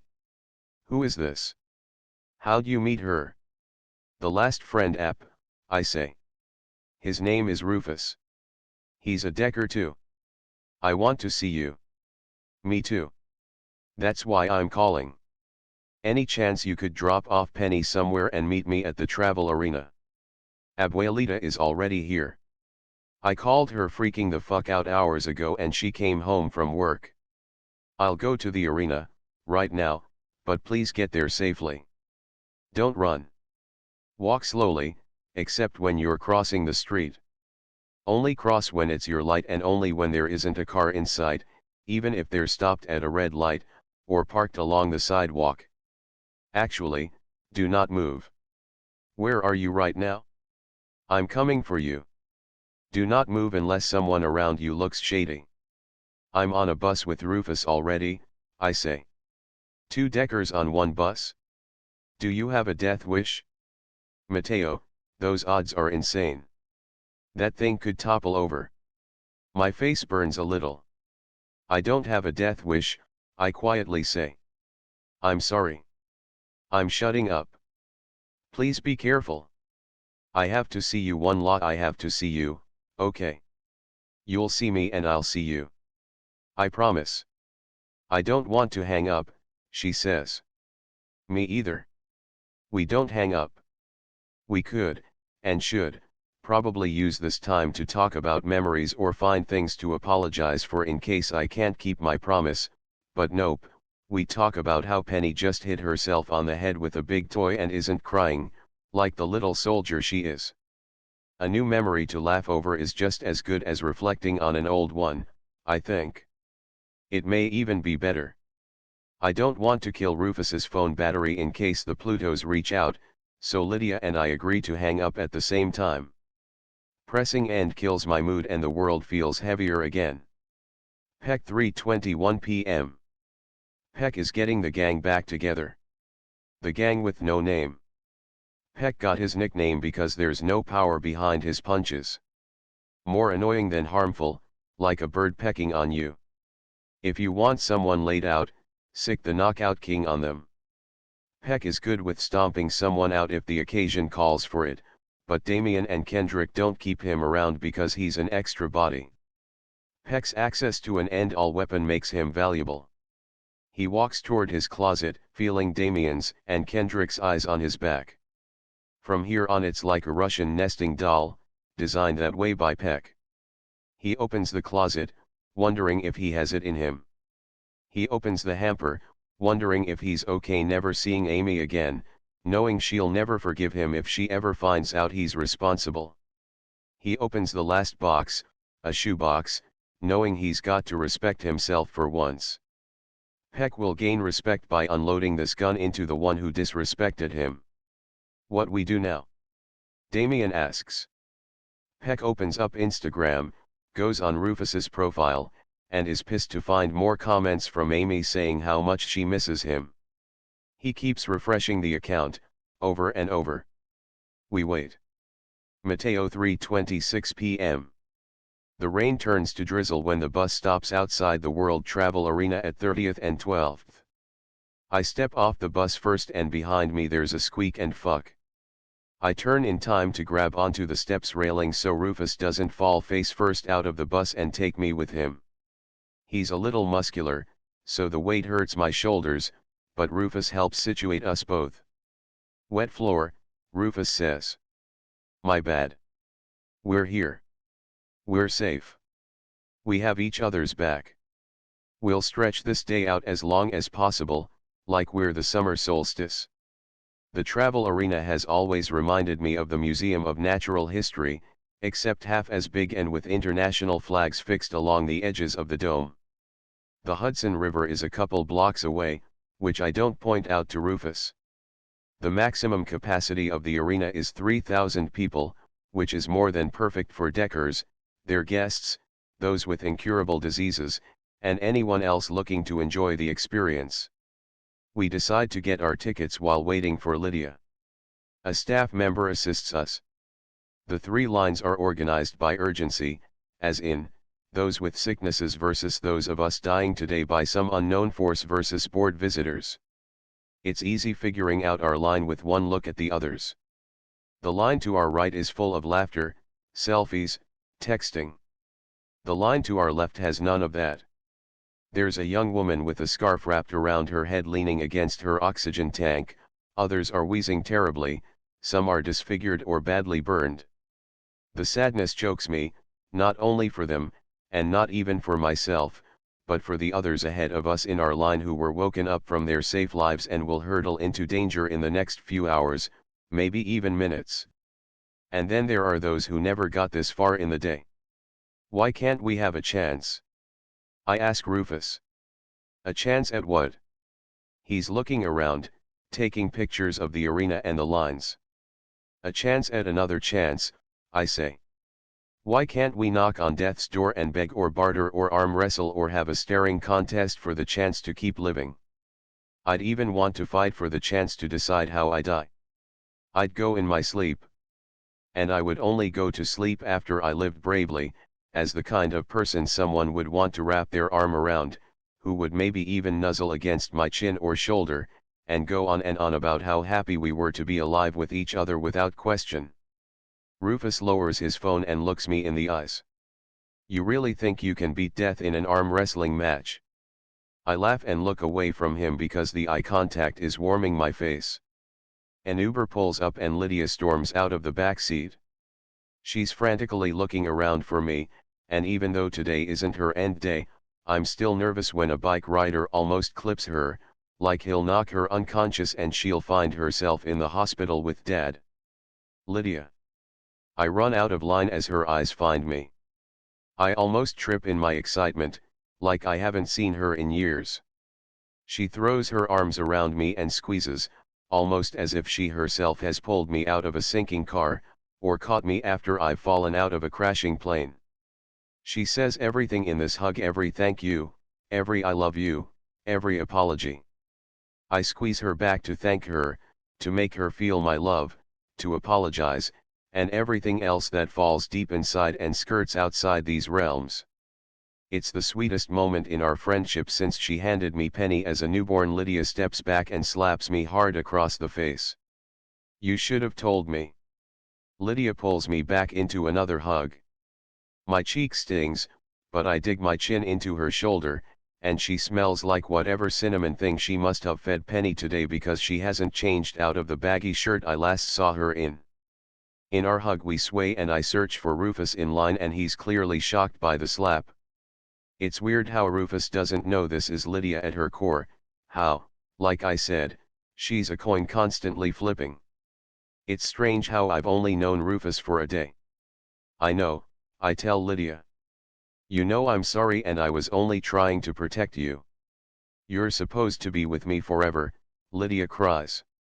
You're supposed to be around to play bad cop when Penny brings a crush home for the first time.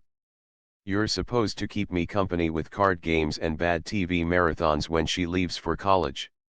You're supposed to be around to vote for Penny to become president because you know she's such a control freak already that she won't be happy until she's ruling the country. God knows she'll sell her soul to take over the whole world, and you're supposed to be there to help me stop her from making Faustian deals. I don't know what to say. I go back and forth between nodding and shaking my head because I don't know what to do. I'm sorry. It's not your fault. Lydia squeezes my shoulder. Maybe it is. Maybe if I wasn't hiding I'd have street smarts or something. It's early to be blaming myself, but maybe it's going to be my fault, Lydia. This day has sort of felt like being thrust out into the wilderness with all the supplies I'd need to survive and no idea how to even make a fire. Shut your face, Lydia demands. This is not your fault. We failed you. Now you shut your face. That's the rudest thing you've ever said, Lydia says with a smile, like I've had promised to be mean all along. The world isn't the safest place ever, we know that because of Christian and everyone else dying on the daily. But I should have shown you some risks are worth it. Sometimes you have a child who you love more than anything, unexpectedly. This was one way she showed me. I'm taking risks today, I say. And I want you here because it's so much harder for you to break out and be adventurous with Penny in your life. You've always wanted to see the world, and since we're not going to get a chance in this lifetime to go on road trips, I'm happy we can travel together right now. I hold her hand. I nod toward Rufus. Lydia turns to Rufus with the same nervous face she had when we were sitting in her bathroom with her pregnancy test. And just like then, before she flipped over the stick to see the result, she says, "Let's do this." She squeezes my hand, which Rufus focuses on. "Hey, what's up?" Rufus asks. "Better days, obviously," Lydia says. "This fucking sucks. I'm so sorry." "Not your fault," Rufus says. Lydia stares at me like she's still surprised I'm in front of her. We reach the front of the line. The teller, dressed in a cheerful yellow vest, solemnly smiles. "Welcome to the World Travel Arena. Sorry to lose you three." "I'm not dying," Lydia corrects. "Oh. Cost for guests is going to be $100, the teller says. He looks at me and Rufus. "Suggested donation is $1 for deckers."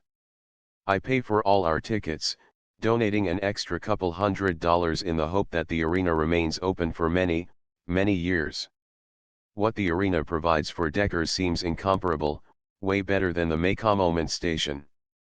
The teller thanks us for our donation and doesn't seem surprised by it. Deckers are always throwing their money around.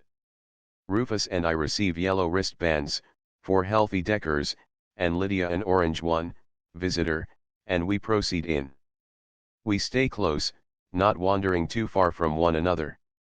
The main entrance is a little crowded as deckers and visitors look up at the gigantic screen listing all the regions you can visit, and the different kinds of tours available, around the world in 80 minutes, miles of wilds, journey to the center of the United States, and more.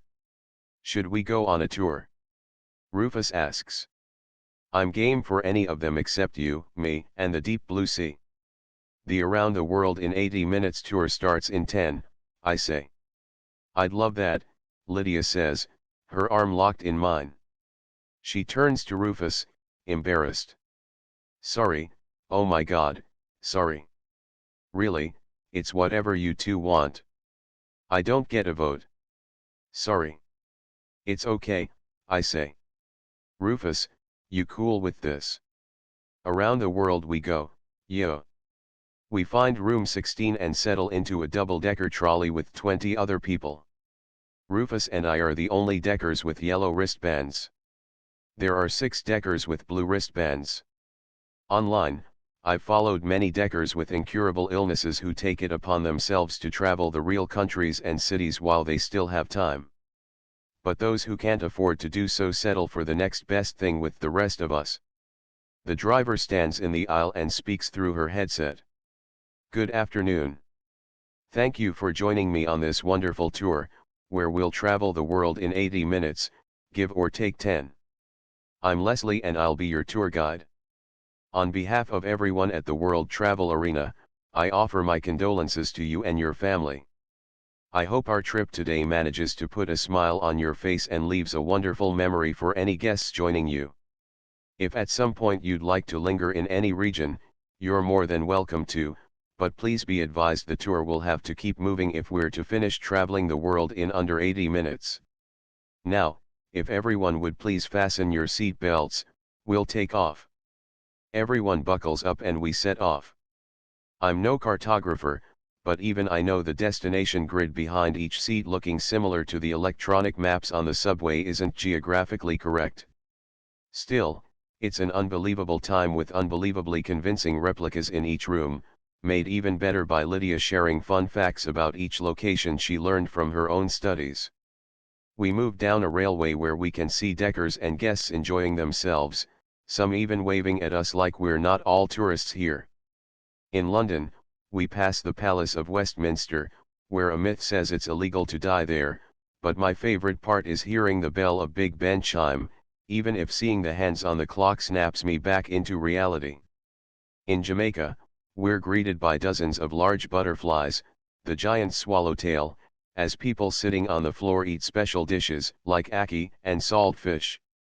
In Africa, we see a giant fish tank with inhabitants from Lake Malawi, and I'm so enraptured by the blues and yellows swimming around that I almost miss the live feed on the wall of a lioness carrying her cub by the scruff of its neck.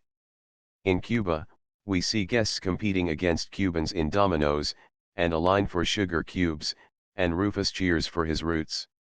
In Australia, there are exotic flowers, kite races, and complimentary koala plush toys for any children. In Iraq, the sounds of the national bird, the chukar partridge, play over the speakers discreetly hidden behind the merchant carts offering beautiful silk scarves and shirts. In Colombia, Lydia tells us about the country's perpetual summer, and we're tempted to grab a drink from the juice vendors. In Egypt, there are only 2 pyramid replicas, and since the room has a dry heat, the employees are offering Nile River brand water bottles. In China, Lydia jokes about how she heard reincarnation is forbidden here without government permission, and I don't want to think about that, so I focus on the lit-up skyscraper replicas and people playing table tennis.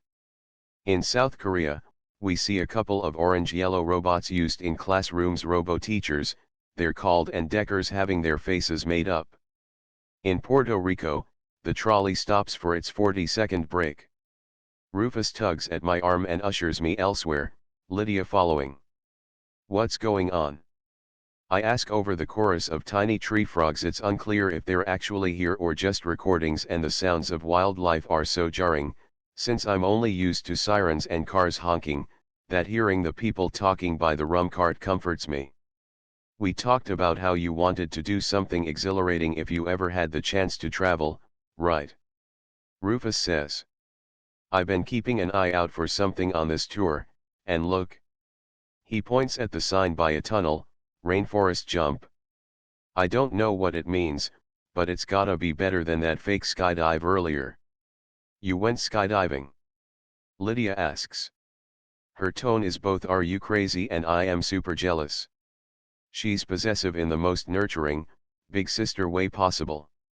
The 3 of us walk along the beige tiles, sprinklings of actual sand around, to the tunnel. An arena employee hands us a brochure for the El Yunque Rainforest Room and offers us an audio tour, while admitting we'll miss out on some of the more natural music of the area if we do.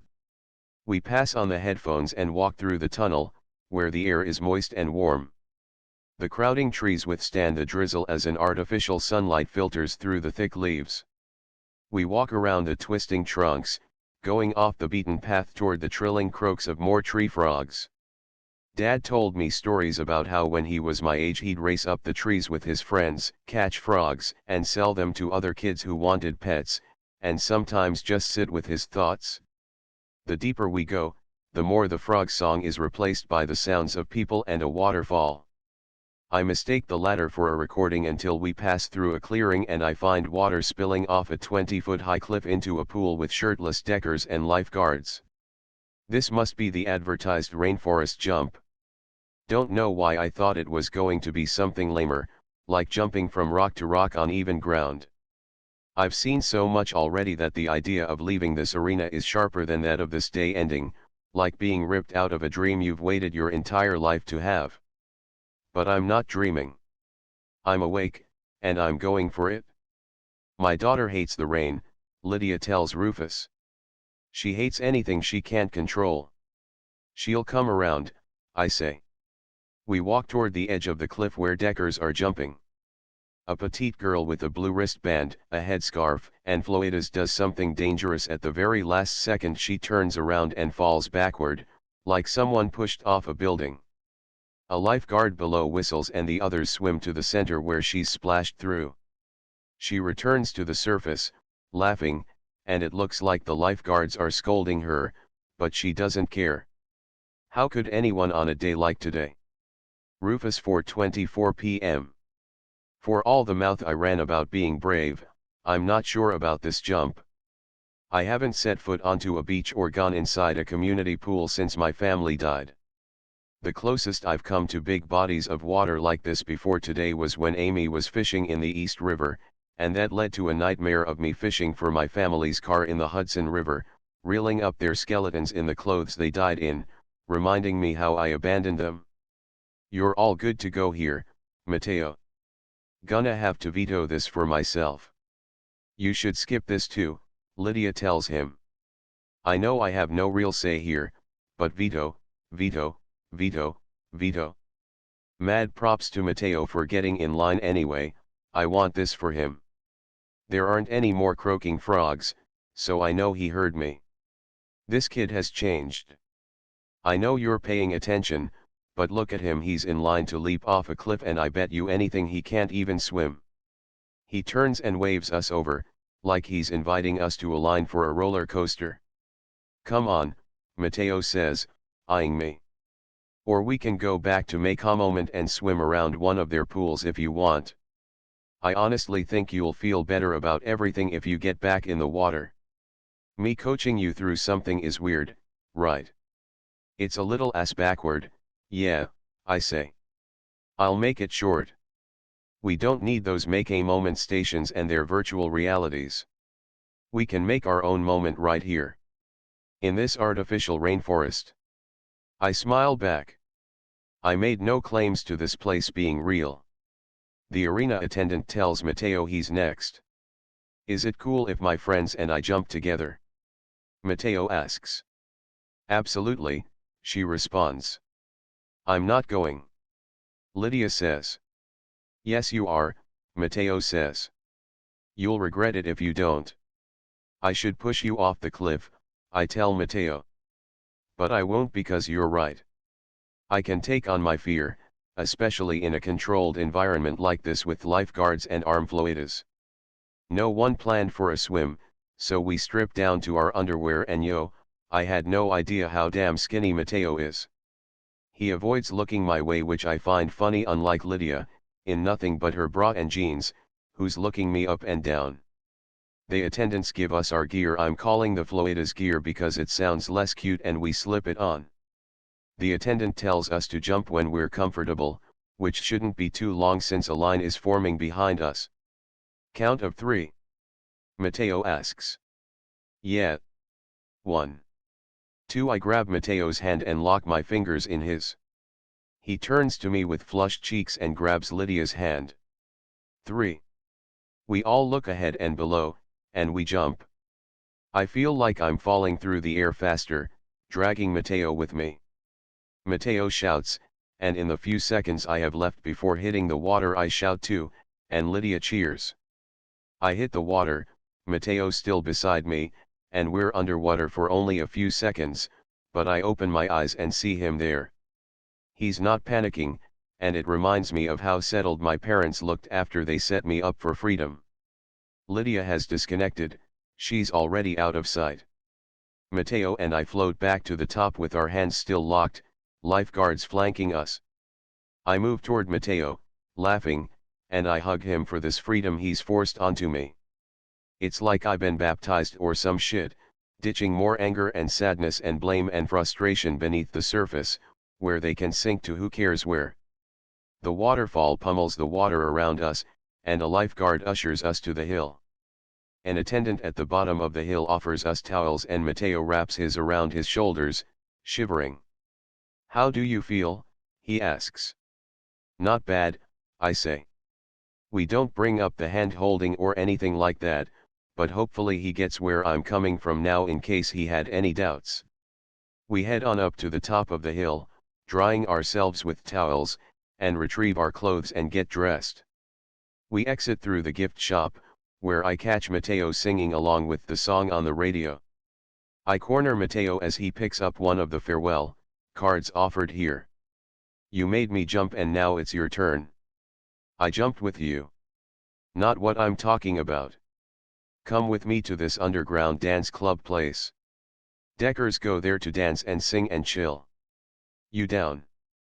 Officer Andrade, 4:32 p.m.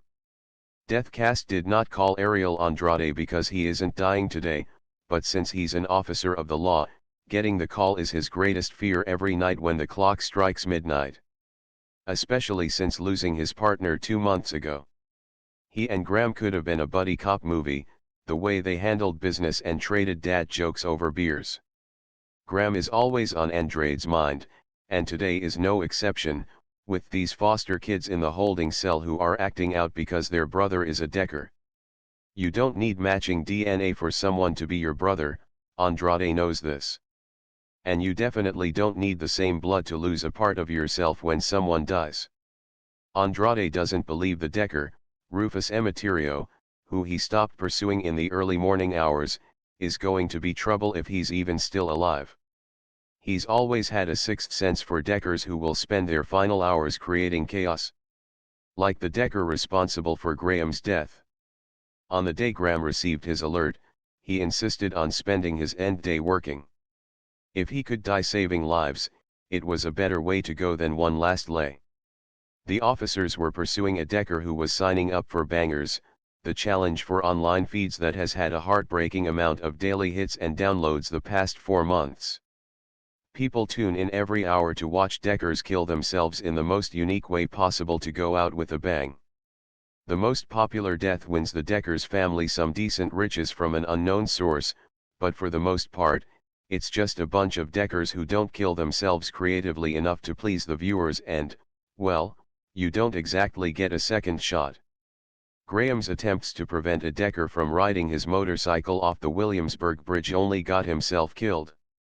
Andrade is doing his damn best to get that snuff channel terminated by the end of the year.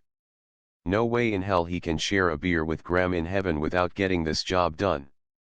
Andrade wants to focus on his real work, not babysitting. That's why he has their foster parents signing release forms this very second. Let them go home with firm warnings so they can sleep. And grieve. Maybe even find their friend if he's still alive. If you're close enough to a Decker when they die, you won't be able to put words to anything for the longest time. But few regret spending every possible minute with them while they were still alive. Patrick Peck-Gavin, 4:59 p.m. Maybe he's dead already. Peck has notifications turned on for Rufus's Instagram, but stays personally locked on anyway. Come on, come on. Peck wants Rufus dead, of course. But he wants to deliver the killing blow. Rufus, 5:01 p.m. The line for Clint's graveyard isn't as long as it was last night when I was headed back to Pluto.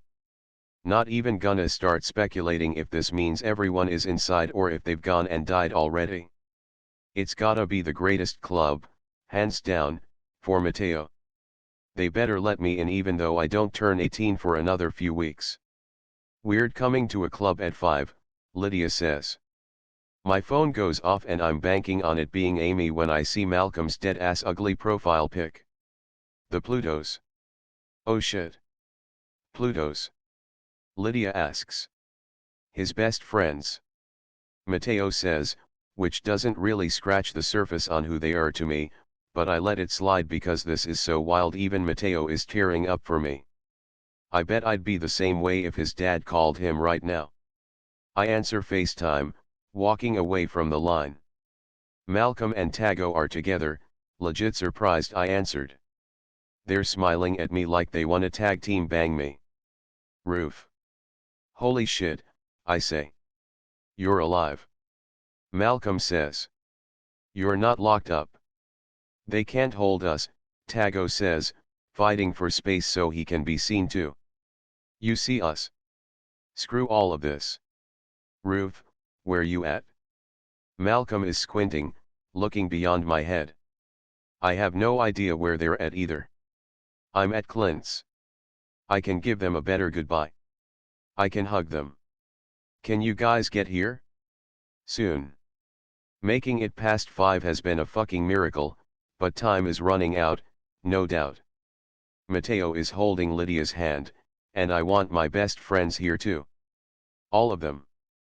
Can you grab Amy too? Not that asshole Peck. I'll beat his ass again. If there was a lesson I was supposed to learn here, I didn't. Dude ruined my funeral and got my friends locked up, I get to deck him again and don't try to tell me I'm wrong. He's lucky you're still alive, Malcolm says. We'd be spending our night hunting him down if you weren't. Don't leave Clint's, Tago says. We'll be there in 20 minutes. Smelling like prison. Funny how Tago swears he's a hardened criminal now. I'm not going anywhere. I'm here with a friend. Just get here, alright. You better be there, Ruf, Malcolm says. I know what he's really saying. I better be alive. I take a photo of the sign for Clint's graveyard and upload it to Instagram in full color. Patrick Peck Gavin 5:05 p.m. Got him, Peck says, hopping off his bed. Clint's graveyard. He puts the loaded gun in his backpack. We gotta be fast. Let's go. Part 4. The end. No one wants to die. Even people who want to go to heaven don't want to die to get there. And yet death is the destination we all share. No one has ever escaped it. And that is as it should be, because death is very likely the single best invention of life. It is life's change agent. It clears out the old to make way for the new. Steve Jobs. Mateo 5:14 p.m. This day has some miracles. I found a last friend in Rufus. Our best friends are joining us on our end day. We've overcome fears. And we're now at Clint's graveyard, which receives high praise online, and this could be the perfect stage for me if I outgrow my insecurities in the next few minutes. From all the movies I've seen, bouncers are normally stubborn in their ways and absolutely intimidating, but here at Clint's graveyard there's a young woman wearing a fitted cap backward welcoming everyone. The young woman asks for my ID. Sorry to lose you, Mateo. Have fun in there, okay? I nod. I drop some cash into a plastic donations container and wait for Rufus to pay his way in. The girl eyes him up and down and my face heats up. But then Rufus catches up to me and pats my shoulder and the burn is different, like when he grabbed my hand back at the travel arena. Music is booming from the other side of the door and we wait for Lydia. You good? Rufus asks. Nervous and excited? Mainly nervous. Regret making me jump off a cliff yet? Do you regret jumping? No then no. Are you gonna have fun in there? No pressure, I say. There's a difference between jumping off a cliff and having fun. Once you jump off a cliff, there's no undoing it, there's no stopping midair. But having the kind of fun that seems daring and embarrassing in front of strangers requires a special bravery. There's no pressure, Rufus says. Just our last few hours left on this planet to die without any regrets. Again, no pressure. No regrets. He's right. My friends stand behind me as I pull open the door and walk into a world where I immediately regret not having spent every minute possible. There are strobe lights, flashing blues, yellows, and grays. The graffiti on the walls was marked by Deckers and their friends, sometimes the last piece of themselves the Deckers have left behind, something that immortalizes them. No matter when it happens, we all have our endings. No one goes on, but what we leave behind keeps us alive for someone else. And I look at this crowded room of people, Deckers, and friends, and they are all living. A hand closes on mine, and it's not the same one that grabbed mine less than an hour ago. This hand carries history. The hand I held when my goddaughter was born, and the many mornings and evenings after Christian died. Traveling that world within a world with Lydia was incredible, and having her here in this moment, a moment I couldn't buy, makes me happy despite every reason to be down. Rufus comes up beside me and wraps an arm around my shoulders. The floor is yours, Rufus says. The stage, too, when you're game. I'm getting there, I say. I have to get there. On stage there's a teenager on crutches singing Can't Fight This Feeling and, as Rufus would say, he's absolutely killing it. There are a couple people dancing behind him, friends, strangers, who knows, who cares, and this energy elevates me. I guess I could call this energy freedom. No one will be around to judge me tomorrow. No one will send messages to friends about the lame kid who had no rhythm. And in this moment, how stupid it was to care hits me like a punch to the face. I wasted time and missed fun because I cared about the wrong things. Got a song in mind? Nope, I say. There are plenty of songs I love, Vienna by Billy Joel, Tomorrow, Tomorrow by Elliott Smith. Born to Run by Bruce Springsteen is one of Dad's favorites. All these songs have notes I have no chance of hitting, but that's not what's stopping me. I just want the song to be right. The menu above the bar is illustrated with a skull and crossbones, and it's striking to see the skull smiling. Last day to smile, it reads. The drinks are all alcohol-free, which makes sense since dying isn't an excuse to sell alcohol to minors. There was a huge debate a couple years ago about whether or not Deckers 18 and up should be allowed to purchase drinks.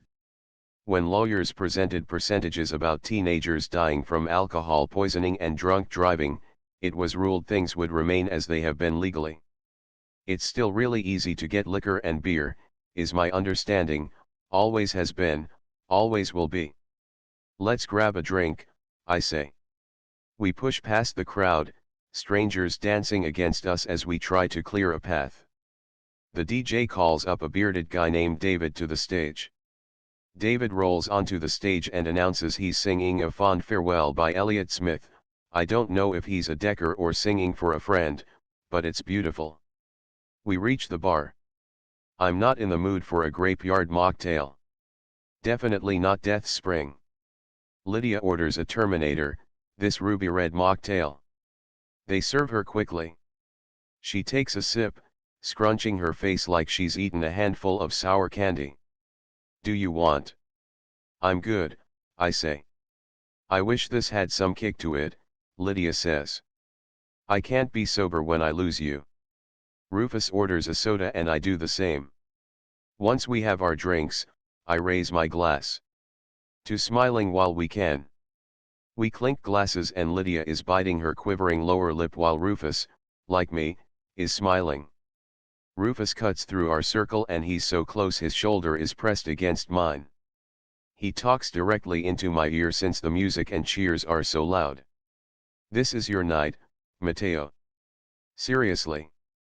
You sang to your dad earlier and stopped when I came in. No one is judging you.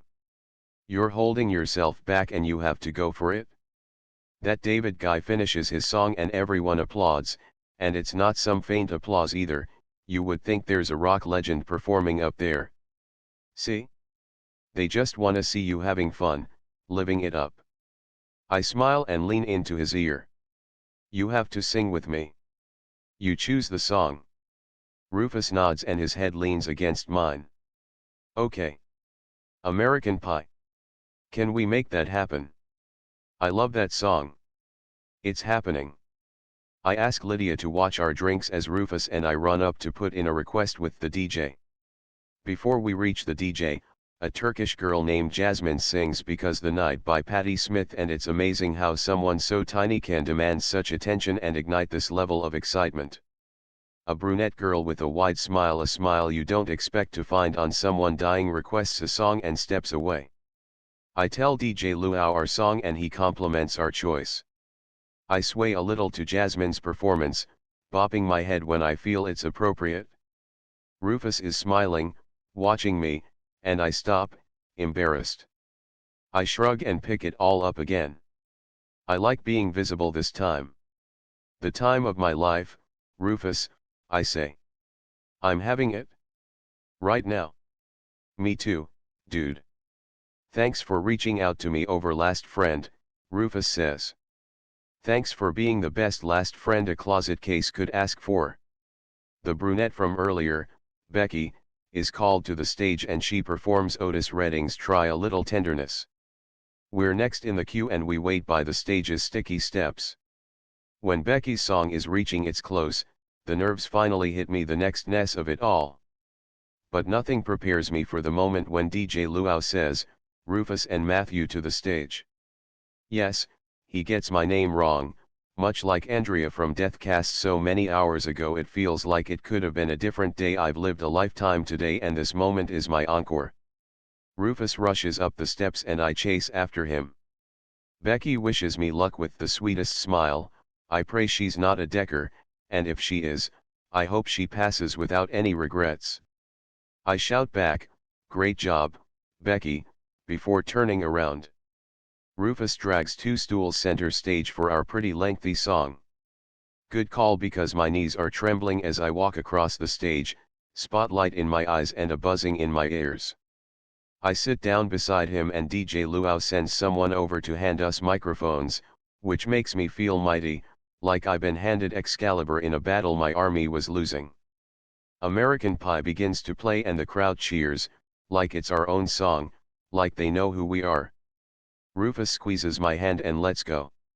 A long, long time ago, Rufus begins, I can still remember how that music used to make me smile. I join in.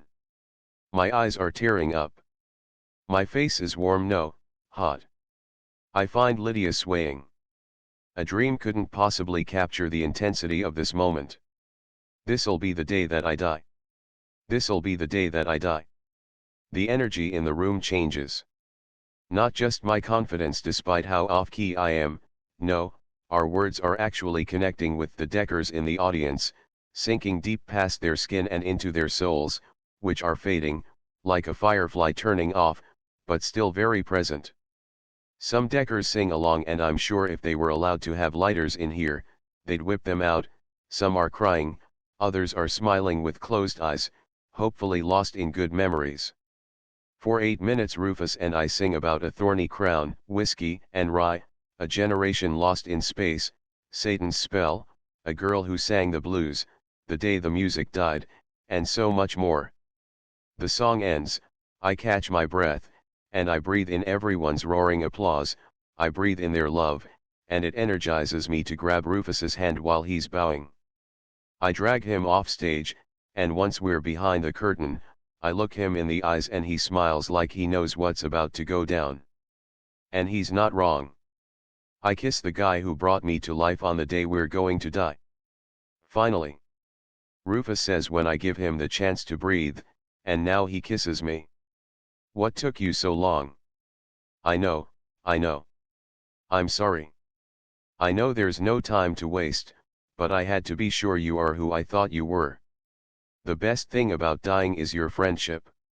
I never thought I would find someone I could say words like this to. They're so broad yet deeply personal, and it's a private thing I want to share with everyone, and I think this is that feeling we all chase. And even if I never got to kiss you, you gave me the life I always wanted. You took care of me too, Rufus says. I've been so damn lost the past few months. Especially last night. I hated all the doubts and being so pissed off. But you gave me the best assist ever and helped me find myself again. You made me better, yo. I'm ready to kiss him again when his eyes move away from mine, beyond the stage and into the audience. He squeezes my arm. Rufus's smile is brighter. The Plutos are here. Howie Maldonado, 5:23 p.m. Deathcast called Howie Maldonado at 2:37 a.m. to tell him he's going to die today. His 2.3 million Twitter followers are taking it the hardest.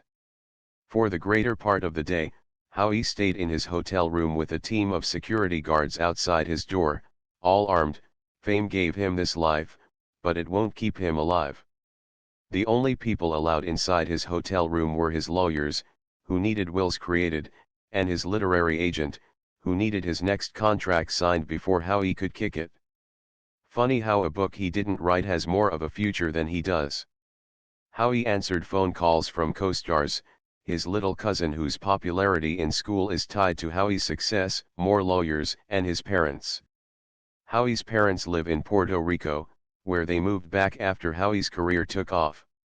Howie desperately wanted them to remain in Los Angeles, where he lives now, offering to take care of every last bill and splurge, but his parents' love for San Juan, where they first met, was too great. Howie can't help but be bothered by the fact that his parents, while clearly devastated, are going to be fine without him. They've already grown used to living without him, to watching his life from afar like fans. Like strangers. Howie is currently in a car with more strangers. 2 women from Infinite Weekly for a final interview. He's only doing this for the fans. Howie knows he could have lived another 10 years and everything he shares about himself would have never been enough. They're ravenous for content, as his publicists and managers say. Every haircut. Every new magazine cover. Every tweet, no matter how many typos. Howie's tweet last night was a picture of his dinner. He's already sent out one last tweet, "Thank you for this life." Attached is a photo, taken by himself, smiling. "Who are you on your way to see?" the older woman asks. "Sandy," he believes. Yes, Sandy. Not Sally like his very first publicist. Sandy. Is this part of the interview? Howie asks. Whenever he does these pieces, his answers require zero focus, so he normally hops on his phone and scrolls through Twitter and Instagram. But keeping up with the outpouring of love, including messages from the author of the Scorpius Hawthorne series, is 10 times more impossible than usual. It could be, Sandy says. She lifts the tape recorder. Your call.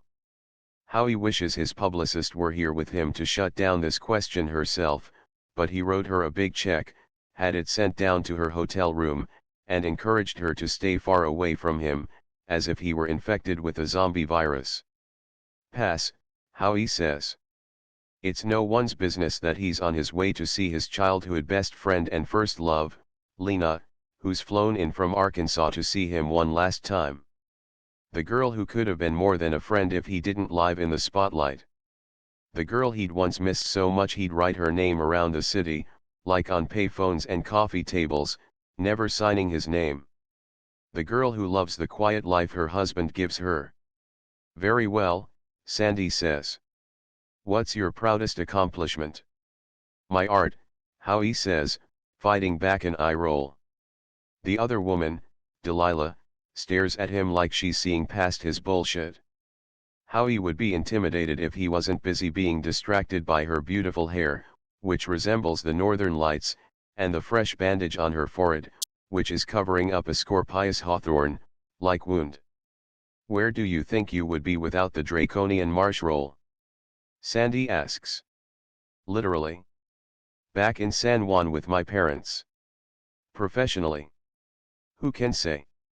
Better question, Delilah speaks up. Sandy is pissed and Delilah speaks over her. What do you regret? Excuse her, Sandy says. I'm firing her and she's getting out at the next red light. Howie turns his attention to Delilah. I love what I did. But I don't know who I am beyond the voice of a Twitter account and the evil face for a franchise. What would you have done differently? Delilah asks. I probably wouldn't have done that shitty college bait film. Howie smiles, surprised by his own humor on his last day ever. I would have only done what meant a lot to me. Like the Scorpius films. That adaptation was one of a kind. But I should have used those fortunes to spend time with the people who mean a lot to me. Family and friends. I got caught up reinventing myself so I could land different roles and not be the evil wizard kid. For fuck's sake, I'm in town to meet a publisher for another book I didn't write. Delilah eyes the copy of Howie's book, unsigned, sitting between her and her boss. Former boss. It's unclear. What would have made you happy? Delilah asks. Love comes to mind, immediately, and it surprises him like a lightning bolt on a day with clear forecasts. Howie never felt lonely, because he could go online at any moment and find himself flooded with messages. But affection from millions and intimacy from that one special person are completely different beasts. My life is a double-edged sword, Howie says, not speaking of his life as if it's already over as other defeated Deckers do. I am where I am because my life moved as fast as it did. If I didn't land that gig, maybe I would be in love with someone who loves me back. Maybe I would have been an actual son and not someone who thought being a bank account was enough. I could have taken time to learn Spanish so I could speak with my grandma without my mom translating. If you weren't successful and had all those things instead, would that have been enough for you? Delilah asks. She's sitting at the edge of her seat. Sandy is invested too. I think so. Howie shuts up as Delilah's and Sandy's eyes widen. The car jerks and Howie closes his eyes, a deep sinking in his chest, like every time he's been on a roller coaster, scaling higher and higher, past the point of no return, and he's falling at incredible speed. Except Howie knows he's not safe. The gang with no name. 5:36 p.m. Deathcast did not call this gang of boys today, and they're living as if this means their lives can't be over while they're alive. They run through the streets, not caring about traffic, as if they're invincible against speeding cars and completely untouchable by the law. Two boys laugh when one car bangs into another, spinning out of control until it crashes against the wall. The third is too focused on reaching his target and pulling the handgun out of his backpack. Delilah Gray. 5:37 p.m. Delilah is still alive. She doesn't have to test Howie's pulse to know he isn't. She saw the way his head banged against the reinforced window, heard the sickening crack that will stay with her forever. Her heartbeat runs wild. In a single day, the same day when she received a call informing her she will die today, Delilah has not only survived an explosion by a bookstore, but also a car accident caused by three boys running through the street. If death wanted her, death had two shots. Delilah and death won't be meeting today. Rufus. 5:39 p.m. I wanna keep holding Mateo's hand, but I gotta hug my people. I move through the crowd, pushing Deckers and others aside to get to the Plutos. We all hit pause on ourselves and press play at the exact same second, like four cars moving at a green light. We group hug, four Plutos coming together in the Pluto solar system embrace I've been wanting for over 15 hours, ever since I ran out of my own damn funeral. I love you guys, I say. No one cracks homo jokes. We're past that. They shouldn't be here, but taking risks is the name of the game today and I'm playing it. You don't smell like prison, Tago. You should see my new ink, Tago says. We've seen shit. We didn't see shit, Malcolm says. You guys ain't shit, I say. Not even house arrest, Amy says. Damn shame. We pull apart, but stay really close, as if the crowd is forcing us to squeeze up against each other. They're all staring at me. Tago looks like he wants to pet me. Malcolm looks like he's seeing a ghost. Amy looks like she wants another hug. I don't let Tago treat me like a dog or shout boo at Malcolm, but I move in and hug the hell out of Amy. My bad, Ames, I say. I didn't know I was sorry until I saw her face. I shouldn't have shut you out like that. Not on a damn end day.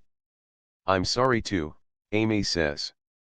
There's only one side that matters to me and I'm sorry I was trying to play both. We didn't have nearly as much time as we should have, but you'll always be more important. Even after thanks for saying that, I say. I'm sorry I had to say something so obvious, Amy says. We're all good, I say. I know I helped Mateo live his life, but he helped me get mine back in shape. I wanna be remembered as who I am right now, not for that dumbass mistake I made. I turn and Mateo and Lydia are standing shoulder to shoulder. I pull him over by his elbow. This is my last friend, Mateo, I say. And this is his number one, Lydia. The Plutos shake hands with Mateo and Lydia. Solar systems are colliding. Are you scared? Amy asks us both. I grab Mateo's hand and nod. It'll be game over, but we won first. Thanks for taking care of our boy, Malcolm says. You're both honorary Plutos, Tago says. He turns to Malcolm and Amy. We should get badges made. I give the Plutos a beat-by-beat play of my end day, and I fill them in on how color found its way to my Instagram. Elastic Heart by SIA comes to an end. We should be out there. Right. Amy says, nodding toward the dance floor. Let's do this. Mateo says it before I can. Mateo 5:48 p.m. I grab Rufus's hand and drag him to the dance floor right as a young black guy named Chris takes the stage. Chris says he's about to perform an original song called The End. He raps about final goodbyes, nightmares we want to wake up from, and the inevitable squeeze of death. If I weren't standing here with Rufus and our favorite people, I would be depressed.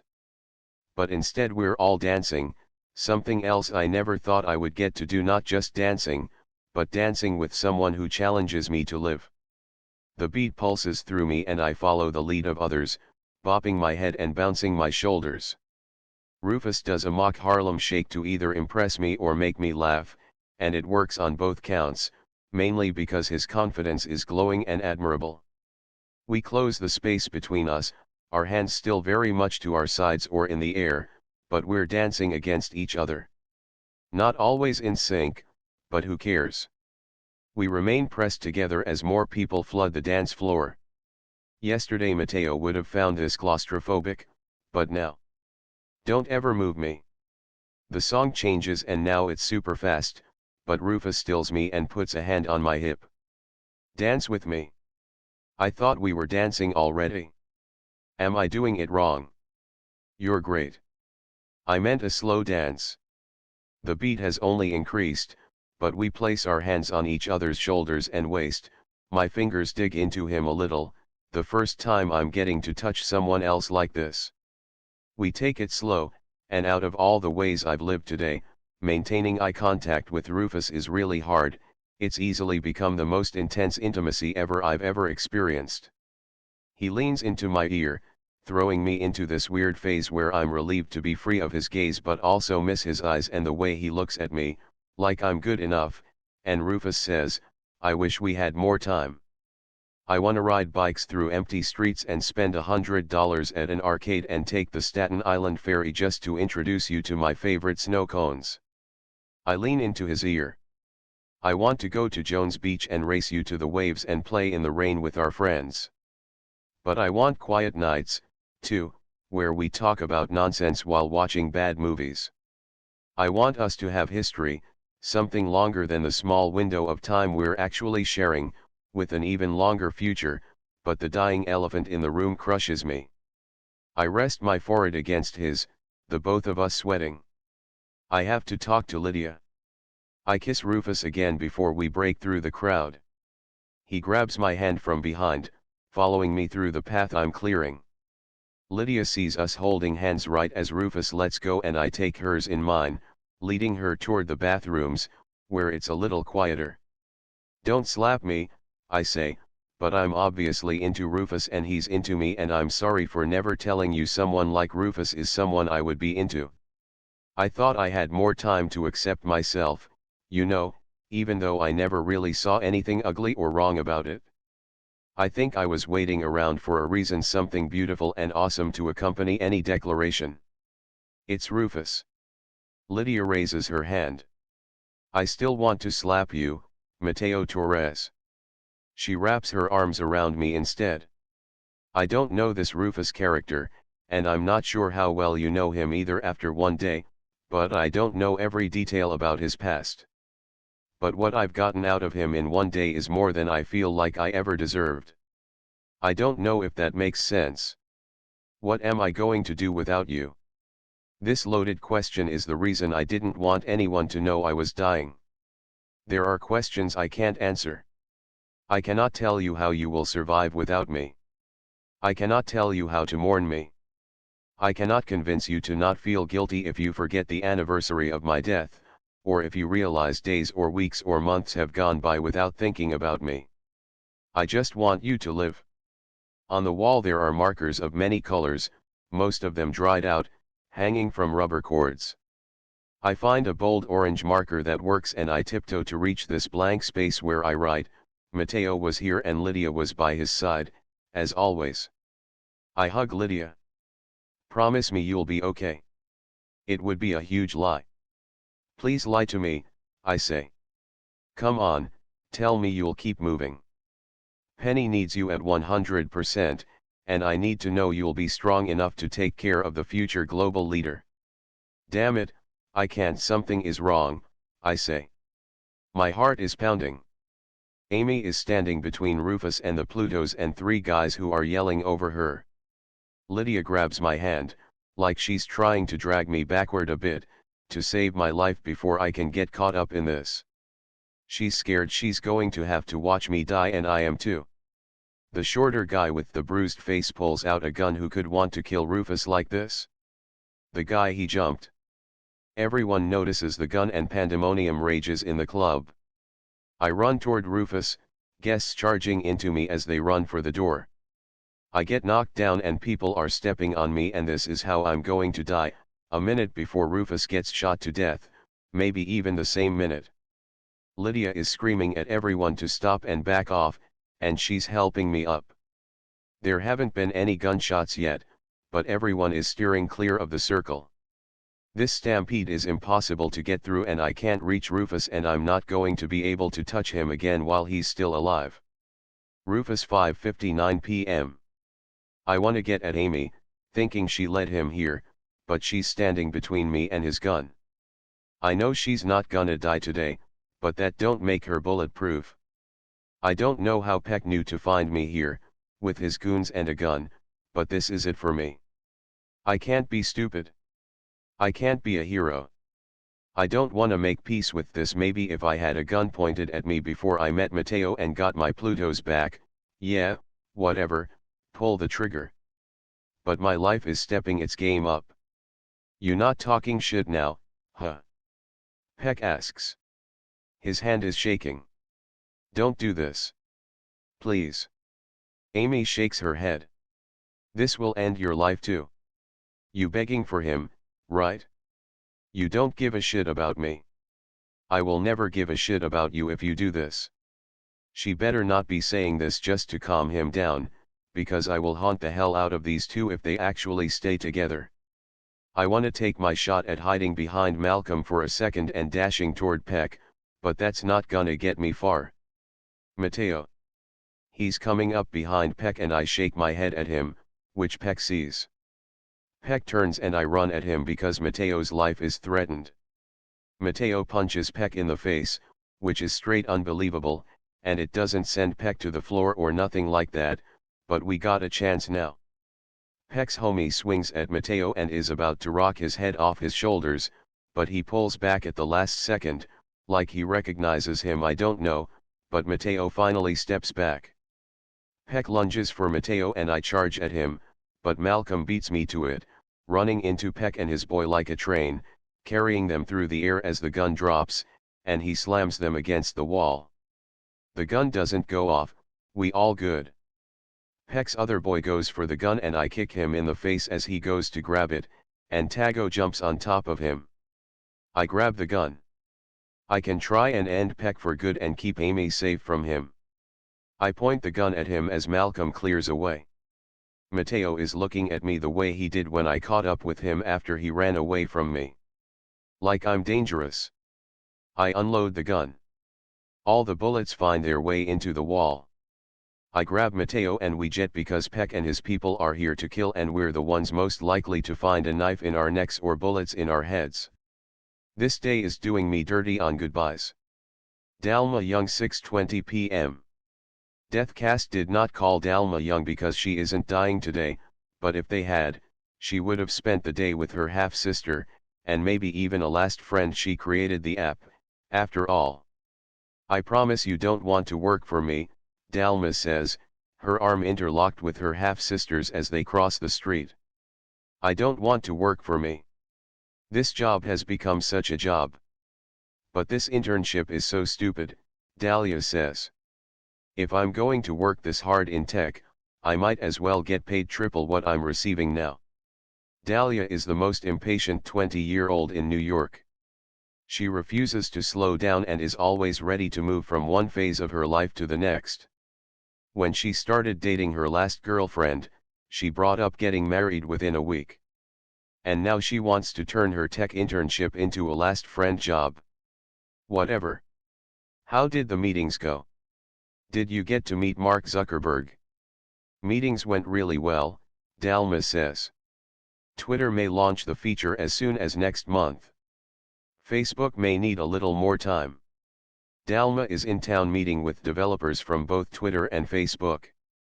This morning, she pitched a new last message feature that will allow respective users to prepare their final tweets/statuses so their online legacy is more meaningful than, say, their thoughts on a popular movie or some viral video of someone else's dog.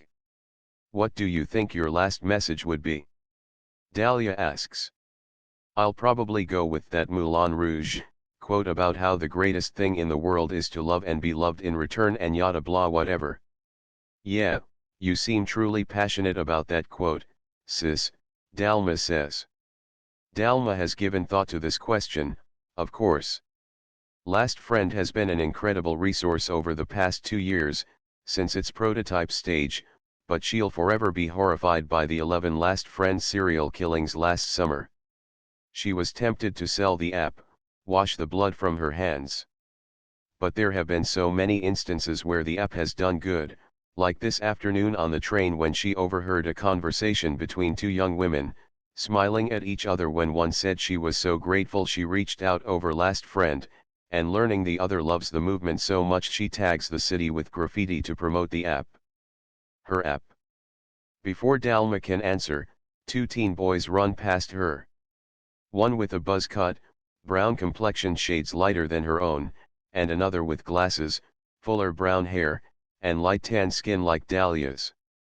The first teen trips, the other helping him up, and they take off again, who knows where. She wonders if they're half-siblings with only a mother in common too. Maybe they're lifelong friends constantly up to no good and constantly lifting each other up. Maybe they've just met. Dalma watches the teens run off. My last message would be to find your people. And to treat each day like a lifetime. Mateo 6:24 p.m. We're in the clear, sinking against a wall, like earlier when I was breaking down after running away from Lydia's. I want to be somewhere safe, like a locked room, not out here where people can hunt down Rufus. Rufus holds my hand and wraps his arm around my shoulders, holding me close. Props on punching peck, Rufus says. First time I've ever hit anyone, I say. I'm still in shock from all my first singing in public, kissing Rufus, dancing, punching someone, hearing bullets that close. Though you really shouldn't punch people with guns, Rufus says. You could have gotten yourself killed. I stare out into the street, still trying to catch my breath. Are you criticizing how I saved your life? I could have turned around and you would have been dead. I'm not having that. I have no regrets. I go back in time and imagine myself being a little slower, maybe tripping, and losing valuable time and losing my valuable friend as bullets rip apart his beautiful heart. I almost lost Rufus. We have less than 6 hours left, and if he goes first, I'll be a zombie who's well aware his head is on the chopping block. The connection I have with Rufus isn't what I expected when I met him around 3 in the morning. This day is unimaginably rewarding and still so impossible. I'm tearing up and there's no stopping there. I finally cry because I want more mornings. I miss everyone, I say. Lydia. The Plutos. Me too, Rufus says. But we can't risk their lives again. I nod. The suspense of everything is killing me. I can't take being out here. My chest is tight. There's a huge difference between living fearlessly, like I've finally been doing, and knowing you have something to fear while you're out living. Will you hate me if I want to go home? I want to rest in my bed where everything is safe and I want you to come with me, but inside this time. I know I spent my life hiding there, but I did my best to live, 2, and I want to share this place with you. Rufus squeezes my hand. Take me home, Mateo. The Pluto 6:33 p.m. Deathcast did not call these 3 Plutos because they aren't dying today, but their 4th did receive the alert, and that's just as devastating. The Plutos almost witnessed the death of their best friend, Rufus, as a gun was pulled on him. Rufus's last friend appeared out of nowhere like a superhero and punched Peck in the face, saving Rufus's life for a little while longer, at least. The Plutos know Rufus won't survive the day, but they didn't lose him to a violent act from someone who had it out for him. The Plutos stand together on the curb outside Clint's graveyard as a cop car speeds off down the street, taking the gang with no name away. The 2 boys cheer and hope they spend more time behind bars than they did today. The girl regrets her role in all of this. But she's relieved her insecure, jealous boyfriend didn't deliver the killing blow. Ex-boyfriend. While they're not facing death themselves, tomorrow everything changes for the Plutos. They will have to restart, something they've grown used to doing. Their youth is packed with more history than most teens their age. The death of their friend, however it unfolds, will stay with them forever. Entire lives aren't lessons, but there are lessons in lives. You may be born into a family, but you walk into friendships. Some you'll discover you should put behind you. Others are worth every risk. The 3 friends hug, a planet missing from their Pluto solar system but never forgotten. Rufus 7:17 p.m. We pass the plot where Mateo buried that bird this morning, back when I was still a stranger on a bike. We should be freaking out, big time, because we're gonna be on our way out soon too, like old meat, but I'm keeping it together by Mateo's side and he seems chill too. Mateo leads the way into his building. If there's nothing else you want to do, Ruf, I thought we could visit my dad again. You just call me Ruf. Mateo nods, and his face scrunches up like he's told a bad joke. Thought I would try it out. That okay? Definitely okay, I say. That's a good plan, too. I'm cool with resting for a bit before making that run. Part of me can't help but wonder if Mateo is bringing me home so we can have sex, but it's probably safe to assume sex isn't on the brain for him. Mateo is about to press the elevator button until he remembers we're not about that, especially not this late in the game. He opens the stairwell door and cautiously goes up. The silence is mad heavy between us, step by step. Wish I could challenge him to a race to his apartment, like he imagined for us at Jones Beach, but that's a surefire way to never actually reach the apartment. I miss Mateo stops on the 3rd floor. I think he's about to bring up his dad, maybe Lydia. I miss when I was so young I didn't know to be afraid of death. I even miss yesterday when I was paranoid and not actually dying. I hug him because that says everything when I actually don't have anything to say. He squeezes me back before we go up the last flight of steps. Mateo unlocks his front door. I can't believe I'm bringing a boy home for the first time and there's no one here for you to meet. How wild would it be if we go in and his dad is on the couch, waiting for him? We go inside and no one is here except us. Hope not. I tour the living room. Not gonna front, I got myself a little nervous, like some old family friend turned enemy is about to pop out because they figured the place was vulnerable with Mateo's dad in a coma. Everything seems good. I look at Mateo's class photos. There's a bunch of photos of him without glasses. When do you have to get glasses? I ask. 4th grade. I was only teased for about a week, so I was lucky. Mateo stares at his senior photo, cap and gown, and it's like he's looking at a mirror and finding some sci-fi alternate universe version of himself. I should capture it on camera because it's dope, but the look on his face only makes me wanna hug him again. I bet I disappointed my dad by signing up for online classes. He was so proud of me when I graduated, and I'm sure he was hoping I would change my mind, get off the internet, and have the typical college experience. You'll get to tell him everything you've done, I say. We won't hang around here long. It'll mean a lot to Mateo if we see his dad again. Mateo nods. Follow me. We go down a short hall and into his room. So this is where you've been hiding from me, I say. There are books all over the floor, like someone tried robbing the place. Mateo doesn't seem freaked by it. I wasn't hiding from you. Mateo crouches and puts the books into piles. I had a panic attack earlier. I don't want my dad knowing I was scared when he comes home. I want him to believe I was brave all the way through. I get down on my knees and pick up a book.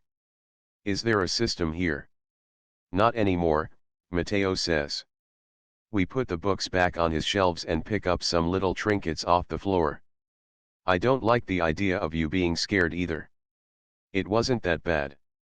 Don't worry about old me. I look around his room. There's an Xbox Infinity, a piano, some speakers, a map I pick up off the floor for him. I'm flattening it out with my fist, thinking about all the dope places Mateo and I have been together, when I spot a Luigi hat on the floor between his dresser and bed. I grab the hat and he grins as I put it on his head. There's the guy who hit me up this morning, I say. Luigi? Mateo asks. I laugh and pull out my phone. He doesn't smile for the camera, he's legit just smiling at me. I haven't felt this good about myself since Amy.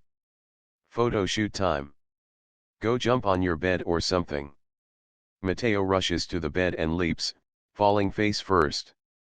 He gets up and jumps, turning to the window quickly as if some freak bounce accident will launch him out there like a catapult.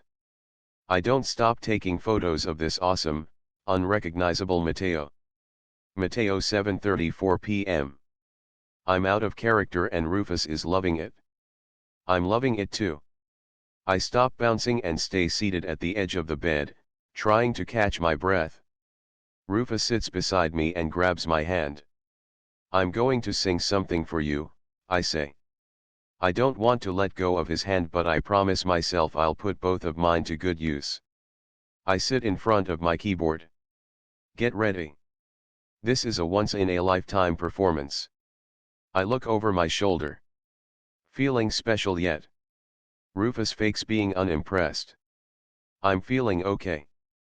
A little tired, actually. Well, wake up and feel special. My dad used to sing this for my mother, though his voice is much better than mine. I play the keys for Elton John's Your Song with a pounding heart, though my face isn't as hot as it was back at Clint's graveyard. I'm not kidding when I tell Rufus to feel special. I'm off key and I don't care because of him. I sing about a man making potions in a traveling show, how my gift is my song, sitting on the roof, keeping the sun turned on, the sweetest eyes I've ever seen, and so much more. I turn during a quick break and catch Rufus filming me on his phone. I smile his way. He comes over and kisses me on my forehead while I sing with him by my side. I hope you don't mind, I hope you don't mind, that I put down in words how wonderful life is now you're in the world. I finish and Rufus's smile is a victory. He's tearing up. You were hiding from me, Mateo. I always wanted to stumble into someone like you and it sucks that I had to find you through a stupid app. I like the Last Friend app, I say.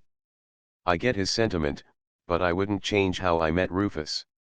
There I was, looking for some company, and I found you and you found me, and we chose to meet up because of gut instinct. What would have been the alternative? I can't guarantee I would have ever left here, or that our paths would have crossed. Not with one day left. It would make for a great story, yeah, but I think the app puts you out there more than anything else. For me, it meant admitting I was lonely and wanted to connect with someone. I just wasn't counting on what I have with you. You're right, Mateo Torrez. It happens every now and again, Rufus Emeterio. It's the first time I've said his last name out loud and I hope I pronounced it right. I go to the kitchen and return with some snacks.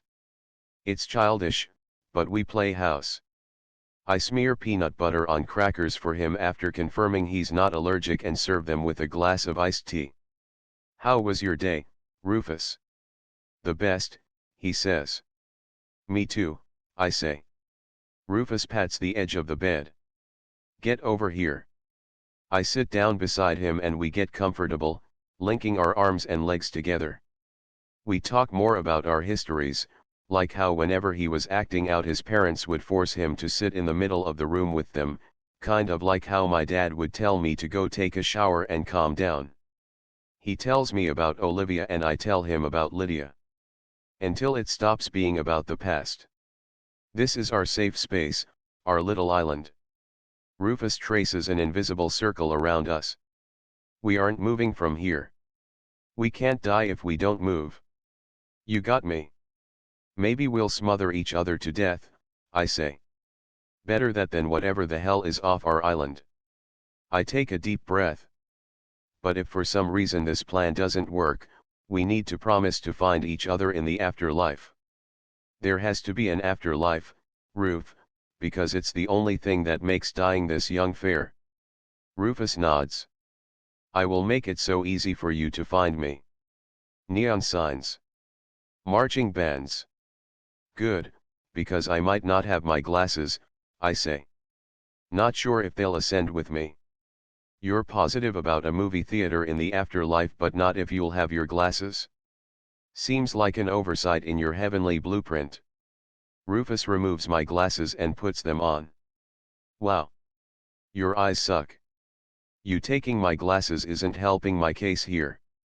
My vision is hazy and I can only make out his skin tone, but none of his features. I bet you look stupid. Let me take a photo. Actually, lean in with me. I can't see anything, but I look straight, squinting, and smile. He puts the glasses back on my face and I check out the photo. I look like I've just woken up. Rufus wearing my glasses is a welcome intimacy, like we've known each other for so long that this kind of silliness comes easily to us. I wasn't ever counting on this. I would have loved you if we had more time. I spit it out because it's what I'm feeling in this moment and was feeling the many moments, minutes, and hours before. Maybe I already do. I hope you don't hate me for saying that, but I know I'm happy. People have their time stamps on how long you should know someone before earning the right to say it, but I wouldn't lie to you no matter how little time we have. People waste time and wait for the right moment and we don't have that luxury. If we had our entire lives ahead of us I bet you'd get tired of me telling you how much I love you because I'm positive that's the path we were heading on. But because we're about to die, I want to say it as many times as I want. I love you, I love you, I love you, I love you. Rufus 7:54 p.m. Yo. You know damn well I love you too. Man, it actually hurts how much I mean this. I don't talk out of my dick, you know that's not me. I wanna kiss him again because he resurrected me, but I'm tight. If I didn't have common sense, if I hadn't fought so hard to be who I am, I would do some dumb shit again and punch something because I'm so pissed. The world is mad cruel. I started my end day beating up someone because he's dating my ex-girlfriend and now I'm in bed with an awesome dude I haven't known for 24 hours. This sucks. Do you think? Do I think what? 12 hours ago Mateo would have been nervous asking me a question, he would have done it, but he would have looked away. Now he doesn't break eye contact. I hate to ask it, but it might be on his mind too. Did finding each other kill us? We were going to die before we knew each other, Mateo says. I know. But maybe this is how it was always written in stone or the stars or whatever, two dudes meet. They fall for each other. They die. If this is really our truth, I get to punch whatever wall I want. Don't try and stop me. That's not our story. Mateo squeezes my hands. We're not dying because of love. We were going to die today, no matter what. You didn't just keep me alive, you made me live. He climbs into my lap, bringing us closer. He hugs me so hard his heart is beating against my chest. I bet he feels mine. Two dudes met. They fell in love. They lived. That's our story. That's a better story. Ending still needs some work. Forget about the ending, Mateo says in my ear. He pushes his chest away from mine so he can look me in the eye. I doubt the world is in the mood for a miracle, so we know not to expect a happily ever after. I only care about the endings we lived through today. Like how I stopped being someone afraid of the world and the people in it. And I stopped being someone I don't like, I say. You wouldn't have liked me. He's tearing up and smiling. And you wouldn't have waited for me to be brave. Maybe it's better to have gotten it right and been happy for one day instead of living a lifetime of wrongs. He's right about everything.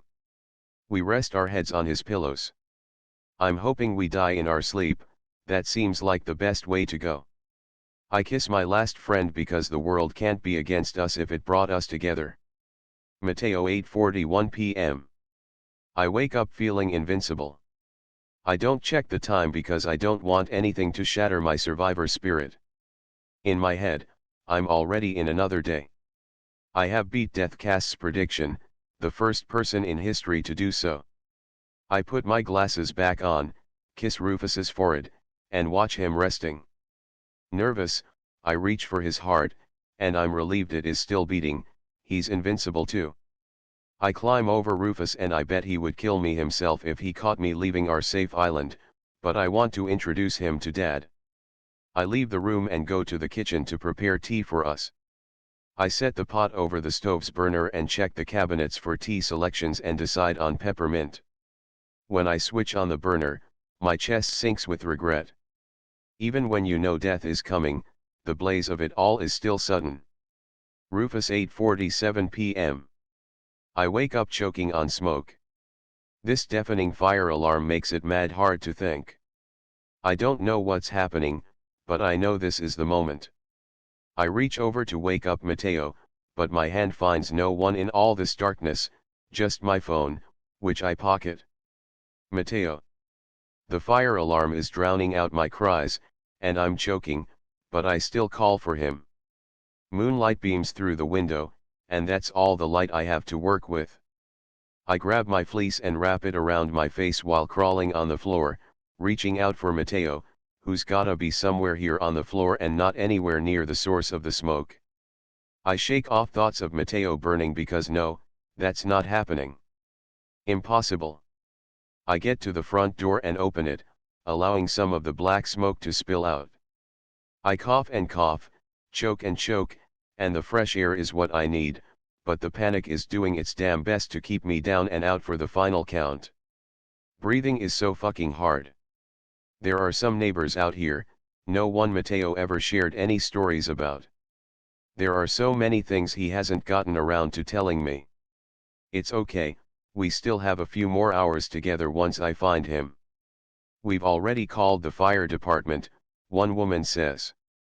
Someone get him water, some man says, patting my back as I continue choking. I got a note from Mateo earlier, another man says. Said he was going to be passing and not to worry about the stove. When did he come home? I knocked earlier and he wasn't there. I beat the cough out of my system, the best I can, at least, before pushing the man aside with more strength than I'd have bet I had. I run back inside the burning apartment and straight toward the orange glow of the kitchen. The apartment is blasting with a heat I've never known, the closest thing being when I was in Cuba vacationing with my family on Varadero Beach. I don't know why Mateo didn't stay in bed, we had a fucking deal. I don't know what problem the stove was having, but if I know Mateo, and damn it I do, I bet he was doing something nice for us, something that absolutely isn't worth his life. Into the flames I go. I'm about to run into the kitchen when my foot connects with something solid. I drop to my knees and grab whatever it is, and it's the arm that was supposed to be around me when I woke up. I grab Mateo, my fingers sink deep into boiled skin, and I'm crying hard as I find Mateo's other arm and drag him away from the fire, out of the smoke, and toward all the sons of bitches who are shouting at me from the doorway but weren't brave enough to run in and save some kids. The hallway light hits Mateo. His back is badly burned.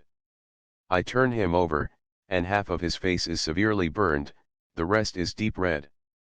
I wrap my arm around his neck and cradle him, rocking back and forth. "Wake up, Mateo, wake up, I beg. Why'd you get out of bed?" We said we wouldn't get out of. He shouldn't have gotten out of bed and he shouldn't have ditched me in that home of fire and smoke. Firefighters arrive. Neighbors try prying me away from Mateo and I swing at one, hoping that if I can deck one they'll all fuck off or find themselves kicked into Mateo's burning home. I wanna smack Mateo awake, but I shouldn't hit this face that's already been touched by flames. But this stupid Mateo kid isn't waking up, damn it. A firefighter kneels beside me. "Let us get him in an ambulance." I finally give in. "He didn't receive the alert today," I lie. "Get him to a hospital fast, please." I stay with Mateo as they cart him down the elevator, through the lobby, and outside toward the ambulance. A medic checks Mateo's pulse and looks at me with sympathy, and it's fucking bullshit. "We have to get him to the hospital, you see that?" I say. "Come on. Stop fucking around. Let's go." "I'm sorry. He's gone. Do your job and get him to the fucking hospital." Another medic opens the ambulance's rear doors, but he doesn't put Mateo in the back. He pulls out a body bag. Hell no. I snatch the body bag from his hand and throw it into the bushes because body bags are for corpses and Mateo isn't dead. I return to Mateo's side, choking and crying and dying. "Come on, Mateo, it's me, Ruf. You hear me, right? It's Ruf. Wake up now. Please wake up." 9:16 p.m. I'm sitting on the curb when the medics bag Mateo Torrez up. 9:24 p.m. I'm receiving medical attention in the back of the ambulance as they rush me to Strauss Memorial. Sitting here reminds me of my family dying all over again. My heart is burning and I'm so pissed off at Mateo for dying before me. I don't wanna be here. I should find a rental bike or go for a run even if breathing hurts, but I also can't leave him like this. I talk to the boy in the body bag about all the things we said we'd do together, but he can't hear me. When we reach the hospital they split us up. They take me to intensive care and wheel Mateo off to the morgue for observation. My heart is burning. 9:37 p.m. I'm in a hospital bed getting good air from an oxygen mask and checking out all the love from the Plutos on my Instagram pics. There's no bullshit crying face emojis, they know I'm not about that. Their messages on my last pic with Mateo are the ones that get me, at to go Iwe, we will live it up for you, Ruf. Hashtag Plutos for life, hashtag Plutos forever at Manthony012, I love ya, brother catch ya at the next level. Hashtag Plutos for life at Amy_Dubois, I love you and I'll look for you every day. Hashtag Pluto constellation. They don't tell me to stay safe or nothing like that because they know what's what, but they're no doubt rooting for me. They've left comments on all my pics, wishing they were with us at the travel arena and make a moment and the cemetery. Everywhere. I open up my Pluto's group chat and send them that painful text, Mateo is dead. Their condolences spill in mad fast, it's dizzying. They don't ask for details, and I bet Tago is really fighting that urge to ask how it happened. I'm relieved he doesn't. I need to close my eyes for a bit. Not a long time because I don't have that. But in case I don't wake up because of some complication, I shoot them one last text, whatever happens to me, scatter me at Althea. Orbit each other so damn hard. I love you. 10:02 p.m. I snap awake from the nightmare. Nightmare Mateo was completely ablaze, blaming me for his death, telling me he would have never died if he hadn't met me. It sears into my mind, but I shake it off as nothing but a nightmare because Mateo would never blame anyone for anything. Mateo is dead. That was no way for him to go out. Mateo should have gone out saving someone, because he was such a selfless person. No, even if he didn't die a hero's death, he died a hero. Mateo Torrez definitely saved me. Lydia Vargas 10:10 p.m. Lydia is home on her couch, eating comfort candy, letting Penny stay awake. Lydia's grandmother has gone to bed, exhausted from watching Penny, and Penny herself is winding down. She isn't cranky or whining, almost as if she knows to give her mother a break. Lydia's phone rings. It's the same number Mateo called her from before, Rufus's. She answers, "Mateo." Penny looks at the door, but doesn't find Mateo. Lydia waits for his voice, but he doesn't say anything. "Rufus." Lydia's heart races and she closes her eyes. Yeah. It's happened. Lydia drops the phone on the couch, punching the cushions, scaring Penny. Lydia doesn't want to know how it happened, not tonight. Her heart's already broken, she doesn't need every last piece shattered to bits. Tiny hands pull Lydia's hands away from her face, and, like earlier, Penny is tearing up because her mother is crying. "Mommy," Penny says. This one word says everything to Lydia. Fall apart, but piece herself back together. If not for herself, for her daughter. Lydia kisses Penny's forehead and picks up the phone. "You there, Rufus?" "Yeah," he says again. "I'm sorry for your loss." "I'm sorry for your loss too," Lydia says. "Where are you?" "I'm at the same hospital as his dad," Rufus says. Lydia wants to ask him if he's okay, but she knows he won't be soon enough. "I'm gonna visit him," Rufus says.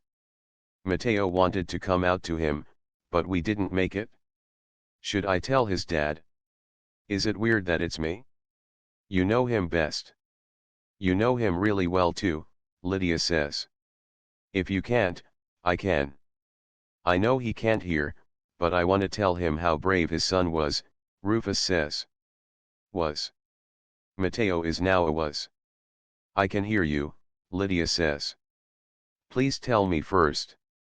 Lydia holds Penny in her lap while Rufus tells her everything Mateo didn't get a chance to tell her himself tonight. Tomorrow she'll build the bookcase Mateo bought for Penny and put his pictures all around her room. Lydia will keep Mateo alive the only way she can. Delilah Gray 10:12 p.m.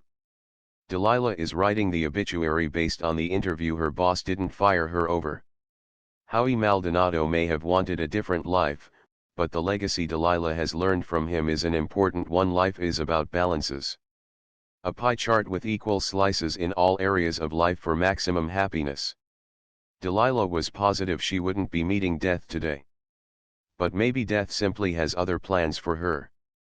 There's still a little under 2 hours left until midnight.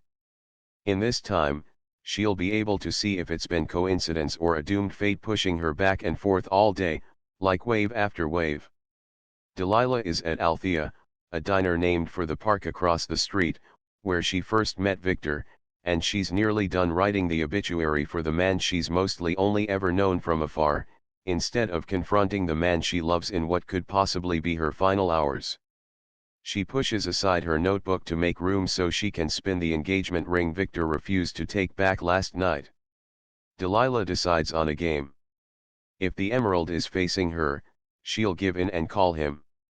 If the band is facing her, she'll simply finish the obituary, go home, get a good night's rest, and figure out next steps tomorrow.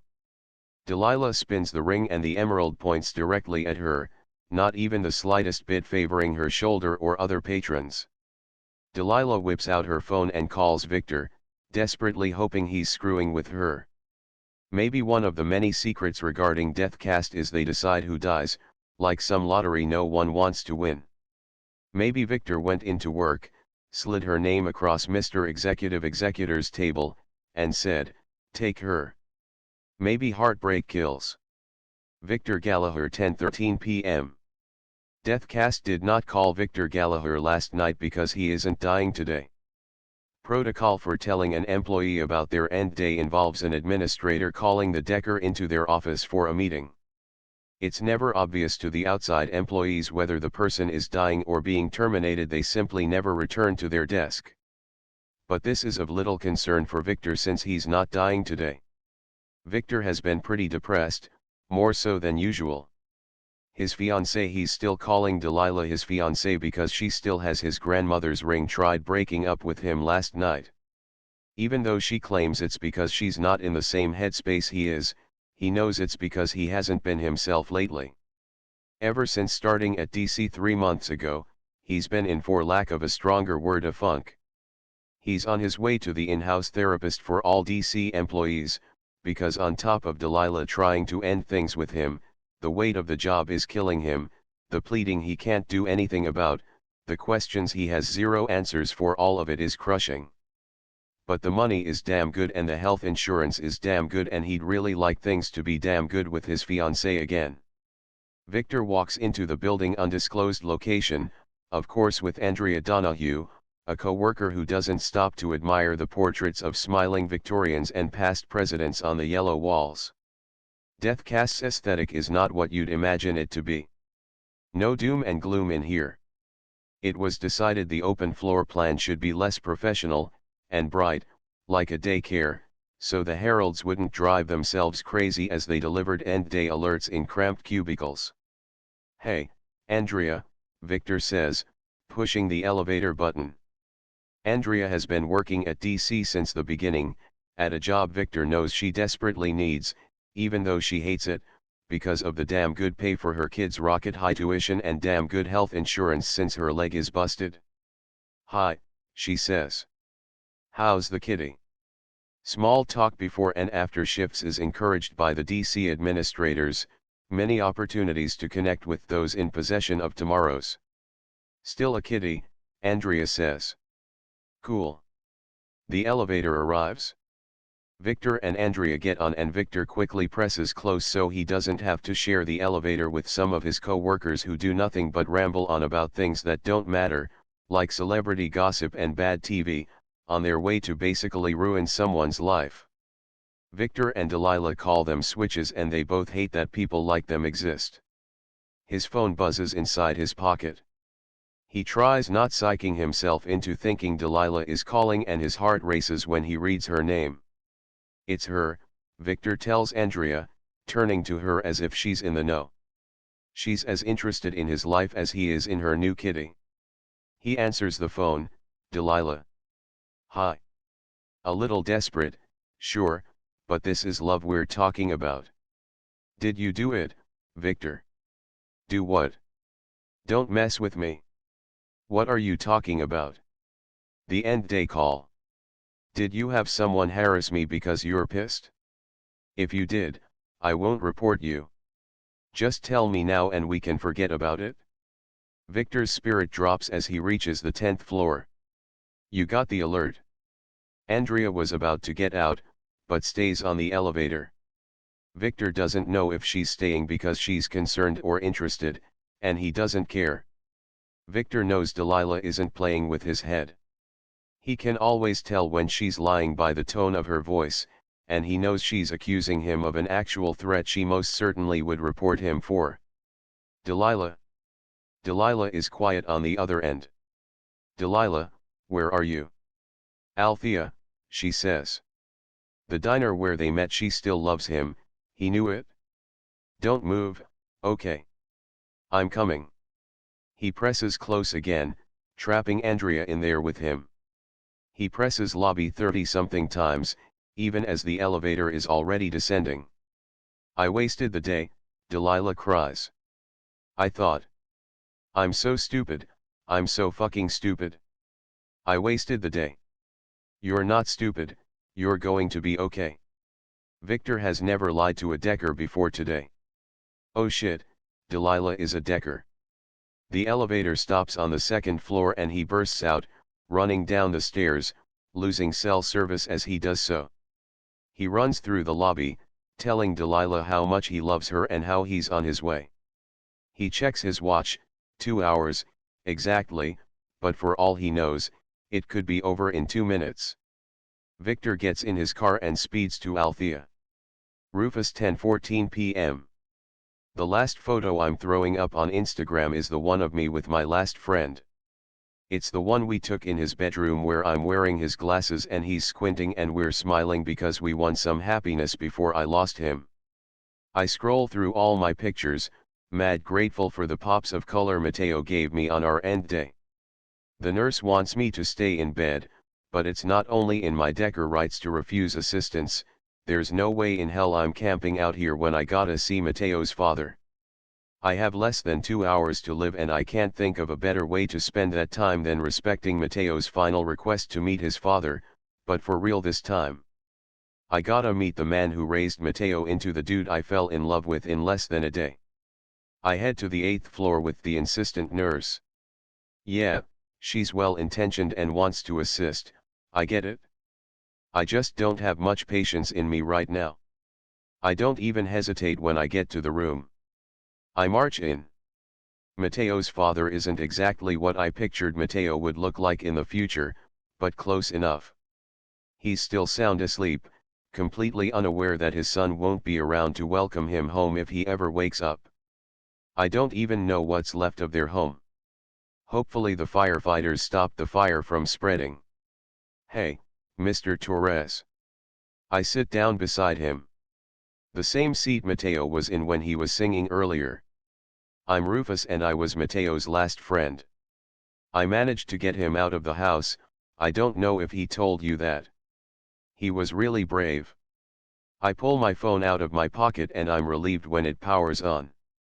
I'm sure you're really proud of him and you knew he had it in him all along. I've only known him for a day and I'm really proud of him too. I got to watch him grow up into the person he always wanted to be. I scroll through the photos I took from the beginning of the day, skipping over the ones from my time before meeting Mateo and starting with my first color photo. We did a lot of living today.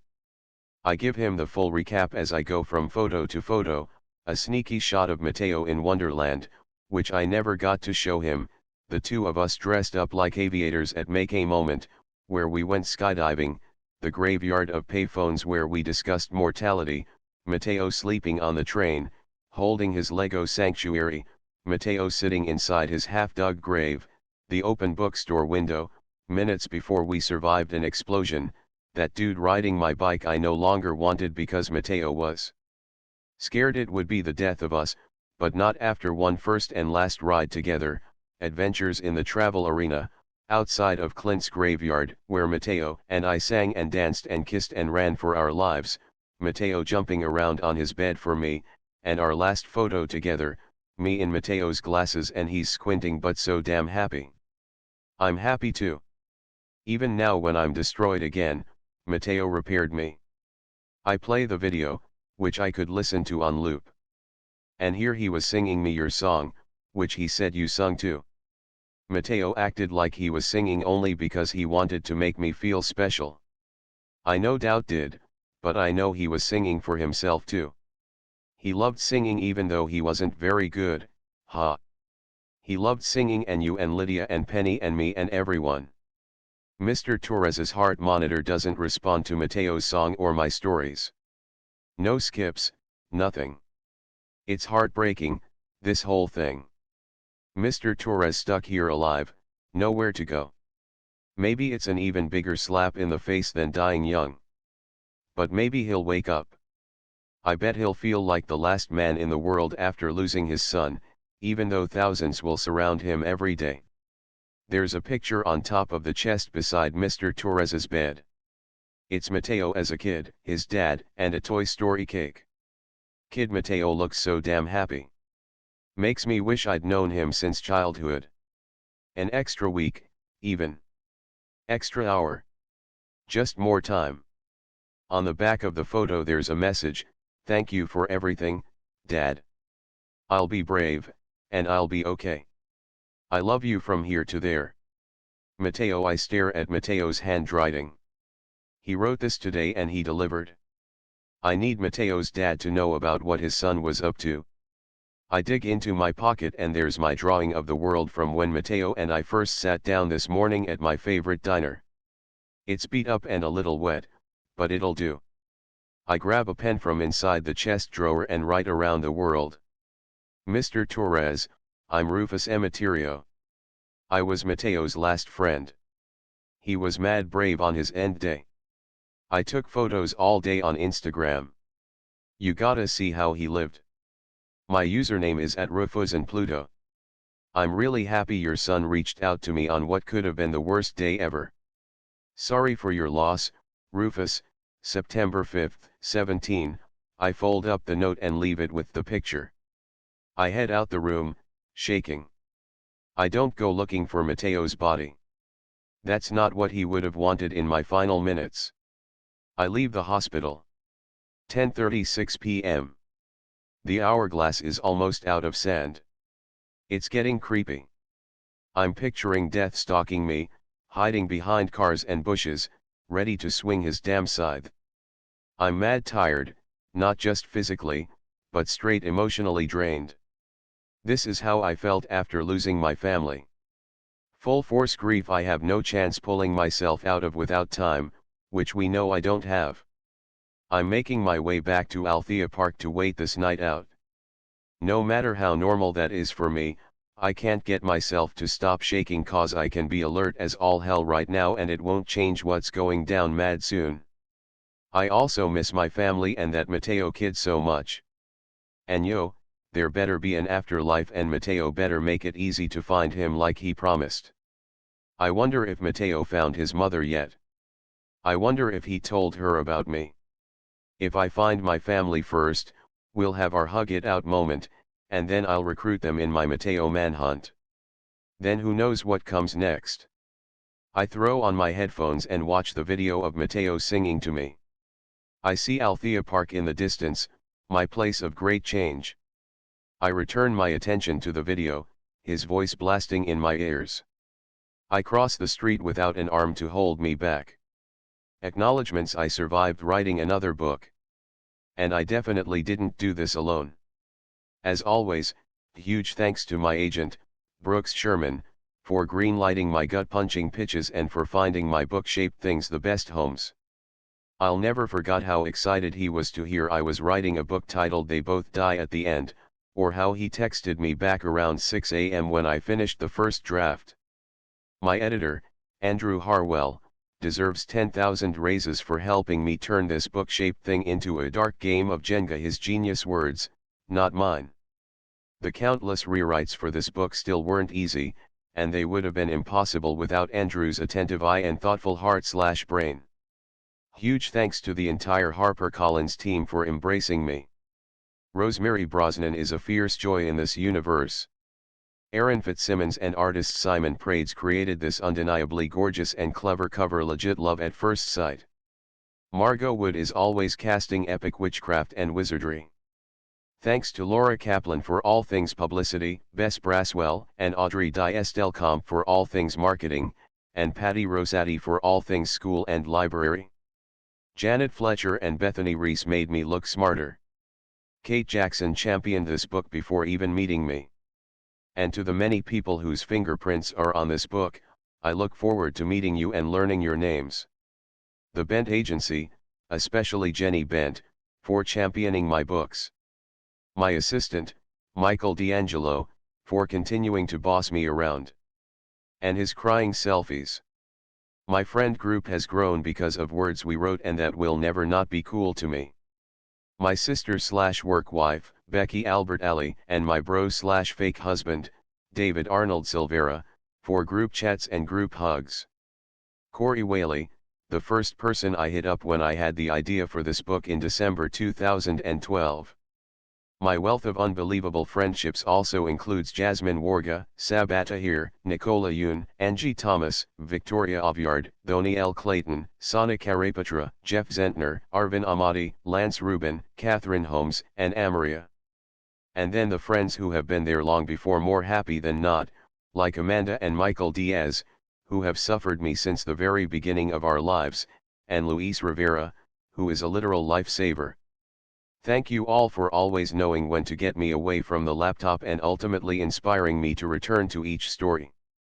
Lauren Oliver, Lexa Hillier, and the entire Glasstown gang. I've never had the privilege of writing a book through the company, but I've learned so much about storytelling by working with this beyond talented group. Grateful for early feedback from Hannah Ferguson, Dahlia Adler, and Tries Tina Wright, to name a few. My mom, Percy Rosa, and Gemini soul sister, Cecilia Wren, my role models and cheerleaders who've always encouraged me to chase every dream, and every dude. Keegan Strauss, who proved someone can change the game up on you in under 24 hours. Every reader, bookseller, librarian, educator, and publishing badass who give us their everything to keep books alive. The universe sucks less because of all of you. And, lastly, to every stranger who didn't call the cops on me when I asked them what would you do if you found out you were about to die. None of your answers inspired anything in this book, but wasn't it absolutely fun having a stranger make you observe your mortality?